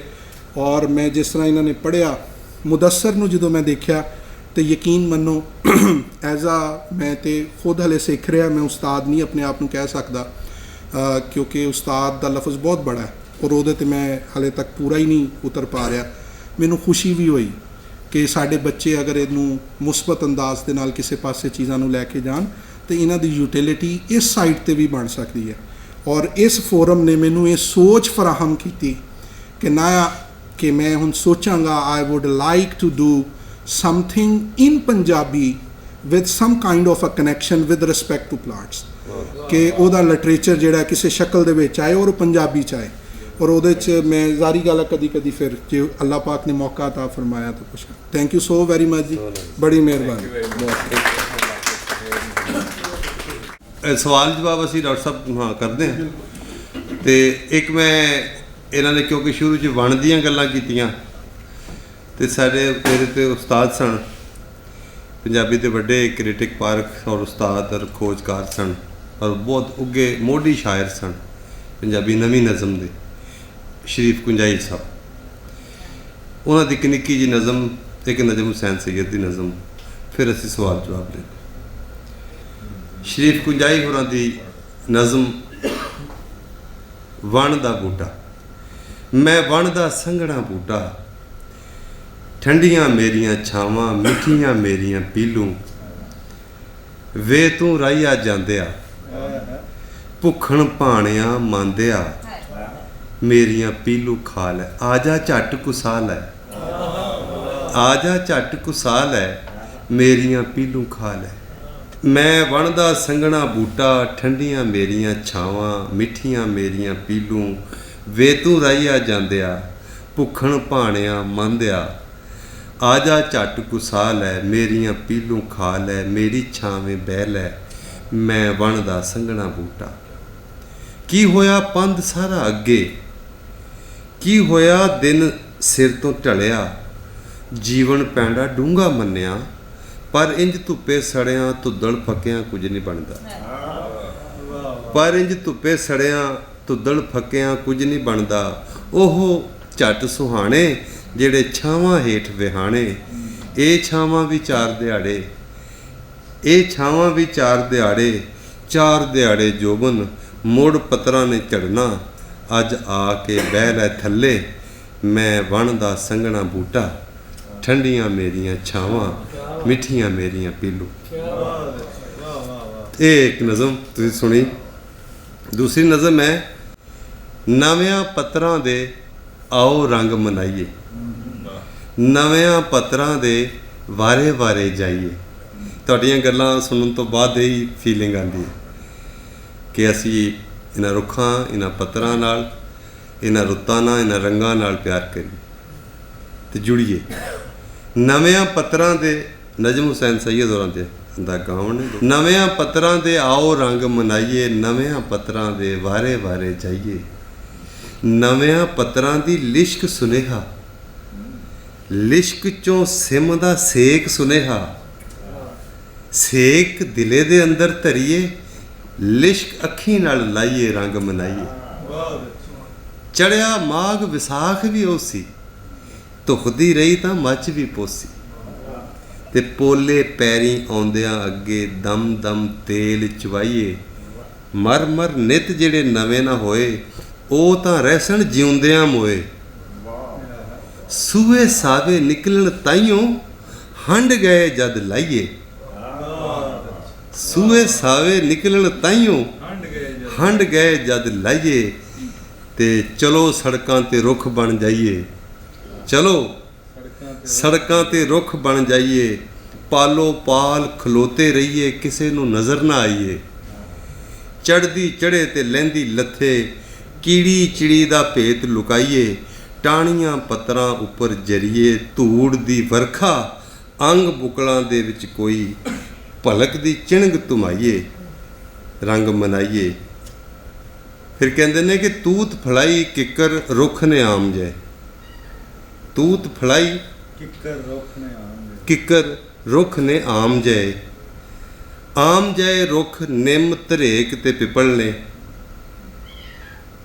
ਤੂਤ ਫਲਾਈ ਕਿੱਕਰ ਰੁੱਖ ਨੇ ਆਮ ਜੈ। ਆਮ ਜੈ ਰੁੱਖ ਨਿੰਮ ਧਰੇਕ ਤੇ ਪਿਪਲ ਨੇ। ਆਮ ਜੈ ਰੁੱਖਾਂ ਵਿੱਚ ਜੀਵਨ ਜਾਲਦਿਆਂ, ਆਪਣੀਆਂ ਹੱਡਾਂ ਦਾ ਬਾਲਣ ਬਾਲਦਿਆਂ ਸਾਨੂੰ ਵਰੇ ਹਜ਼ਾਰਾਂ ਹੋ ਗਏ ਨੇ। ਆਮ ਜੈ ਰੁੱਖ ਫੱਗਣ ਚੜੇ ਤੇ ਨਵੀਂ ਹਵਾ ਦੀਆਂ ਕੀਕਣ ਰਮਜ਼ਾਂ ਪੜ੍ਹਦੇ ਨੇ। ਇਨ੍ਹਾਂ ਤੂੰ ਆਖੀਆਂ ਸਾਡੀਆਂ ਅੱਖੀਆਂ ਨੂੰ ਨਹੀਂ ਵੇਖਣ ਦੀ ਵੇਲ ਮਿਲੀ। ਇਨ੍ਹਾਂ ਤੂੰ ਆਖੀਆਂ ਸਾਡੀਆਂ ਅੱਖੀਆਂ ਨੂੰ ਨਹੀਂ ਵੇਖਣ ਦੀ ਵੇਲ ਮਿਲੀ। ਡਾਕਟਰ ਸਾਹਿਬ, ਅੱਜ ਮੈਨੂੰ ਮੇਰਾ ਖਿਆਲ ਸੀ ਜਨਵਰੀ ਤੋਂ ਸ਼ੁਰੂ ਕੀਤਾ ਸੀ ਇਹ ਕੰਮ, ਮੇਰੀ ਜ਼ਿੰਮੇਵਾਰੀਆਂ ਜੋ ਹੈ ਸੰਗਤ ਵਾਸਤੇ। ਅੱਜ ਰੁੱਤ ਨੇ, ਮੌਸਮ ਨੇ ਔਰ ਪੂਰੇ ਹਬਸ ਔਰ ਮਾਹੌਲ ਨੇ। ਹਾਲਾਂਕਿ ਪਿਛਲੀ ਵਾਰੀ ਵੀ 40-50 ਲੋਕ ਸਨ। ਸਭ ਦੀਆਂ ਸਾਡੇ ਕੋਲ ਤਸਵੀਰਾਂ, ਰਿਕਾਰਡ, ਵੀਡੀਓਜ਼ ਹੁੰਦੀਆਂ ਨੇ। ਇਹ ਪਹਿਲੀ ਸੰਗਤ ਹੈ ਜਿਹਦੇ ਵਿੱਚ ਸਾਡੀ ਰੁੱਤ ਨਾਲ, ਮੌਸਮ ਦੀ ਵਜ੍ਹਾ ਨਾਲ ਗਿਣਤੀ ਜਿਹੜੀ ਨਾ ਉਹ ਘੱਟ ਰਹੀ ਹੈ। ਨਹੀਂ ਤੇ ਰਜਵੀਂ ਔਰ ਭਰਵੀਂ ਗੱਲ ਹੁੰਦੀ ਹੈ ਔਰ ਉਹਦਾ ਚੱਸ ਆਉਂਦੀ। ਪਰ ਜਿਸ ਤਰ੍ਹਾਂ ਤੁਹਾਡੀਆਂ ਗੱਲਾਂ ਦੀ ਚੱਸ ਆਈ ਹੈ, ਜਿਸ ਤਰ੍ਹਾਂ ਤੁਸੀਂ ਸਾਇੰਟੀਫਿਕਲੀ, ਇੰਟਰਨੈਸ਼ਨਲੀ, ਸੋਸ਼ਲੀ ਮਾਮਲਾਤ ਔਰ ਪੂਰੀ ਤਵਾਰੀਖੀ ਪਸ ਮੰਜ਼ਰ ਨੂੰ ਪੂਰਾ ਕਵਰ ਕਰਦੇ ਹਾਂ, ਜਿਸ ਤਰ੍ਹਾਂ ਤੁਸੀਂ ਇੱਥੇ ਦੇ ਰੁੱਖਾਂ ਦੇ ਨਾਲ ਔਰ ਆਉਣ ਵਾਲੇ ਵੇਲੇ 'ਚ ਉਹਨਾਂ ਦੀ ਕਦਰ ਅਹਿਮੀਅਤ ਦੇ ਹਵਾਲੇ ਨਾਲ ਜੋ ਗੱਲਾਂ ਕੀਤੀਆਂ ਨੇ, ਬਹੁਤ ਕੀਮਤੀ ਸਨ, ਬਹੁਤ ਵਧੀਆ ਸਨ। ਔਰ ਇਹ ਅਸੀਂ ਸਮਝਦੇ ਹਾਂ ਕਿ ਇਹਦੀ ਇੱਕ ਸੀਰੀਜ਼ ਹੋਣੀ ਚਾਹੀਦੀ ਹੈ। ਇਸ ਦੇ ਹਵਾਲੇ ਨਾਲ ਅਸੀਂ ਉਚੇਚੇ ਤੁਹਾਡੇ ਲੈਕਚਰਸ ਰੱਖਾਂਗੇ ਔਰ ਉਹਦੇ ਵਿੱਚ ਫਿਰ ਸਭ ਜੀਆਂ ਨੂੰ, ਸਭ ਨੂੰ ਅਸੀਂ ਬੁਲਾਵਾਂਗੇ। ਅੱਜ ਉਹ ਪੰਜਾਬੀ 'ਚ ਕਹਿੰਦੇ ਨੇ, ਗੱਲ ਮੁੱਕੀ ਨਾ ਸੱਜਣ ਨਾਲ ਮੇਰੀ, ਤੇ ਰੱਬਾ ਤੇਰੀ ਰਾਤ ਮੁੱਕ ਗਈ। ਤੇ ਇਹ ਨਾ ਅਸੀਂ ਰਾਤ ਮੁੱਕਣ ਦੇਣੀ ਹੈ ਤੇ ਨਾ ਬਾਤ ਮੁੱਕਣ ਦੇਣੀ ਹੈ ਤੁਹਾਡੇ ਨਾਲ। ਤੇ ਇੱਕ ਵਾਰੀ ਫਿਰ ਮੈਂ ਡਾਕਟਰ ਸਾਹਿਬ ਵਾਸਤੇ ਜੋ ਇਹਨਾਂ ਨੇ ਖੂਬਸੂਰਤ ਗੱਲਾਂ ਕੀਤੀਆਂ ਰੁੱਖਾਂ ਦੇ ਹਵਾਲੇ ਨਾਲ, ਉਹਦੇ ਲਈ ਤਾੜੀਆਂ। ਤੇ ਹੁਣ ਮੈਂ ਚਾਹਾਂਗਾ ਕਿ ਡਾਕਟਰ ਸਾਹਿਬ ਜ਼ਰਾ ਸਾਹਮਣੇ ਆ ਜਾਣ। ਸਾਡੇ ਦੋਸਤਾਂ ਦੇ ਮਨ 'ਚ ਕੁਝ ਸਵਾਲ ਨੇ, ਖਾਸ ਤੌਰ 'ਤੇ ਇੱਕ ਹੱਥ ਖੜਾ ਹੋਇਆ ਸੀ ਰਿਆਜ਼ ਦਾਨਸ਼ਵਰ ਹੁੰਦਾ, ਔਰ ਇੱਕ ਸਵਾਲ ਇਹਨਾਂ ਦਾ ਸੀ। ਇੱਧਰ ਆ ਜਾਓ ਮਾਈਕ 'ਤੇ। ਜਿਵੇਂ ਅਸੀਂ ਹਮੇਸ਼ਾ ਇਹ ਸ਼ਜਰਕਾਰੀ ਔਰ ਦਰਖਤਾਂ ਦੇ ਹਵਾਲੇ ਨਾਲ ਜਿਹੜੀ ਗੱਲ ਹੁੰਦੀ ਹੈ ਸਾਡੀ, ਅਸੀਂ ਇਹਨੂੰ ਇਨਫਰਾਦੀ ਲੋਕਾਂ ਦੇ ਉਹਦੇ ਨਾਲ ਐਡਰੈਸ ਕਰਨ ਦੀ ਕੋਸ਼ਿਸ਼ ਕਰ ਰਹੇ ਹਾਂ, ਉਹਨਾਂ ਨੂੰ ਵੀ ਐਡਰੈਸ ਕਰ। ਕੋਈ ਸ਼ੱਕ ਨਹੀਂ ਹੈ ਕਿ ਲੰਬਾਈ ਦੇ ਵਿੱਚ ਇਸ ਗੱਲ ਦੀ ਆਪਣਾ ਜਿਹੜੀ ਉਹ ਹੋਣੀ ਚਾਹੀਦੀ, ਉਹ ਸਟੇਟ ਸਤ੍ਹਾ ਦੇ ਉੱਤੇ ਹੋਈ ਔਰ ਇਹਦੀ ਬਹਾਲੀ ਵੀ ਸਟੇਟ ਦੀ ਸਤ੍ਹਾ ਤੇ ਹੋ ਸਕਦੀ। ਜਿਸ ਵੇਲੇ ਇੱਥੇ ਨਹਿਰੀ ਨਿਜ਼ਾਮ ਨਾਫਜ਼ ਕੀਤਾ ਗਿਆ ਨਾ ਜੀ, ਉਹਨਾਂ ਨਹਿਰਾਂ ਦੇ ਖਾਏ ਔਰ ਵਟਬੰਦੀ ਔਰ ਮਰਬੇ, ਔਰ ਉਸ ਤੋਂ ਬਾਅਦ ਈਸਟਰਨ ਪੰਜਾਬ ਤੋਂ ਜਿਹੜੇ ਮੁਜ਼ਾਹਰੇ ਉਹ ਲਿਆਦੇ ਗਏ। ਉਹਨਾਂ ਮੁਜ਼ਾਹਰਿਆਂ ਦੇ ਲਿਆਉਣ ਦਾ ਮੇਰਾ ਨਾਨਾ ਔਰ ਉਹਦੇ ਭਰਾ ਜਿਹੜੇ ਨੇ ਉਹਨਾਂ ਨੂੰ ਉੱਥੋਂ ਜ਼ਬਰਦਸਤੀ ਕੱਢਿਆ ਗਿਆ ਸੀ ਜ਼ਿਲ੍ਹਾ ਅੰਮ੍ਰਿਤਸਰ ਦੇ ਵਿੱਚੋਂ। ਤੋਂ ਉਹਨਾਂ ਨੂੰ ਇੱਥੇ ਲਿਆ ਕੇ ਜਿਸ ਵੇਲੇ ਆਬਾਦ ਕੀਤਾ ਗਿਆ ਤੇ ਇਹ ਪੂਰੀ ਲੈਂਡਸਕੇਪ ਜਿਹੜੀ ਹੈ ਬਣ ਦੇ ਦਰਖਤਾਂ ਦੇ ਨਾਲ ਭਰੀ ਹੋਈ ਸੀ। ਔਰ ਉਹਨਾਂ ਦੇ ਜ਼ਿੰਮੇ ਕੀ ਸੀ ਕਿ ਉਹਨਾਂ ਨੇ ਕੁਹਾੜੀ ਫੜ ਲਈ ਤੇ ਆਪਣਾ ਜਿਹੜੀਆਂ ਨਾ ਉਹ ਕਈਆਂ ਫੜ ਕੇ ਥੱਲੇ ਤੱਕ ਖੋਦ ਕੇ ਤੇ ਉਹ ਬਣ ਜਿਹੜਾ ਦਾ ਮੁਕਾ ਕੇ ਤੇ ਫਿਰ ਇਹ ਜ਼ਮੀਨ ਜਿਹੜੀ ਆਬਾਦ ਕੀਤੀ, ਜਿਨ੍ਹਾਂ ਦੇ ਉੱਤੇ ਨਹਿਰ, ਆਪਣਾ ਖਾਲਾ ਤੇ ਫਿਰ ਵੱਡਾ ਖਾਲਾ ਤੇ ਫਿਰ ਮਾਈਨਰ ਤੇ ਫਿਰ ਨਹਿਰ ਤੇ ਫਿਰ ਸਾਰਾ ਸਿਸਟਮ ਜਿਹੜਾ ਉਹ ਚੱਲਦਾ ਜੀ। ਹੁਣ ਇਹਦੀ ਜਿਹੜੀ ਨਾ ਬਹਾਲੀ ਉਹ ਵੀ ਵੱਡੇ ਪੱਧਰ ਦੇ ਉੱਤੇ ਸਟੇਟ ਦਾ ਇੱਕ ਪੂਰਾ ਵਿਜ਼ਨ ਦਰਕਾਰ ਹੈ, ਉਸ ਤੋਂ ਬਗੈਰ ਗੱਲ ਨਹੀਂ ਬਣਦੀ। ਮੈਂ ਵਿਜ਼ਨ ਦੀ ਤੁਹਾਨੂੰ ਗੁਜ਼ਾਰਿਸ਼ ਕਰਨ ਲੱਗਾ ਤੁਹਾਡੇ ਨਾਲ ਬੜੀ ਰਿਲੇਟਡ ਗੱਲ ਜੀ। ਮਿਸਟਰ ਬਾਲਟਨ ਸ਼ਾਇਦ ਨਾਮ ਸੀ ਉਹਦਾ, ਉਹ ਆਸਟ੍ਰੇਲੀਆ ਦਾ ਵਜ਼ੀਰ ਆਜ਼ਮ ਸੀ। ਇਹ ਆਪਣਾ ਅਰਲੀ 70s ਦੇ ਵਿੱਚ ਆਏ ਸਨ, ਉਦੋਂ ਅਸੀਂ ਨੌਜਵਾਨ ਸਾਂ, ਤੇ ਉਹ ਇੱਥੇ ਸਟੇਟ ਵਿਜ਼ਿਟ ਦੇ ਉੱਤੇ ਆਏ। ਉਹਨਾਂ ਨੇ ਬੰਗਲਾਦੇਸ਼ ਬਣਨ ਤੋਂ ਥੋੜ੍ਹੇ ਹੀ ਅਰਸੇ ਬਾਅਦ, 2 ਸਾਲ 1.5 ਸਾਲ ਬਾਅਦ ਉਹ ਆ ਕੇ ਉਹ ਗਵਰਨਮੈਂਟ ਕਾਲਜ ਦੇ ਵਿੱਚ ਤੁਹਾਡਾ ਜਿਹੜਾ ਮਜ਼ਮੂਨ ਹੈ ਨਾ ਬੋਟਨੀ, ਉਹਦਾ ਸਟੂਡੈਂਟ ਸੀ। ਜਿਸਲੇ ਉਹਦੇ 2 ਸਾਲ ਪੂਰੇ ਹੋਏ ਤੇ ਆਖਰੀ ਦਿਨ ਸਨ, ਤੇ ਇੱਕ ਦਿਨ ਉਹ ਆਇਆ ਤੇ ਉਹ ਕਹਿਣ ਲੱਗਾ ਆਪਣੇ ਭਰਾ ਨੂੰ ਕਿ ਭਾਜੀ ਉਹ ਨਾ ਆਸਟ੍ਰੇਲੀਆ ਤੋਂ ਇੱਕ ਟੀਮ ਆਈ, ਉਹ ਇੰਟਰਵਿਊ ਕਰਦੀ ਹੈ ਪਈ, ਤੇ ਉਹਨਾਂ ਨੇ ਸਾਰਿਆਂ ਨੇ ਇੰਟਰਵਿਊ ਕੀਤੇ, ਜੇ ਤੁਸੀਂ ਮੈਨੂੰ ਇਜਾਜ਼ਤ ਦਿਓ ਤਾਂ ਮੈਂ ਵੀ ਇੰਟਰਵਿਊ ਦੇਦਾ ਆਸਟ੍ਰੇਲੀਆ ਵਾਸਤੇ। ਉਹਨੇ ਕਿਹਾ ਉੱਥੇ ਜਾ ਕੇ ਕੀ ਤੈਨੂੰ ਉਹਨਾਂ ਨੇ ਸਾਡੇ ਕੋਲ ਤੇ ਇੰਨੇ ਪੈਸੇ ਨਹੀਂ ਹੈਗੇ ਤੈਨੂੰ ਪੜ੍ਹਾਈ ਕਰਾਈਏ। ਨਹੀਂ ਪੜ੍ਹਾਈ ਨਹੀਂ, ਉਹ ਉਹਨਾਂ ਨੇ ਨੌਕਰੀਆਂ ਵਾਸਤੇ ਲੈ ਕੇ ਜਾ ਰਹੇ। ਉਹ ਜਿਹੜਾ ਸੀ ਨਾ ਭੋਲਾ ਸੀ ਉਹਦਾ ਨਾਂ ਸੀ ਬੱਚੇ ਦਾ, ਉਹ ਸਾਡੇ ਕੋਲੋਂ ਮੇਰੇ ਵੇਖਦਿਆਂ ਮਤਲਬ ਉਹਨੇ ਮੁਕੰਮਲ ਉਸ ਇੰਟਰਵਿਊ ਦੇ ਦੌਰਾਨ ਹੀ ਕੀਤੀ MSc ਬੋਟਨੀ ਦੀ, ਉਹ ਚਲਾ ਗਿਆ। ਮੈਂ 4 ਦਿਨ ਪਹਿਲੇ 5 ਦਿਨ ਪਹਿਲੇ ਮੈਂ ਆਇਆ ਵਾਂ ਆਸਟ੍ਰੇਲੀਆ, ਉਸ ਤੋਂ ਪਹਿਲੇ ਵੀ ਮੈਂ ਗਿਆ ਵਾਂ 1 ਮਰਤਬਾ। ਤੁਸੀਂ ਯਕੀਨ ਜਾਣੋ ਕਿ ਮੈਂ ਉਹਨਾਂ ਬੱਚਿਆਂ ਦੇ ਜਿਹੜੇ ਤੁਹਾਡੇ ਗਵਰਨਮੈਂਟ ਕਾਲਜ ਲਾਹੌਰ ਦੇ ਔਰ ਇਸ ਪਾਕਿਸਤਾਨ ਵਰਗੇ ਮੁਲਕਾਂ ਦੇ ਗਏ ਹੋਏ ਨੇ, ਉਹਨਾਂ ਦੇ ਲਾਏ ਹੋਏ ਜੰਗਲਾਂ ਦੇ ਵਿੱਚ ਮੈਂ ਘੰਟਿਆਂ ਦੇ ਹਿਸਾਬ ਦੇ ਨਾਲ ਗੱਡੀਆਂ ਚਲਾ ਕੇ ਆਇਆ, ਘੰਟਿਆਂ ਦੇ ਹਿਸਾਬ ਨਾਲ। ਹੁਣ ਉਹ ਰਿਸਰਚ ਕਰਕੇ ਏਡੀ ਦੂਰ ਤੱਕ ਚਲੇ ਗਏ ਨੇ ਕਿ ਪਹਿਲੇ ਉੱਥੇ ਜੰਗਲਾਂ ਨੂੰ ਅੱਗਾਂ ਲੱਗਦੀਆਂ ਨੇ ਮਹਿਸੂਸ ਜੀ ਜੀ ਅਜੇ ਵੀ ਲੱਗਦੀਆਂ ਨੇ ਉੱਥੇ। ਬਹੁਤ ਪਿਛਲੇ ਸਾਲ 4 ਸਾਲ ਪਹਿਲੇ ਬਹੁਤ ਵੱਡੀ ਅੱਗ ਲੱਗੀ ਸੀ, ਲੇਕਿਨ ਉਹ ਜੰਗਲ ਵੱਖਰਾ ਹੈ। ਉਹ ਇਹ ਜਿਹੜਾ ਉਹ ਪੁਰਾਣੇ ਜ਼ਮਾਨਿਆਂ ਦਾ ਜਿਹੜਾ ਟ੍ਰੈਡੀਸ਼ਨਲ ਹੈ ਉਹ ਵਾਲਾ ਜੰਗਲ ਸੀ ਜਿਹਦੇ ਵਿੱਚ ਅੱਗ ਲੱਗਦੀ ਸੀ। ਹੁਣ ਉਹਨਾਂ ਨੇ ਕੀ ਕੀਤਾ ਕਿ ਹਵਾਵਾਂ ਦੇ ਰੁਖ ਜਿਹੜੇ ਮੁਤੱਯਨ ਕਰ ਕਰਕੇ ਤੇ ਉਹਨਾਂ ਨੇ ਵੇਖਿਆ ਕਿ ਹਵਾਵਾਂ ਕਿੱਧਰੋਂ ਜਿਹੜੀਆਂ ਨੇ ਸਾਰਾ ਸਾਲ ਕਿਸ ਤਰ੍ਹਾਂ ਚੱਲਦੀਆਂ ਨੇ। ਉਹਨਾਂ ਨੇ ਬਿਲਕੁਲ ਉਸ ਹਵਾਵਾਂ ਦੀ ਸਿਹਤ ਦੇ ਵਿੱਚ ਜਿਹੜੇ ਨਾ ਉਹਨਾਂ ਦੀ ਪਲਾਂਟੇਸ਼ਨ ਬੈਰੀਅਰਸ ਲਗਾਏ ਦਰਮਿਆਨ ਵਿੱਚ ਹਵਾਵਾਂ ਵਾਸਤੇ ਬੜੇ ਜ਼ਬਰਦਸਤ ਰਾਹ ਜਿਹੜੇ ਉਹਨਾਂ ਨੂੰ ਛੱਡੇ ਨੇ ਤਾਂ ਕਿ ਉਹਨਾਂ ਦੇ ਜਿਹੜੇ ਉਹ ਹੈਂਡ ਜੋ ਅੱਗ ਲੱਗਣ ਦਾ ਜਿਹੜਾ ਪ੍ਰੋਸੈਸ ਹੁੰਦਾ ਉਹਨੂੰ ਕੰਟਰੋਲ ਕੀਤਾ ਜਾ ਸਕੇ। तो ਉਹ ਬਹੁਤ ਵੱਡੇ ਵੱਡੇ ਜਿਹੜੇ ਨਾ ਜੰਗਲ ਮਤਲਬ ਮੀਲ ਦੇ ਵਿੱਚ ਜਿਹੜੇ ਨੇ ਉਹ ਲੱਗੇ ਨੇ ਔਰ ਉਹਨਾਂ ਦੇ ਵਿੱਚ ਹੁਣ ਕੋਈ ਪ੍ਰੋਬਲਮ ਐਸਾ ਨਹੀਂ ਆਇਆ ਔਰ ਉਹਨਾਂ ਦੀ ਜਿਹੜੀ ਉਹ ਵੀ ਹੈ ਉਹ ਵੀ ਬੜੀ ਜ਼ਬਰਦਸਤ ਹੈ। ਔਰ ਆਖਰੀ ਗੱਲ ਜਿਹੜੀ ਮੈਂ ਤੁਹਾਡੇ ਨਾਲ ਕਰਨੀ ਸੀ, ਤੁਸੀਂ ਵੀ ਥੋੜਾ ਜਿਹਾ ਵੀ ਤੁਹਾਡੇ ਪੜ੍ਹ ਲਿਆ ਕਰੋ, ਤੁਹਾਡੇ ਜਿਹੜੇ ਮੁੰਡੇ ਨੇ ਨਾ ਉਹ ਕੁੜੀਆਂ ਜਿਹੜੇ ਪੜ੍ਹਦੇ ਨੇ ਉਹਨਾਂ ਨੂੰ ਦਿਲਚਸਪੀ ਜਿਹੜੀ ਹੈ ਨਾ ਸਾਇੰਸ ਤੋਂ ਇਲਾਵਾ ਵੀ ਉਹਨਾਂ ਦਾ ਲਿਟਰੇਚਰ ਵੀ, ਸਾਡਾ ਤਾਂ ਲਿਟਰੇਚਰ ਹੀ ਜਿਹੜਾ ਨਾ ਸਾਰਾ ਦਰਖਤਾਂ ਦੇ ਨਾਲ ਭਰਿਆ। ਮੇਰਾ ਯਾਰ ਸਰੂ ਦਾ ਬੂਟਾ ਤੇ ਵਿਹੜੇ ਵਿੱਚ ਲਾ ਰੱਖ, ਤੇ ਮੇਰਾ ਚਰਖਾ ਚੱਲਣ ਦਾ, ਇੰਨੇ ਜ਼ਿਆਦਾ ਜੰਗ ਜਨੋਲਾ ਬਾਰਦਾ ਵਿੱਚ ਕਲਰ ਵਿੱਚ ਨਿਸ਼ਾਨ, ਮਿਰਜ਼ਾ ਪੜਦਾ ਚਿੱਠੀਆਂ, ਸਾਹਿਬਾ ਪੜੇ ਕੁਰਾਨ। ਤੋ ਇਸਾਂ ਕਰਕੇ ਸਾਡੀ तमाम ਜਿਹੜੀ ਫੋਕ ਉਹ ਹੈ ਉਹ ਭਰਿਆ ਪਿਆ ਸਾਡੇ ਦਰਖਤਾਂ ਦੇ ਨਾਲ। ਰਿਆਸਤ ਅਗਰ ਤੁਸੀਂ ਮੈਨੂੰ ਅਲਾਓ ਕਰੋ ਤੇ ਮੈਂ ਜਿਹੜਾ last part of your comment ਹੈ ਜਿਹਦੇ 'ਚ ਇੱਕ as the senior person of this society ਜਿਹੜੀ ਇੱਕ ਤਸ਼ਨਗੀ ਹੈ ਔਰ ਇੱਕ ਜਜ਼ਬਾ ਹੈ ਉਹ ਜਿਹੜਾ ਤੁਸੀਂ ਇੰਡੀਕੇਟ ਕਰ ਰਹੇ ਹੋ, ਉਹ ਅਸੀਂ ਸਰ ਆਲਰੇਡੀ ਇੱਕ ਸਬਜੈਕਟ ਟਾਈਟਲ ਦੇ ਨਾਮ ਤੋਂ ਪੜ੍ਹਾਉਂਦੇ ਹਾਂ which is called as ethnobotany. The knowledge people do have in their region, and usually it is called as study of the plants by the aboriginal people and the local people and the native people. और ਇਹਦੇ ਵਿੱਚ ਸਿਰਫ ਜ਼ਿਕਰ ਯੂਜ਼ੇਜ of the plant ਦਾ ਹੀ ਨਹੀਂ ਹੁੰਦਾ, ਇਹਦੇ 'ਚ ਇਹ ਵੀ ਜ਼ਿਕਰ ਹੁੰਦਾ ਹੈ ਕਿ ਜੇ ਅਗਰ ਬਾਬੇ ਬੁੱਲੇ ਸ਼ਾਹ ਦੀ ਉਹ ਸਰ ਉਹਦੇ ਲਈ ਕੀ ਐਗਜ਼ੈਕਟ ਵਰਡ ਇਸਤੇਮਾਲ ਕੀਤਾ ਜਾ ਸਕਦਾ ਜੀ, ਉਹ ਤੁੰਬਾ ਉਹਨੂੰ ਕਹਿੰਦੇ ਨੇ ਜਿਹੜਾ ਉਹਨਾਂ ਨੇ ਜਿਹੜਾ ਉਹਨਾਂ ਦੇ ਮਜ਼ਾਰ 'ਤੇ ਪਿਆ ਹੋਇਆ ਹੈ, ਹਾਂਜੀ ਉਹ ਤੁੰਬਾ ਕਹਿ ਲਓ। ਅਗਰ ਉਹਦੀ ਏਜ ਵੀ ਫਾਈਂਡ ਆਊਟ, ਰੁਬਾਬ ਕਹਿ ਲਓ ਕਿ ਉਹ ਅਗਰ ਉਸ ਵੁੱਡ ਦੀ ਤੁਸੀਂ age and the history determine ਕਰਨੀ ਹੈ, that is called as dendroarchaeology. ਔਰ such type of studies at this moment ਕਿ ਜਿਹੜੀ ਕਲਚਰ ਨਾਲ ਵਾਬਸਤਾ ਨੇ ਕਿ ਔਰ ਉਹਨਾਂ ਦੀ ਹਿਸਟੋਰੀਕਲ ਆਸਪੈਕਟਸ ਦੇ ਨਾਲ ਇਨਵੋਲਵ ਹੈ। ਔਰ ਉਹਦੀ ਮੇਰਾ ਖਿਆਲ ਹੈ ਇਸ ਤੋਂ ਬੜੀ ਜੀਤੀ ਜਾਗਦੀ ਮਿਸਾਲ ਅੱਜ ਦੀ ਇਸ ਬੈਠਕ ਦੇ ਵਿੱਚ 2 ਬੰਦਿਆਂ ਦਾ ਮੌਜੂਦ ਹੋਣਾ। ਇੱਕ ਜ਼ੁਹੇਬ ਨਾਲ ਮੇਰਾ ਇੰਟਰੈਕਸ਼ਨ ਹੋਇਆ ਤੇ ਕਿ ਇਹ ਵੀ ਗਵਰਨਮੈਂਟ ਕਾਲਜ ਤੋਂ ਨੇ ਔਰ ਦੂਸਰੇ ਸਾਇੰਸਿਸ ਤੋਂ ਮੁਦੱਸਰ, ਔਰ ਇਸ ਚੀਜ਼ ਦੀ ਨਿਸ਼ਾਨਦੇਹੀ ਹੈ ਕਿ ਚੀਜ਼ਾਂ ਜਿਸ ਤਰ੍ਹਾਂ ਤੁਸੀਂ ਸੋਚ ਰਹੇ ਹੋ, being as a senior person having a lot of experience based on observations, ਕਿ ਉਹਦੀ ਬੁਨਿਆਦ ਦੇ ਉੱਤੇ ਜਿਹੜੇ ਬੱਚੇ ਉਸ ਪਾਸੇ ਜਾ ਰਹੇ ਨੇ ਇਹ। ਔਰ ਇਹ ਗੱਲ ਤੁਹਾਡੀ ਬਿਲਕੁਲ ਠੀਕ ਹੈ, ਤਾਸੁਰ ਮੌਜੂਦ ਹੈ ਕਿ ਜਿਹੜੇ ਸਾਇੰਸਿਸ ਦੇ ਬੱਚੇ ਨੇ मैं after such a long time I did attend such kind of a बैठक and I did really enjoyed it. मतलब मैं अगर कमा मेरा रूटीन है कि मैं बहुत लेट दफ्तर जावां तो मैं किसी दिन 10 बजे जाना जी, और वो 10 बजे रात 9:30 10 से कन्वर्ट हो जाते हैं बाज़ दफ़ा। तो मैं I was use to sleep, मैं आके बच्चों के नाल कोई 1-2 घंटे गुजारे और फिर सुबह की रूटीन हुई। लेकिन अज मैं अपने तौर पर मैं महसूस करदा कि आई एम रिफ्रैश्ड। मैं गल्लां वही कीतियां ने जिहड़ियां मैं पढ़ाना, लेकिन मैनू एक मेरे वाले साहब बहुत अच्छे डिबेटर रहे, कुरान दे हाफिज़ ने, वैस्ट पाकिस्तान उन्होंने विन किया अपनी, उन्होंने को असी सुनीदा ही हुंदा सी। लेकिन मैं साढ़े हाँ जिहड़ा एक चीज़ पाई जाती है कि असी कहने यार शायर जिहड़ा है वो बड़ा ख़राब आदमी है क्योंकि सिगरेट पींदा है। ठीक है, वो सर मतलब ये एक अलामत समझ लीती जाती है, ये नहीं होना चाहिए, बिकॉज ਇਹਦਾ ਤਾल्लुक ਉਹਦੇ ਇੰਟੈਲੈਕਟ ਦੇ ਨਾਲ ਨਹੀਂ ਹੈ।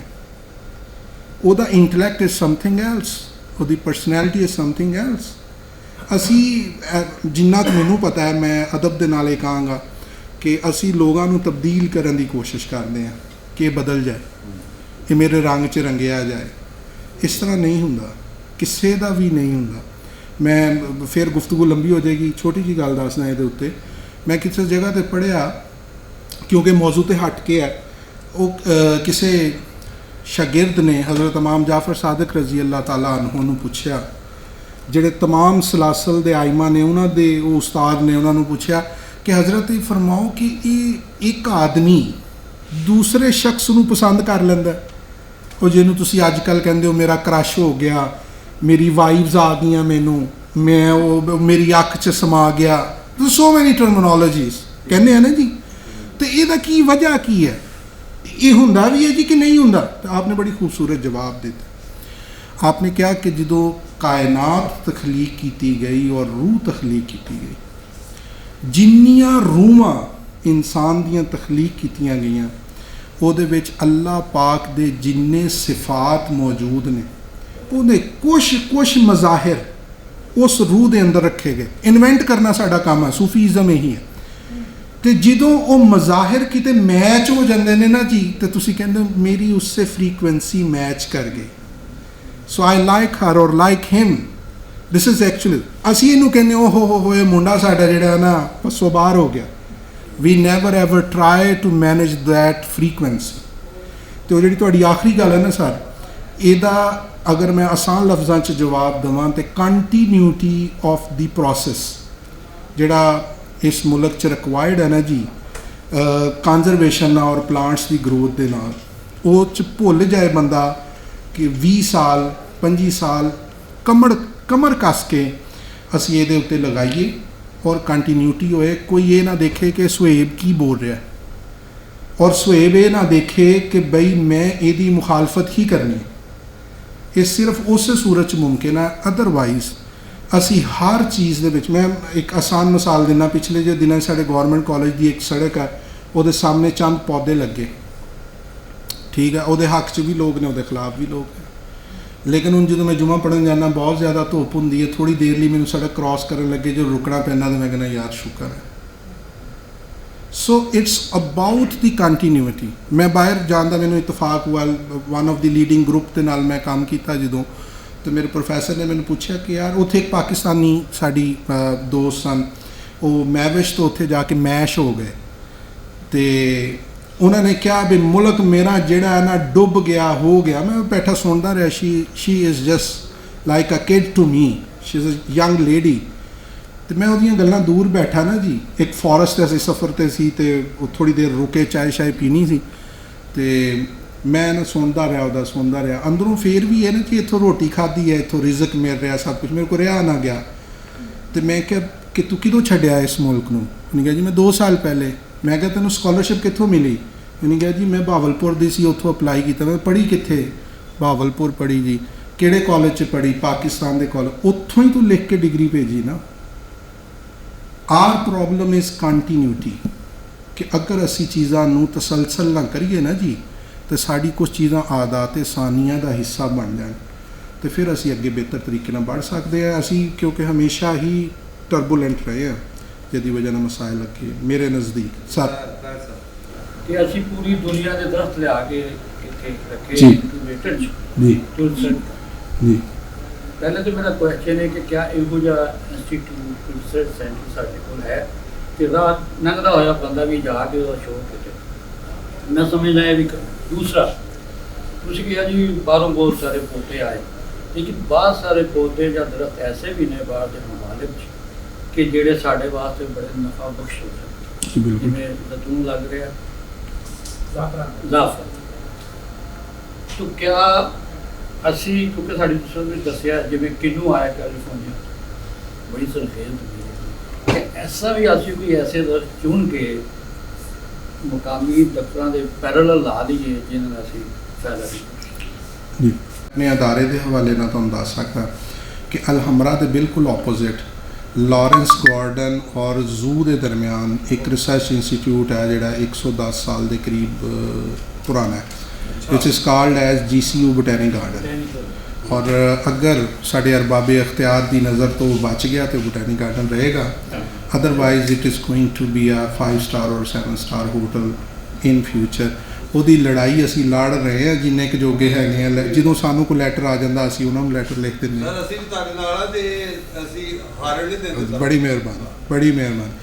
ਇਹ ਉਹ ਸਰ ਤਕਰੀਬਨ ਮੌਜੂਦ ਆ ਉੱਥੇ ਜੀ, ਔਰ ਉਹਦੇ ਵਿੱਚ ਮੈਂ ਉਹਦੀ ਸਿਰਫ ਤੁਹਾਨੂੰ ਇੱਕ ਦੱਸ ਸਕਦਾ ਪਹਿਲੂ। ਤੁਸੀਂ ਅਕਸਰ ਉਹ ਬੇਸ਼ਤਰ ਸੁਣਿਆ ਹੋਏਗਾ ਜੇਨ ਸਿੰਘ ਸਨੇਚਰਲ ਟੌਨਿਕ, ਜਿਹੜਾ ਮਰਦ ਔਰ ਖਵਾਤੀਨ ਇਕੁਅਲੀ ਕੈਨ ਟੇਕ ਇਟ, ਔਰ ਇਹਦੀ ਰੀਵਾਈਟਲਾਈਜੇਸ਼ਨ ਇੰਪੋਰਟੈਂਸ ਬਹੁਤ ਜ਼ਿਆਦਾ ਹੈ। ਦੁਨੀਆ ਦੇ ਵਿੱਚ ਇਹ ਪੌਦਾ ਖਤਮ ਹੋ ਰਿਹਾ ਸੀ। Luckily in Lahore that botanic garden has 5 to 6 plants और baby plants तो ਅਸੀਂ ਰੇਜ਼ ਕੀਤਾ ਹੈ। ਔਰ ਉਹਦੀ ਸਿਗਨੀਫੀਕੈਂਸ ਇਹ ਹੈ ਕਿ ਜਦੋਂ ਕੰਗੀ ਪਾਮ ਜਿਹੜਾ ਤੁਹਾਡੇ ਕੋਲ ਹੁਣ ਬਹੁਤ ਲੱਗਾ, ਜਦੋਂ ਲਾਹੌਰ ਦੇ ਵਿੱਚ ਇਹਦੀ ਇੱਕ ਕੰਗੀ ਦਾ ਬੂਟਾ 96-97 ਦੇ ਵਿੱਚ ਮੈਂ ਲਾਹੌਰ ਆਇਆ ਜੀ ਆਪਣੀ ਖਾਲਾ ਕੋ, ਤਾਂ ਉਹਨੇ ਮੈਨੂੰ ਦੱਸਿਆ, ਮੇਰੀ ਖਾਲਾ ਨੇ, ਮਾਸੀ ਨੇ, ਕਿ ਬਈ ਪੁੱਤਰ ਮੈਂ 600 ਦਾ ਲੈ ਕੇ ਆਈ ਹਾਂ ਐਟ ਦੈਟ ਟਾਈਮ। ਠੀਕ ਹੈ, ਜਦੋਂ ਇਹ ਗਰੋ ਹੀ ਨਹੀਂ ਸੀ ਹੁੰਦਾ, ਨਰਸਰੀ ਵਾਲੇ ਇਹਨੂੰ ਐਜ਼ ਆ ਪ੍ਰੋਡਕਟ ਵੇਚਦੇ ਸਨ ਕਿ ਬੀਬੀ ਜੀ ਮੈਂ ਤੁਹਾਡੇ ਲਈ ਰੱਖਿਆ। ਠੀਕ ਹੈ, ਉਹਦੇ ਬੂਟੇ ਤਕਰੀਬਨ 80 ਤੋਂ 90 ਸਾਲ ਪੁਰਾਣੇ ਸਾਡੇ ਕੋਲ ਇੱਕ ਗਰੂਵ ਆ ਉੱਥੇ ਮੌਜੂਦ ਆ, ਔਰ ਇਹ ਇੰਡੀਕੇਟ ਕਰਦੇ ਆ ਵੀ ਸਾਡੀ ਉਹਦੇ ਨਾਲ ਕਿੰਨੀ ਉਹ ਕਹਿ ਲਓ ਕਿ ਉਹਦੇ ਨਾਲ ਵਾਬਸਤਗੀ ਹੈ, ਜੁੜਤ। ਔਰ ਦੂਸਰਾ ਪਾਰਟ ਇਹ ਹੈ ਜੀ ਕਿ ਜਿੰਨੀਆਂ ਫੈਸਿਲਿਟੀਜ਼ ਰਾਇਲ ਗਾਰਡਨ ਕਿਊ ਦੇ ਕੋਲ ਮੌਜੂਦ ਨੇ ਜਾਂ ਕਿਊ ਗਾਰਡਨ ਦੇ ਕੋਲ ਮੌਜੂਦ ਨੇ, ਉਹ ਇੱਕ ਤੁਸੀਂ ਅਗਰ ਦੇਖੋ ਤਾਂ ਉਹ ਕੰਟੀਨਿਊਟੀ ਹੈ। ਠੀਕ ਹੈ, ਮੈਂ ਸਿਰਫ ਇਹਦਾ ਜਵਾਬ ਇੱਕ ਮਨਫੀ ਰਵੱਈਏ ਦੇ ਨਾਲ ਦੇ ਕੇ ਇਸ ਗੱਲ ਨੂੰ, ਜਦੋਂ ਪਹਿਲੀ ਦਫਾ ਪਲਾਂਟ ਸਾਇੰਸਿਸ ਦੀਆਂ ਕਲਾਸਾਂ ਪੰਜਾਬ 'ਚ ਹੋਈਆਂ ਨਾ ਜੀ, ਤੇ ਪੰਜਾਬ ਯੂਨੀਵਰਸਿਟੀ ਨੇ ਆਪਣਾ ਇਨਟੇਕ ਲਿਆ, ਤੇ ਉਹਦੀ ਪਹਿਲੀ ਕਲਾਸ ਸਰ ਰਾਏ ਬਹਾਦਰ ਸ਼ਿਵਰਾਮ ਕੇਸ਼ਿਪ ਨੇ 1912 ਦੇ ਵਿੱਚ ਗੌਰਮੈਂਟ ਕਾਲਜ 'ਚ ਪੜ੍ਹਾਈ। ਠੀਕ ਹੈ ਜੀ। Later on the mother becomes child, ਬੜਾ ਕਾਮਨ ਮੁਹਾਵਰਾ ਹੈ ਸਾਡੇ ਬੋਟਨੀ ਨਾਲ, and the child becomes mother. ਉਹਨਾਂ ਨੇ ਕਿਹਾ ਜੀ ਕਿ ਅਸੀਂ ਹੁਣ ਇੰਨੇ ਸਫੀਸ਼ੀਐਂਟ ਹੋ ਗਏ ਹਾਂ, ਅਸੀਂ ਆਪਣੀ ਕਲਾਸ ਖੁਦ ਪੜ੍ਹਾਵਾਂਗੇ, ਤੁਹਾਡੀਆਂ ਕਲਾਸਾਂ now you will be dealt as college. ਅਤੇ ਕੀ ਹੋਇਆ ਕਿ ਜਦੋਂ ਵੰਡ ਪਈ ਨਾ ਜੀ, ਉਹਨਾਂ ਨੇ ਕਿਹਾ ਜੀ ਬਾਬਾ ਸ਼ਿਵਰਾਮ ਕੇਸ਼ਿਪ 47 ਤੋਂ ਬਾਅਦ ਜਿਹੜਾ ਸੀ ਤੁਹਾਡਾ ਨਹੀਂ ਰਿਹਾ, ਸਾਡਾ। ਉਹਨਾਂ ਨੇ ਉਹਨਾਂ ਦੀ ਸਾਰੀ ਕਲੈਕਸ਼ਨ ਸਭ ਕੁਝ ਉਠਾਈ ਲੈ ਗਏ। This is actually the Punjabi culture. ਸਾਡੇ ਹਾਂ ਵੰਡ ਦਾ ਵੀ ਤਸੱਵਰ ਹੈ, ਔਰ ਅਸੀਂ ਉਹ ਭੁੱਲੇ ਹੀ ਨਹੀਂ। ਅਸੀਂ ਇਹ ਕਹਿੰਦੇ ਹੀ ਨਹੀਂ ਕਿ ਯਾਰ ਇਹ ਸਾਡਾ ਸਭ ਦਾ ਹੈ। ਇਹਨੇ ਸਾਡੇ ਅਦਾਰਿਆਂ ਨੂੰ ਕਿਸੇ ਹੱਦ ਤੱਕ ਉਹਦੇ ਅੰਦਰ ਮਸਾਇਲ ਪੈਦਾ ਕੀਤੇ ਨੇ। ਲੇਕਿਨ ਅਗਰ ਤੁਸੀਂ ਗੌਰਮੈਂਟ ਕਾਲਜ ਨੂੰ ਵਿਜ਼ਿਟ ਕਰੋ, ਉਹਦੇ ਬੋਟਨੀ ਡਿਪਾਰਟਮੈਂਟ ਨੂੰ ਵਿਜ਼ਿਟ ਕਰੋ, ਤੇ ਸਾਡੇ ਕੋਲ ਇਸ ਵਕਤ ਵੀ ਤਕਰੀਬਨ ਕੋਈ 120 ਸਾਲ ਪੁਰਾਣੀ ਯਾਦਦਾਸ਼ਤਾਂ ਫਿਲਮ ਦੀ ਸ਼ਕਲ 'ਚ। ਸਾਡੇ ਕੋਲ ਪੁਰਾਣਾ ਮੀਡੀਆ ਆਫ ਇੰਸਟਰਕਸ਼ਨ, ਜਿਸ ਤਰ੍ਹਾਂ ਉਹਨੇ ਕੈਮਰਾ ਰਿਕਾਰਡ ਕਰ ਰਿਹਾ, ਉਸ ਵਕਤ ਐਪੀਡਾਇਸਕੋਪ ਪਲੱਸ ਐਪੀਵਾਈਜ਼ਰ ਸੀ। ਮੈਨੂੰ ਕੰਮ ਕਰਨ ਦਾ ਮੌਕਾ ਮਿਲਿਆ ਤੇ ਮੈਂ ਉਹਨੂੰ ਰੀਹੈਬਿਲਿਟੇਟ ਕੀਤਾ, ਫੰਕਸ਼ਨਲ ਸੀ। ਉਹ ਪੂਰੀ ਤਾਰੀਖ ਮੌਜੂਦ ਹੈ। ਤੁਸੀਂ ਮੀਡੀਆ ਨਾਲ ਜਾਂ ਕੈਮਰੇ ਨਾਲ ਵਾਬਸਤਾ ਲੋਕ, 25 mm ਦਾ ਵੀ ਕੋਈ ਕੈਮਰਾ ਹੁੰਦਾ ਸੀ ਜਿਹੜਾ ਕਿ ਇਹ ਫਿਲਮ ਨੂੰ ਬਣਾਉਂਦਾ ਸੀ, ਵੀਡੀਓ ਬਣਾਉਂਦਾ। ਅਤੇ ਇਸ ਰੋਲੋ ਦੇ, ਅਗਰ ਤੁਸੀਂ ਨਾਮ ਤੋਂ ਵਾਕਿਫ ਹੋ, ਇਸ ਰੋਲੋ ਦੇ ਹੱਥ ਦੀਆਂ ਪ੍ਰੀਜ਼ਰਵ ਕੀਤੀਆਂ ਹੋਈਆਂ ਤਸਵੀਰਾਂ ਜਿਹੜੀਆਂ ਪਲਾਂਟ ਸਾਇੰਸਿਸ ਦੇ ਜਿਹੜੇ ਇਬਤਦਾਈ ਜਿਹੜੇ ਲੋਕ ਸਨ, ਸਰ ਰਾਏ ਬਹਾਦਰ, ਸ਼ਿਵਰਾਮ ਕੇਸ਼ਿਪ, SL ਘੋਸ਼, ਅਮਰਚੰਦ ਜੋਸ਼ੀ ਔਰ ਤਮਾਮ ਲੋਕ, ਉਹਨਾਂ ਦੀਆਂ ਤਸਵੀਰਾਂ ਸ਼ੀਸ਼ੇ ਦੇ ਉੱਤੇ ਹਲੇ ਵੀ ਇੰਪ੍ਰਿੰਟ ਐਸ ਰੋਲੋ ਨੇ ਕੀਤੀਆਂ ਹੋਈਆਂ ਡਿਪਾਰਟਮੈਂਟ 'ਚ ਮੌਜੂਦ ਨੇ। ਤੇ ਚੰਦ ਚੀਜ਼ਾਂ ਨੇ ਜਿਹੜੀਆਂ ਅਸੀਂ ਬਚਾ ਸਕੇ ਔਰ ਕੋਸ਼ਿਸ਼ ਕਰ ਰਹੇ ਹਾਂ ਕਿ ਇਹਨੂੰ ਅੱਗੇ ਟ੍ਰਾਂਸਫਰ ਕਰੀਏ। ਅੰਦਾਜ਼ੇ ਬਿਆਨ ਦੀ ਕਿਤਾਬਤ ਔਰ ਗੌਰ ਦੀ ਤੁਸੀਂ ਹੋਣ ਦਿੱਤਾ, ਤੁਹਾਡੀ ਬੜੀ ਮਿਹਰਬਾਨੀ। ਸਾਨੂੰ ਤਾਂ ਲੱਗਾ ਕਿ ਅਫਸਰ ਸਾਹਿਬ ਨੇ ਬਾਟਨੀ ਪੜ੍ਹ ਲਈ ਹੈ, ਤੁਹਾਡੀ ਬੜੀ ਮਿਹਰਬਾਨੀ। ਬੜੇ ਸੋਹਣੇ ਤਰੀਕੇ ਨਾਲ ਕੀਤਾ। ਸਵਾਲ ਮੇਰਾ ਜਿਹੜਾ ਬਿਲਕੁਲ ਇੱਕ ਤੇ ਵੇਖ ਕੇ ਗਵਰਨਮੈਂਟ ਲੈਵਲ ਤੇ ਵੀ ਕਰਨਾ ਚਾਹੀਦਾ ਹੈ, ਲੇਕਿਨ ਬਾਹਰ ਦੁਨੀਆ 'ਚ ਅਸੀਂ ਘੁੰਮ ਕੇ ਦੇਖਿਆ, ਲੋਕਾਂ ਨੇ ਖੁਦ ਕੀਤਾ ਹੈ। ਅਸੀਂ ਸਮਝਦੇ ਹਾਂ ਇੱਥੇ ਅਸੀਂ ਬੜੇ ਬੂਟੇ ਲਾਏ ਨੇ, ਲੇਕਿਨ ਤੁਸੀਂ ਯੂਰਪ 'ਚ ਵੀ ਜਾਓ, ਅਮਰੀਕਾ ਵਿੱਚ ਜਾਓ, ਤੇ ਕੋਈ ਐਸਾ ਘਰ ਨਹੀਂ ਮਿਲੇਗਾ ਜਿਹਨੇ ਆਪਣੇ ਸਾਹਮਣੇ ਪਲਾਂਟ ਸੋਹਣੇ ਨਹੀਂ ਲਾਏ। ਔਰ ਬੇਤਹਾਸ਼ਾ ਸੜਕਾਂ, ਫੁੱਟਪਾਥ ਸਾਨੂੰ ਆਪਣੇ ਤੌਰ ਤੇ ਵੀ ਕਰਨਾ ਚਾਹੀਦਾ ਹੈ, ਉਹਦਾ ਦਾ ਸ਼ੌਕ ਉਜਾਗਰ ਕਰਨਾ ਚਾਹੀਦਾ ਹੈ। ਔਰ ਦੂਸਰੀ ਗੱਲ ਹੈ ਕਿ ਸਾਨੂੰ ਲੋੜ ਵੀ ਹੈ, ਰੀਸੈਂਟ ਸਟੱਡੀ ਹੋਈ ਹੈ ਇਹਦੇ ਵਿੱਚ ਸਾਡੇ ਪਾਕਿਸਤਾਨ 'ਚ ਵੀ, ਤੇ ਉਹ ਵੀ ਤੁਹਾਡੀ ਗੱਲ ਤੋਂ ਪੂਰਾ ਪਤਾ ਲੱਗਾ ਹੈ ਕਿ ਪਿਛਲੇ ਕਮ ਸੇ ਕਮ 8-10 ਸਦੀਆਂ ਦੇ ਵਿੱਚ ਕਦੋਂ ਕਹਿ ਪੈ ਗਿਆ ਸੀ, ਕਦੋਂ ਮਤਲਬ ਰੋੜਾ ਯਾਨੀ ਕਹਿ ਸਾਲੀ ਸੀ, ਬਾਰਿਸ਼ਾਂ ਘੱਟ ਹੋਈਆਂ, ਕਦੋਂ ਜ਼ਿਆਦਾ ਹੋਈਆਂ, ਕਦੋਂ ਸਲਾਬ ਆ ਗਏ, ਤੇ ਪਤਾ ਲੱਗਾ ਕਿ ਕੰਸਿਸਟੈਂਸੀ ਹੈ ਨਹੀਂ ਸਾਡੇ ਮੌਸਮ 'ਚ। ਮੈਂ ਇੱਕ ਗੱਲ ਪੁੱਛਣਾ ਚਾਹੁੰਦਾ, ਇੱਕ ਟਾਹਲੀ ਕਿਉਂ ਖਤਮ ਹੋ ਗਈ ਸਾਡੇ ਦੇਸ਼ 'ਚ? ਜੀ ਮੈਂ ਬਿਲਕੁਲ ਦੱਸ, ਐਜ਼ ਅ ਨੇਚਰਲਿਸਟ ਅਗਰ ਮੈਂ ਗੱਲ ਕਰਾਂ ਤੇ ਹਰ ਬੰਦੇ ਦੇ ਜ਼ਿਹਨ ਦੇ ਵਿੱਚ ਜਿਹੜਾ ਜ਼ਮੀਨ ਨਾਲ ਜੁੜਿਆ ਹੈ ਉਹ ਇਹ ਗੱਲ ਜ਼ਰੂਰ ਪੁੱਛੇਗਾ। ਸਭ ਨੂੰ ਪਹਿਲੀ ਗੱਲ ਹੈ ਐਜ਼ ਅ ਤਾਲਬ ਇਲਮ ਅਗਰ ਮੈਂ ਦੇਖਾਂ ਨਾ ਜੀ ਇਹਨੂੰ, ਤੇ ਸਾਡੇ ਬਹੁਤ ਸਾਰੇ ਸਾਥੀਆਂ ਨੂੰ ਇਸ ਗੱਲ ਦਾ ਅੰਦਾਜ਼ਾ ਨਹੀਂ ਹੈ ਕਿ ਜਿਹੜੀ ਟਾਹਲੀ ਅਸੀਂ ਗਰੋ ਕੀਤੀ ਜਾਂ ਆਲਰੇਡੀ ਜਨਰੇਟ ਕੀਤੀ ਜਾਂ ਮੌਜੂਦ ਸੀ ਇੱਥੇ, ਅਗਰਚੇ ਉਹਨੇ ਬੜਾ ਅੱਛਾ ਰਿਸਪੌਂਸ ਦਿੱਤਾ ਹੈ, ਐਕਲੈਮੇਟਾਈਜ਼ ਕਰ ਗਈ ਇੱਥੇ, ਉਹਨੇ ਬੜਾ ਆਪਣੀ ਵਜੂਦ ਬਣਾਇਆ, ਲਿਟਰੇਚਰ 'ਚ ਉਹਨੇ ਆਪਣੀ ਜਗ੍ਹਾ ਬਣਾਈ, ਲੇਕਿਨ ਆਈ ਵਾਜ਼ ਅਸਟੋਨਿਸ਼ਡ ਕਿ ਮੈਂ ਤਰਬੇਲਾ ਡੈਮ ਦੀ ਐਕਸਟੈਂਸ਼ਨ ਦੇ ਉੱਤੇ ਇੱਕ ਰਿਪੋਰਟ ਲਿਖ ਰਿਹਾ ਸੀ ਇਨ ਕੰਸਲਟੈਂਸੀ, ਔਰ ਉਸ ਕੰਸਲਟੈਂਸੀ ਦੇ ਵਿੱਚ ਮੈਂ ਜ਼ਿਕਰ ਕੀਤਾ ਕਿ ਜਿਹੜੀ ਐਕਸਟੈਂਸ਼ਨ 5 ਜਿਹੜੀ ਹੋ ਰਹੀ ਹੈ, ਜਿਹੜੀ ਹੁਣ 1800 ਮੈਗਾਵਾਟ ਸ਼ਾਮਲ ਹੋ ਰਹੀ ਹੈ, ਉਹਦੇ ਵਿੱਚ ਮੈਂ ਜ਼ਿਕਰ ਕੀਤਾ ਕਿ ਦੇਰ ਵਾਜ਼ ਡਲਬਰਜੀਆ ਸਿਸੋ ਵਿਚ ਇਜ਼ ਕਾਲਡ ਐਜ਼ ਸ਼ੇਸ਼ਮ ਔਰ ਟਾਲੀ। ਅੱਛਾ, ਤਾਂ ਉਹ ਜਿਹੜਾ ਮੇਰਾ UK ਬੇਸ ਕੰਸਲਟੈਂਟ ਸੀ, ਉੱਥੇ ਐਕਸਪਰਟ ਸੀ, ਉਹਨੇ ਕਿਹਾ, ਔਰ ਮੈਂ ਜ਼ਿਕਰ ਕੀਤਾ ਕਿ ਨੇਟਿਵ ਪਲਾਂਟ ਹੈ ਇਹ, ਉਹਨੇ ਕਿਹਾ do you think it is native, how you can say this. ਉਹਨੇ ਪੂਰੀ ਰਿਪੋਰਟ 'ਚ ਜੀ ਕੋਈ ਜ਼ਿਕਰ ਨਹੀਂ ਕੀਤਾ, ਐਂਡ ਮੈਂ ਇਹ ਗੱਲ ਜਿਹੜੀ ਹੈ ਬੜੇ ਕਹਿ ਲਓ ਕਿ ਜ਼ਿੰਮੇਦਾਰੀ ਨਾਲ ਇਹ ਗੱਲ ਕਹਿ ਰਿਹਾ। ਅੱਛਾ, ਮੈਂ ਕਿਹਾ ਯਾਰ this is a question ਕਿ ਬਈ ਅਸੀਂ then I went back and try to find out the history। ਜਦੋਂ ਮੈਂ ਦੇਖੀ ਤੇ ਇੱਕ ਕਿਤਾਬ ਹੈ ਜੀ champion and ਖਟਕ the, that is called name of the forest types of Pakistan, the only book available in Pakistan ਜਿਹੜੀ ਉਹਨੂੰ ਸਾਈਟ ਕਰਦੀ ਹੈ। ਉਹ ਕਹਿੰਦੀ ਹੈ ਕਿ ਟਾਹਲੀ ਸਾਡੀ ਨਹੀਂ, ਸਿੱਧਾ ਨਹੀਂ ਕਹਿੰਦੀ, ਉੱਥੇ ਲਫ਼ਜ਼ ਇਸਤੇਮਾਲ ਕਰਦੀ ਹੈ ਐਕਲੇਮੇਟਾਈਜ਼ਰ। ਚੈਂਪੀਅਨ ਐਂਡ ਖਟਕ ਦੋ ਬੰਦੇ ਸਨ, ਚੈਂਪੀਅਨ ਐਂਡ ਖਟਕ, ਇਹ ਇੱਕ UK ਬੇਸਡ ਹੈ, ਇੱਕ ਸਾਡੇ ਇੱਥੇ ਦੇ ਲੋਕਲ ਫੋਰੈਸਟਰ ਨੇ। 1963 ਦੇ ਵਿੱਚ ਤੁਸੀਂ ਇਹਨੂੰ ਟਾਈਪ ਕਰੋ, ਤੁਹਾਨੂੰ ਇਹਦੀ ਪੂਰੀ ਸਾਈਟੇਸ਼ਨ ਆ ਜਾਏਗੀ, ਫੋਰੈਸਟ ਟਾਈਪਸ ਆਫ ਪਾਕਿਸਤਾਨ। ਜਦੋਂ ਗੋਰੇ ਨੇ ਕੁਐਸਚਨ ਰੇਜ਼ ਕੀਤਾ, ਹਾਂਜੀ ਫੋਰੈਸਟ ਟਾਈਪਸ ਆਫ ਪਾਕਿਸਤਾਨ, ਉਹਦਾ ਵੀ ਮੈਂ ਚਲੋ ਐਲੈਬੋਰੇਟ ਕਰ ਦਿੰਦਾ ਤੁਹਾਨੂੰ। ਜਿੰਨੇ ਵੀ ਸਾਡੇ ਮੌਸਮੀਆਤੀ ਸਰਕਲਸ ਨੇ, ਬਾਉਂਡਰੀਜ਼ ਨੇ, ਸਾਡੇ ਪੌਦਿਆਂ ਦੀ ਟਾਈਪਸ ਹੈ, ਔਰ ਉਹਦੇ ਨਾਲ ਜਿਹੜੀ ਸੋਇਲ ਦੀ ਕਿਸਮ ਤਬਦੀਲ ਹੋ ਜਾਂਦੀ ਹੈ, ਉਹਦੀ ਬੁਨਿਆਦ ਦੇ ਉੱਤੇ ਅਸੀਂ ਇੱਕ ਜ਼ੋਨ ਬਣਾ ਦਿੰਦੇ। ਉਹਨੂੰ ਤੁਸੀਂ ਐਗਰੋ ਇਕੋਲੋਜੀਕਲ ਜ਼ੋਨ ਵੀ ਕਹਿੰਦੇ ਹੋ, ਉਹਨੂੰ ਫੋਰੈਸਟਰੀ ਦਾ ਜ਼ੋਨ ਵੀ ਕਹਿੰਦੇ ਹੋ, ਇਹਦੇ ਮੁਖਤਲਿਫ ਕਹਿ ਲਓ ਕਿਸ ਤਰ੍ਹਾਂ ਕਹਿਣਾ ਚਾਹੀਦਾ, ਉਹਦੇ ਜੱਥੇ ਬਣਾ ਲੈਂਦੇ ਹੋ, ਪੌਦਿਆਂ ਦੀ ਡੋਮੀਨੈਂਸ ਦੀ ਬੁਨਿਆਦ 'ਤੇ, ਸੋਇਲ ਦੀ ਕਰੈਕਟਰਿਸਟਿਕਸ ਦੀ ਬੁਨਿਆਦ 'ਤੇ, ਕਲਾਈਮੈਟਿਕ ਕੰਡੀਸ਼ਨਸ ਦੀ ਬੁਨਿਆਦ ਦੇ ਉੱਤੇ, ਉਹ ਜ਼ੋਨ ਕਹਿਲਾਉਂਦਾ। ਉਹਨੂੰ ਤੁਸੀਂ ਇਕੋਲੋਜੀਕਲ ਫੋਰੈਸਟਰੀ ਜ਼ੋਨਸ ਵੀ ਕਹਿੰਦੇ। At that moment when I found it, ਤੇ it's origin was in Malaysia, Indo Malayan origin. Indo Malayan, ਜ਼ਰਾ 47 ਤੋਂ ਪਿੱਛੇ ਚੱਲੋ, 47 ਤੋਂ ਪਿੱਛੇ ਚੱਲਦੇ ਹੋ ਤੇ ਮਲਾਇਆ ਔਰ ਇਹ ਸਾਰੀ ਏਰੀਆਜ਼ ਸਬ ਕੌਂਟੀਨੈਂਟ ਦੇ ਅੰਦਰ ਸ਼ਾਮਿਲ ਹੈ। ਮਲੇਸ਼ੀਆ ਦਾ ਜ਼ਰਾ ਟੈਂਪਰੇਚਰ ਜ਼ਰਾ ਗੂਗਲ ਕਰਕੇ ਦੇਖੋ ਕਿ ਸਾਲ 'ਚ ਕਿੰਨੇ ਦਿਨ ਕਿੰਨਾ ਰਹਿੰਦਾ ਹੈ। ਇੱਕ ਗੱਲ। ਦੂਜੀ ਗੱਲ, ਕਿਉਂਕਿ ਇਹਦੇ ਨਾਲ ਜਦੋਂ ਉਹਨੂੰ ਇੱਥੇ ਗਰੋ ਕਰਵਾ ਦਿੱਤਾ ਗਿਆ ਤੇ ਉਹ ਸਰਵਾਈਵ ਕਰਨ ਦੀ ਸਾਇੰਸਦਾਨਾਂ ਦੇ ਦਰਮਿਆਨ ਜਿਹੜੀ ਇੱਕ ਬੁਨਿਆਦੀ ਵਜ੍ਹਾ ਹੈ, ਉਹਦੀ ਇੱਕ ਵਜ੍ਹਾ ਆ ਮੌਨਸੂਨ ਹੈ। ਆ ਮੌਨਸੂਨ ਜਿਹੜਾ 3 ਮਹੀਨੇ ਘੁੱਟ ਉਹਨੂੰ ਦਿੰਦਾ ਹੈ ਨਾ ਜੀ, something like that temperature also exist in those zones. ਉਹ ਟਾਹਲੀ ਨੂੰ ਸਰਵਾਈਵ ਕਰਨ ਦਾ ਸਬਬ ਬਣਿਆ, ਹੋ ਗਈ, ਸਰਵਾਈਵ ਹੋ ਗਈ, ਸਾਡੀ ਬਣ ਗਈ। ਇਹ ਜੀ ਪਰਹੈਪਸ ਇਟ ਇਜ਼ ਕਾਲਡ ਐਜ਼ ਕਿ 18 ਸਮਥਿੰਗ ਦੇ ਅੰਦਰ ਜਿਹੜੀ ਇਹਨੂੰ ਇੰਟਰੋਡਿਊਸ ਕੀਤਾ ਗਿਆ। ਹਾਂਜੀ, ਉਹ ਆ ਗਈ। ਅੱਛਾ, ਅਬ ਐਗਜ਼ਿਸਟ ਕਰ ਗਈ, ਐਕਲੇਮੇਟਾਈਜ਼ ਕਰ ਗਈ, ਬੜਾ ਅੱਛਾ ਹੋ ਗਿਆ। ਅਸੀਂ ਉਹਦਾ ਫਰਨੀਚਰ ਬਣਾਉਣਾ ਸ਼ੁਰੂ ਕਰ ਦਿੱਤਾ। ਹੁਣ ਨਾ ਉਹਦੇ ਨਾਲ ਜੁੜੇ ਹੋਏ ਫਵਾਇਦ, ਉਹ ਜੁੜੇ ਹੋਏ ਫਵਾਇਦ ਕੀ ਹੈ? ਅਸੀਂ ਕਿਹਾ ਜੀ ਕਿ ਅਸੀਂ ਕਿੱਕਰ ਦਾ ਬਿਹਤਰ ਇਸਤੇਮਾਲ ਨਹੀਂ ਕਰਨਾ। ਮਸਲ ਲਾਈਕ ਅਕੇਸ਼ੀਆ ਮੋਡੈਸਟਾ, ਫੁਲਾਈ ਦਾ ਜ਼ਿਕਰ ਕੀਤਾ। ਹੁਣ ਤੁਸੀਂ ਫੁਲਾਈ ਦਾ ਦਰਖਤ ਅਗਰ ਚੈੱਕ ਕਰੋ, ਉਹਦੀ ਵੁੱਡ ਦੀ ਡੈਂਸਿਟੀ ਨੂੰ ਅਗਰ ਚੈੱਕ ਕਰੋ, ਮਿਹਨਤ ਆ ਉਹਦੇ ਉੱਤੇ, ਲੇਕਿਨ ਉਹ ਰਿਪਲੇਸ ਕਰ ਸਕਦੀ ਹੈ ਟਾਹਲੀ ਨੂੰ। ਠੀਕ ਹੈ ਨਾ ਜੀ? ਲੇਕਿਨ ਅਸੀਂ ਉਹਦਾ ਇਸਤੇਮਾਲ ਇਸ ਵਾਸਤੇ ਨਹੀਂ ਕਰਦੇ ਕਿਉਂਕਿ ਉੱਤੇ ਮਿਹਨਤ ਹੈ ਬਹੁਤ ਜ਼ਿਆਦਾ। ਲੜ ਅੱਛਾ।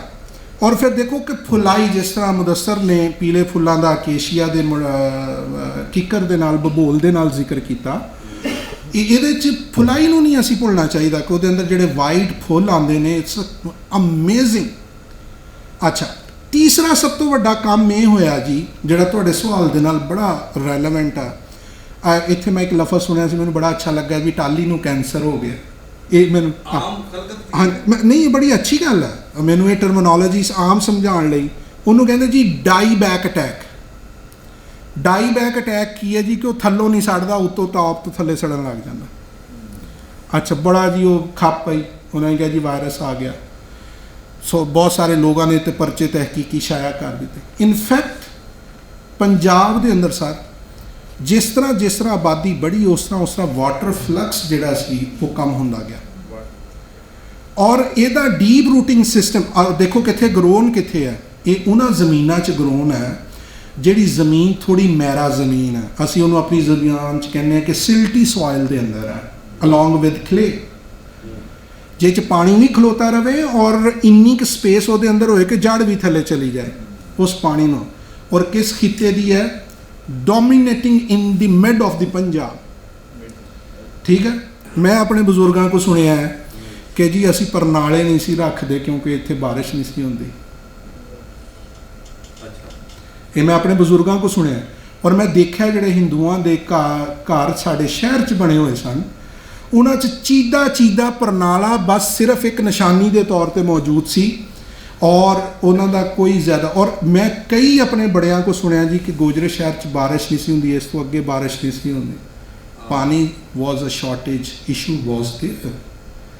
ਇਹ ਤਾਂ ਨਹਿਰੀ ਨਿਜ਼ਾਮ ਨੇ, ਇਹ ਡਿਬੇਟ ਬੜੀ ਵੱਡੀ ਹੋ ਜਾਏਗੀ।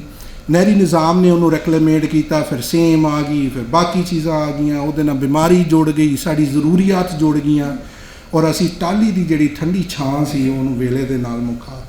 ਪਾਣੀ ਘੱਟ ਹੋ ਗਿਆ ਤੁਸੀਂ ਕਹਿੰਦੇ? ਯੈਸ ਅਗਰ ਸਾਇੰਟੀਫਿਕਲੀ ਜਿਹੜੇ ਲਾਏ, ਪੀਟਰ ਲਾਏ, ਉਹਨਾਂ ਦੇ ਖਿੱਚ ਲਿਆ ਪਾਣੀ। ਹਾਂਜੀ, ਔਰ ਅਸੀਂ ਇਹ ਗੱਲ ਨਹੀਂ ਸਮਝ ਸਕੇ ਔਰ ਫਿਰ ਕੀਤਾ ਕੀ ਕਿ ਸਫੇਦੇ ਦੇ ਨਾਲ ਜਿਹੜੀ ਟਾਹਲੀ ਸੀ ਨਾ ਜੀ, ਤੁਸੀਂ ਆਬਜ਼ਰਵ ਕਰਕੇ ਦੇਖਣਾ ਜ਼ਰਾ। ਮੇਰੇ ਘਰ ਦੇ ਬਿਲਕੁਲ ਸਾਹਮਣੇ ਇੱਕ ਖਾਲਾ ਵਗਦਾ ਸੀ। ਜਿੰਨੀ ਚਿਰ ਤੱਕ ਉਹ ਖਾਲਾ ਵਗਦਾ ਰਿਹਾ ਉਹ ਟਾਹਲੀ ਆਬਾਦ ਰਹੀ। ਔਰ ਜਦੋਂ ਬਾਰਿਸ਼ ਹੋਣੀ, ਕਿਉਂਕਿ ਮੇਰੇ ਘਰ ਔਰ ਉਸ ਟਾਹਲੀ ਦੇ ਦਰਮਿਆਨ ਕੁਛ ਨਹੀਂ ਸੀ, ਤੇ ਮੈਂ ਬਹਿ ਕੇ ਜਦੋਂ ਉਹਨੂੰ ਇੰਜੋਏ ਕਰਨਾ ਤੇ ਉਹਦਾ ਉਸ ਮੰਜ਼ਰ ਨੂੰ ਮੈਂ ਕੋਈ ਦੁਨੀਆ ਦੇ ਬਿਹਤਰੀਨ ਮੰਜ਼ਰਾਂ 'ਚੋਂ ਮੰਜ਼ਰ ਕਹਿ ਸਕਦਾ ਕਿ ਜਦੋਂ ਸੁਰਮਈ ਬੱਦਲ ਚੜ੍ਹਦੇ ਸਨ ਤੇ ਉਹਦਾ ਮੰਜ਼ਰ ਹੀ ਅਜੀਬੋ ਗਰੀਬ ਹੁੰਦਾ ਸੀ। ਲੇਕਿਨ ਦੀ ਮੂਮੈਂਟ ਉਹ ਖਾਲਾ ਬੰਦ ਹੋ ਗਿਆ ਸਰ, ਡਾਈ ਬੈਕ ਅਟੈਕ ਆਇਆ ਔਰ ਉਹਨੂੰ ਪਰਵਾਨ ਚੜਾਇਆ। It is basically about the ਅਗਰ ਉੱਥੇ ਬਹੁਤ ਸਾਰੇ ਆਸਪੈਕਟ ਵੀ ਕਾਰ ਫਰਮਾਨ ਨੇ ਤੇ ਬਟ ਵਨ ਆਫ ਦੈਮ ਜਿਹੜਾ ਉਹਨੂੰ ਟ੍ਰਿਗਰ ਕਰ ਰਿਹਾ that is the hydraulic flux. ਔਰ ਹਾਈਡ੍ਰੋਲਿਕ ਫਲਕਸ ਜਿਹੜਾ ਹੈ it is an important and essential component for the growth of the plant. ਇਹਨੂੰ ਅਸੀਂ ਰੂਲ ਆਊਟ ਨਹੀਂ ਕੀਤਾ। ਮਸਾ ਤੁਸੀਂ ਉਹੀ ਟਾਹਲੀ ਜ਼ਰਾ ਇਰੀਗੇਟਿਡ ਪਲਾਂਟੇਸ਼ਨ 'ਚ ਜਾਓ, it's a type of a plantation ਜਿਹੜੇ ਫੋਰੈਸਟਰੀ ਵਾਲੇ ਕਰਦੇ ਨੇ। ਨਹਿਰੀ ਕਿਨਾਰਿਆਂ ਦੇ ਕਰੀਬ ਜਿਹੜੀ ਪਲਾਂਟੇਸ਼ਨ ਹੁੰਦੀ ਹੈ ਉਹਦੇ 'ਚ ਦੇਖੋ ਟਾਹਲੀ ਮਰੀ ਹੈ ਕਿ ਨਹੀਂ?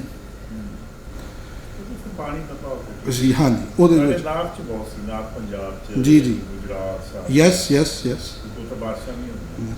ਔਰ ਸਰ ਤੁਸੀਂ ਅਗਰ ਦੇਖੋ ਗੁਜਰਾਤ ਦੀ ਅਗਰ ਸਪੈਸੀਫਿਕਲੀ ਗੱਲ ਕਰੋ, ਵਾਈ ਦੀ ਫਰਨੀਚਰ, ਇੱਕ ਅਗਰ ਹਾਈਪੋਥੇਸਿਸ ਸਿਨੋਪਸਿਸ ਬਿਲਡ ਕਰੀਏ ਕਿ Y the furniture of ਚੈਨਿਓਡ and the Gujarat was very famous in the last 2 ਡਿਕੇਡਸ, ਉਹਦੀ ਰੀਜ਼ਨ ਕੀ ਸੀ? ਟਾਹਲੀ। ਔਰ ਉਹਦੀ ਡੀਫੋਰੈਸਟੇਸ਼ਨ ਜਿੰਨੀ ਬੇਲੇ ਤੋਂ ਹੋਈ ਹੈ, ਔਰ ਤੁਸੀਂ ਅੱਜ ਵੀ ਅਗਰ ਅਰਬਾਬੇ ਇਖਤਿਆਰ ਦੇ ਘਰਾਂ 'ਚ ਚੰਦ ਇੱਕ ਨੂੰ ਮੈਨੂੰ ਵਿਜ਼ਿਟ ਕਰਨ ਦਾ ਇਤਫਾਕ ਹੋਇਆ, ਉਹਨਾਂ ਦੇ ਜ਼ਰਾ ਬਲੰਦੋ ਬਾਂਗ ਜਿਹੜੇ ਦਰਵਾਜ਼ੇ ਨੇ ਉਹ ਦੇਖੋ ਕਿਹਦੇ ਬਣੇ ਹੋਏ ਆ। ਮੇਰੇ ਆਪਣੇ ਸ਼ਹਿਰ 'ਚੋਂ ਟਾਹਲੀ ਵੱਢ ਕੇ ਉਹ ਵੱਡੀ ਕੋਠੀਆਂ 'ਚ ਚਲੇ ਗਈ। ਸਾਰੇ factor yes, so multiple factors are there. Thank you ਜੀ। ਇੱਕ ਸਵਾਲ ਮੇਰਾ ਨਿੱਕਾ ਜਿਹਾ ਜੀ ਜੀ। ਫਿਰ ਸ਼ਾਹ ਹੁਸੈਨ ਦੀ ਸ਼ਾਇਰੀ, ਬਾਬੇ ਨਾਨਕ ਦੀ ਸ਼ਾਇਰੀ, ਤੇ ਬਹੁਤ ਸਾਰੇ ਰੁੱਖਾਂ ਦਾ, ਦਾਖਾਂ ਦਾ, ਬਜੋੜੀਆਂ ਦਾ, ਵਣਾਂ ਦਾ ਜ਼ਿਕਰ ਹੈ। ਇਹ ਕਮ ਸੇ ਕਮ ਕੋਈ 1100 ਸਾਲ ਬਣ ਜਾਂਦੇ। ਠੀਕ। 1000 ਸਾਲ ਦੇ ਬਾਬਾ ਫਰੀਦੀ ਨੇ, ਜੀ ਜੀ ਬਿਲਕੁਲ ਠੀਕ, ਜਿਨ੍ਹਾਂ ਨੇ ਕਦੀ ਉੱਤੇ ਰੁੱਖਾ ਪਿੰਜਰੇ ਬੰਨੇ ਤੀਰ, ਜੀ ਇਹ ਲਿਖਿਆ ਹੈ। ਸਾਡੇ ਹੁਣ ਇਸ ਵੇਲੇ ਦੇ ਵਿੱਚ ਕੀ ਕੋਈ ਐਸਾ ਪ੍ਰਬੰਧ ਸਰਕਾਰੀ ਪੱਧਰ ਤੇ ਜਾਂ ਕੋਈ ਇੰਸਟੀਟਿਊਸ਼ਨਲੀ ਕਿਤੇ ਤਾਂ ਹੈ ਵੀ ਕਿ ਜਿੰਨੇ ਪੰਜਾਬ ਦੇ ਪੁਰਾਣੇ ਰੁੱਖ ਹੋਏ ਨੇ ਜਾਂ ਉਹ ਕਿਸੇ ਨਾ ਕਿਸੇ ਸ਼ਕਲ 'ਚ ਕਿਸੇ ਨਾ ਕਿਸੇ ਹਾਲ 'ਚ ਮੌਜੂਦ ਨੇ, ਜਿਸ ਤਰ੍ਹਾਂ ਤੁਸੀਂ ਆਪਣਾ ਬੋਟੈਨਿਕ ਗਾਰਡਨ ਦੀ ਗੱਲ ਕੀਤੀ ਹੈ, ਜੀਸੀ ਵਾਲਾ ਜਿਹੜਾ ਚਿੜੀਆ ਘਰ ਦੇ ਹਾਂਜੀ ਬਿਲਕੁਲ ਨਾ ਲਾਹੌਰ 'ਚ, ਇਸ ਤਰ੍ਹਾਂ ਦਾ ਕੋਈ ਇਸ ਤਰ੍ਹਾਂ ਮਿਊਜ਼ੀਅਮ ਮੇਰਾ ਦਿਲ ਕਰਦਾ ਹੈ ਕਿ ਜਿਹਦਾ ਕੋਈ ਮਿਊਜ਼ੀਅਮ ਦੇਖਣ ਨੂੰ, ਕਿ ਜਿੱਥੇ ਪੰਜਾਬ ਦੇ ਐਸੀ ਕੋਈ ਥਾਂ ਵੀ ਹੋਵੇ, ਬੇਸ਼ੱਕ ਅਗਰ ਲਾਹੌਰ 'ਚ ਨਹੀਂ ਤਾਂ ਕਿਸੇ ਹੋਰ ਥਾਂ ਜਿੱਥੇ ਕੋਈ ਮਿੱਟੀ ਥਾਂ ਇਸ ਤਰ੍ਹਾਂ ਦੀ ਕੋਈ ਸੂਟੇਬਲ ਹੋਵੇ, ਕਿ ਇਸ ਤਰ੍ਹਾਂ ਦਾ ਕੋਈ ਪ੍ਰੋਜੈਕਟ ਬਣ ਸਕਦਾ ਹੈ ਜਾਂ ਕੋਈ ਹੈ ਵੀ, ਜਾਂ ਇਹਦੇ ਉੱਤੇ ਕਿ ਸਾਰੇ ਦੇ ਸਾਰੇ ਪੰਜਾਬ ਦੇ ਰੁੱਖ ਕਿਸੇ ਨੇ ਦੇਖਣੇ ਹੋਣ, ਜਿਨ੍ਹਾਂ ਦਾ ਤਵਾਰੀਖ ਦੇ ਵਿੱਚ ਜ਼ਿਕਰ ਹੋਵੇ ਜਾਂ ਹੈ ਵੀ ਮੌਜੂਦ, ਤੇ ਅੱਜ ਅਸੀਂ ਸਾਂਭ ਸਕਦੇ ਹਾਂ ਉਹਨਾਂ ਨੂੰ, ਜਾਂ ਇਸ ਤਰ੍ਹਾਂ ਦੀ ਕੋਈ ਵਿਉਂਤ ਸਰਕਾਰੀ ਪੱਧਰ ਤੇ ਜਾਂ ਕਿਸੇ ਵੀ ਗਲੋਬਲੀ ਕਿਸੇ ਕੰਪੇਨ ਪ੍ਰੋਜੈਕਟ ਦਾ ਹਿੱਸਾ ਬਣ ਜਾਵੇ। ਬਿਲਕੁਲ ਅਫਜ਼ਲ ਸਾਹਿਬ, ਇਹ ਹੋ ਸਕਦਾ, ਹੋਣਾ ਚਾਹੀਦਾ। ਉਹਦੇ 'ਚ ਕੁਝ ਪਾਰਟ ਜਿਹੜਾ ਮੈਨੂੰ ਫੇਰ ਮਿਸਾਲ ਦੇਣੀ ਪਏਗੀ, ਜਿਹੜੀ ਤੁਹਾਡੇ ਇੱਥੇ ਪੰਜਾਬ ਦੇ ਰੁੱਖ ਸਨ ਨਾ ਜੀ, ਇਹਨੂੰ ਅਸੀਂ ਬੋਟੈਨੀਕਲੀ ਜਾਂ ਪਲਾਂਟ ਸਾਇੰਸਿਸ ਦੇ ਵਿੱਚ ਕਹਿੰਦੇ ਆ ਰੱਖ ਵੈਜੀਟੇਸ਼ਨ। ਮੈਂ ਇਹ ਟਰਮ ਨਹੀਂ ਸੀ ਹਾਂਜੀ, ਉਹਦੇ ਲਈ ਲਫ਼ਜ਼ ਜਿਹੜਾ ਇਸਤੇਮਾਲ ਕੀਤਾ ਜਾਂਦਾ ਨਾ ਜੀ, ਇਹ ਰੱਖ ਵੈਜੀਟੇਸ਼ਨ ਲਫ਼ਜ਼ ਇਸਤੇਮਾਲ ਕੀਤਾ ਜਾਂਦਾ। ਉਹ ਰੱਖ ਵੈਜੀਟੇਸ਼ਨ ਕੀ ਹੈ? ਉਹ ਰੱਖ ਵੈਜੀਟੇਸ਼ਨ ਮੁਕੰਮਲ ਨਹੀਂ ਹੁੰਦੀ ਜਿੰਨੀ ਚਿਰ ਤੱਕ ਉਹਦੇ 'ਚ ਵੰਨ ਦਾ ਜ਼ਿਕਰ ਨਾ ਹੋਏ, ਫਰਾਸ਼ ਦਾ ਜ਼ਿਕਰ ਨਾ ਹੋਏ, ਜੰਡ ਦਾ ਜ਼ਿਕਰ ਨਾ ਹੋਏ। ਇਹ 3 ਬੂਟੇ, 3 ਦਰਖਤ ਨੇ। ਉਹਦੀ ਵਜ੍ਹਾ ਕੀ ਹੈ? ਉਹਦੀ ਵਜ੍ਹਾ ਹੈ ਇਹਨਾਂ ਦੀ ਉੱਥੇ ਬੜੋਤਰੀ, ਉਹਨਾਂ ਦੀ ਤਾਦਾਦ ਸੀ, ਇਹ ਉਹਨਾਂ ਦਾ ਰੀਜਨ ਸੀ। ਅੱਛਾ, ਇਸੇ ਹਵਾਲੇ ਦੇ ਨਾਲ ਇਹ ਰੀਜਨ ਜਿਹੜਾ ਹੈ ਨਾ ਜੀ, ਤੁਹਾਨੂੰ GCU ਬੋਟੈਨਿਕ ਗਾਰਡਨ 'ਚ ਇੱਕ ਪੂਰਾ ਸੈਕਸ਼ਨ ਮਿਲੇਗਾ, ਉਹਦੇ 'ਚ ਅਸੀਂ ਰੱਖ ਵੈਜੀਟੇਸ਼ਨ ਸੈਕਸ਼ਨ ਮੇਨਟੇਨ ਕੀਤਾ ਹੋਇਆ ਹੈ। ਇਸੇ ਤਰ੍ਹਾਂ ਅਗਰ ਤੁਸੀਂ ਫੈਸਲਾਬਾਦ ਚਲੇ ਜਾਓ ਤੇ ਫੈਸਲਾਬਾਦ ਐਗਰੀਕਲਚਰ ਯੂਨੀਵਰਸਿਟੀ ਨੇ ਜਿਹੜਾ ਇੱਕ ਬੋਟੈਨਿਕ ਗਾਰਡਨ ਬਣਾਇਆ ਹੋਇਆ। ਅੱਛਾ, ਇਸੇ ਤਰ੍ਹਾਂ ਇੱਕ ਉਹ ਉਰਦੂ ਦੇ ਵਿੱਚ ਇੱਕ ਲਿਟਰੇਚਰ 'ਚ ਇੱਕ ਨਾ ਜੀ ਮਿਸਾਲ ਮਿਲਦੀ ਹੈ, ਢਾਕ ਕੇ 3 ਪਾਤ, ਢਾਕ ਕੇ 3 ਪਾਤ, ਇਹ ਮਿਸਾਲ ਹੈ। ਲਾਹੌਰ ਦੇ ਅੰਦਰ ਜਿਹੜੀ ਤੁਹਾਨੂੰ ਚਾਟ ਸ਼ਾਟ ਮਿਲਦੀ ਸੀ ਜਾਂ ਹਲੇ ਵੀ ਇੰਡੀਆ ਦੇ ਵਿੱਚ ਉਹਦੇ ਪੱਤਿਆਂ 'ਚ ਸਰਵ ਕੀਤੀ ਜਾਂਦੀ ਹੈ। ਪਾਕਿਸਤਾਨ 'ਚ ਖ਼ਤਮ ਹੋਣ ਨੂੰ ਪਲਾਟਾ ਵੀ ਕਹਿੰਦੇ ਨੇ।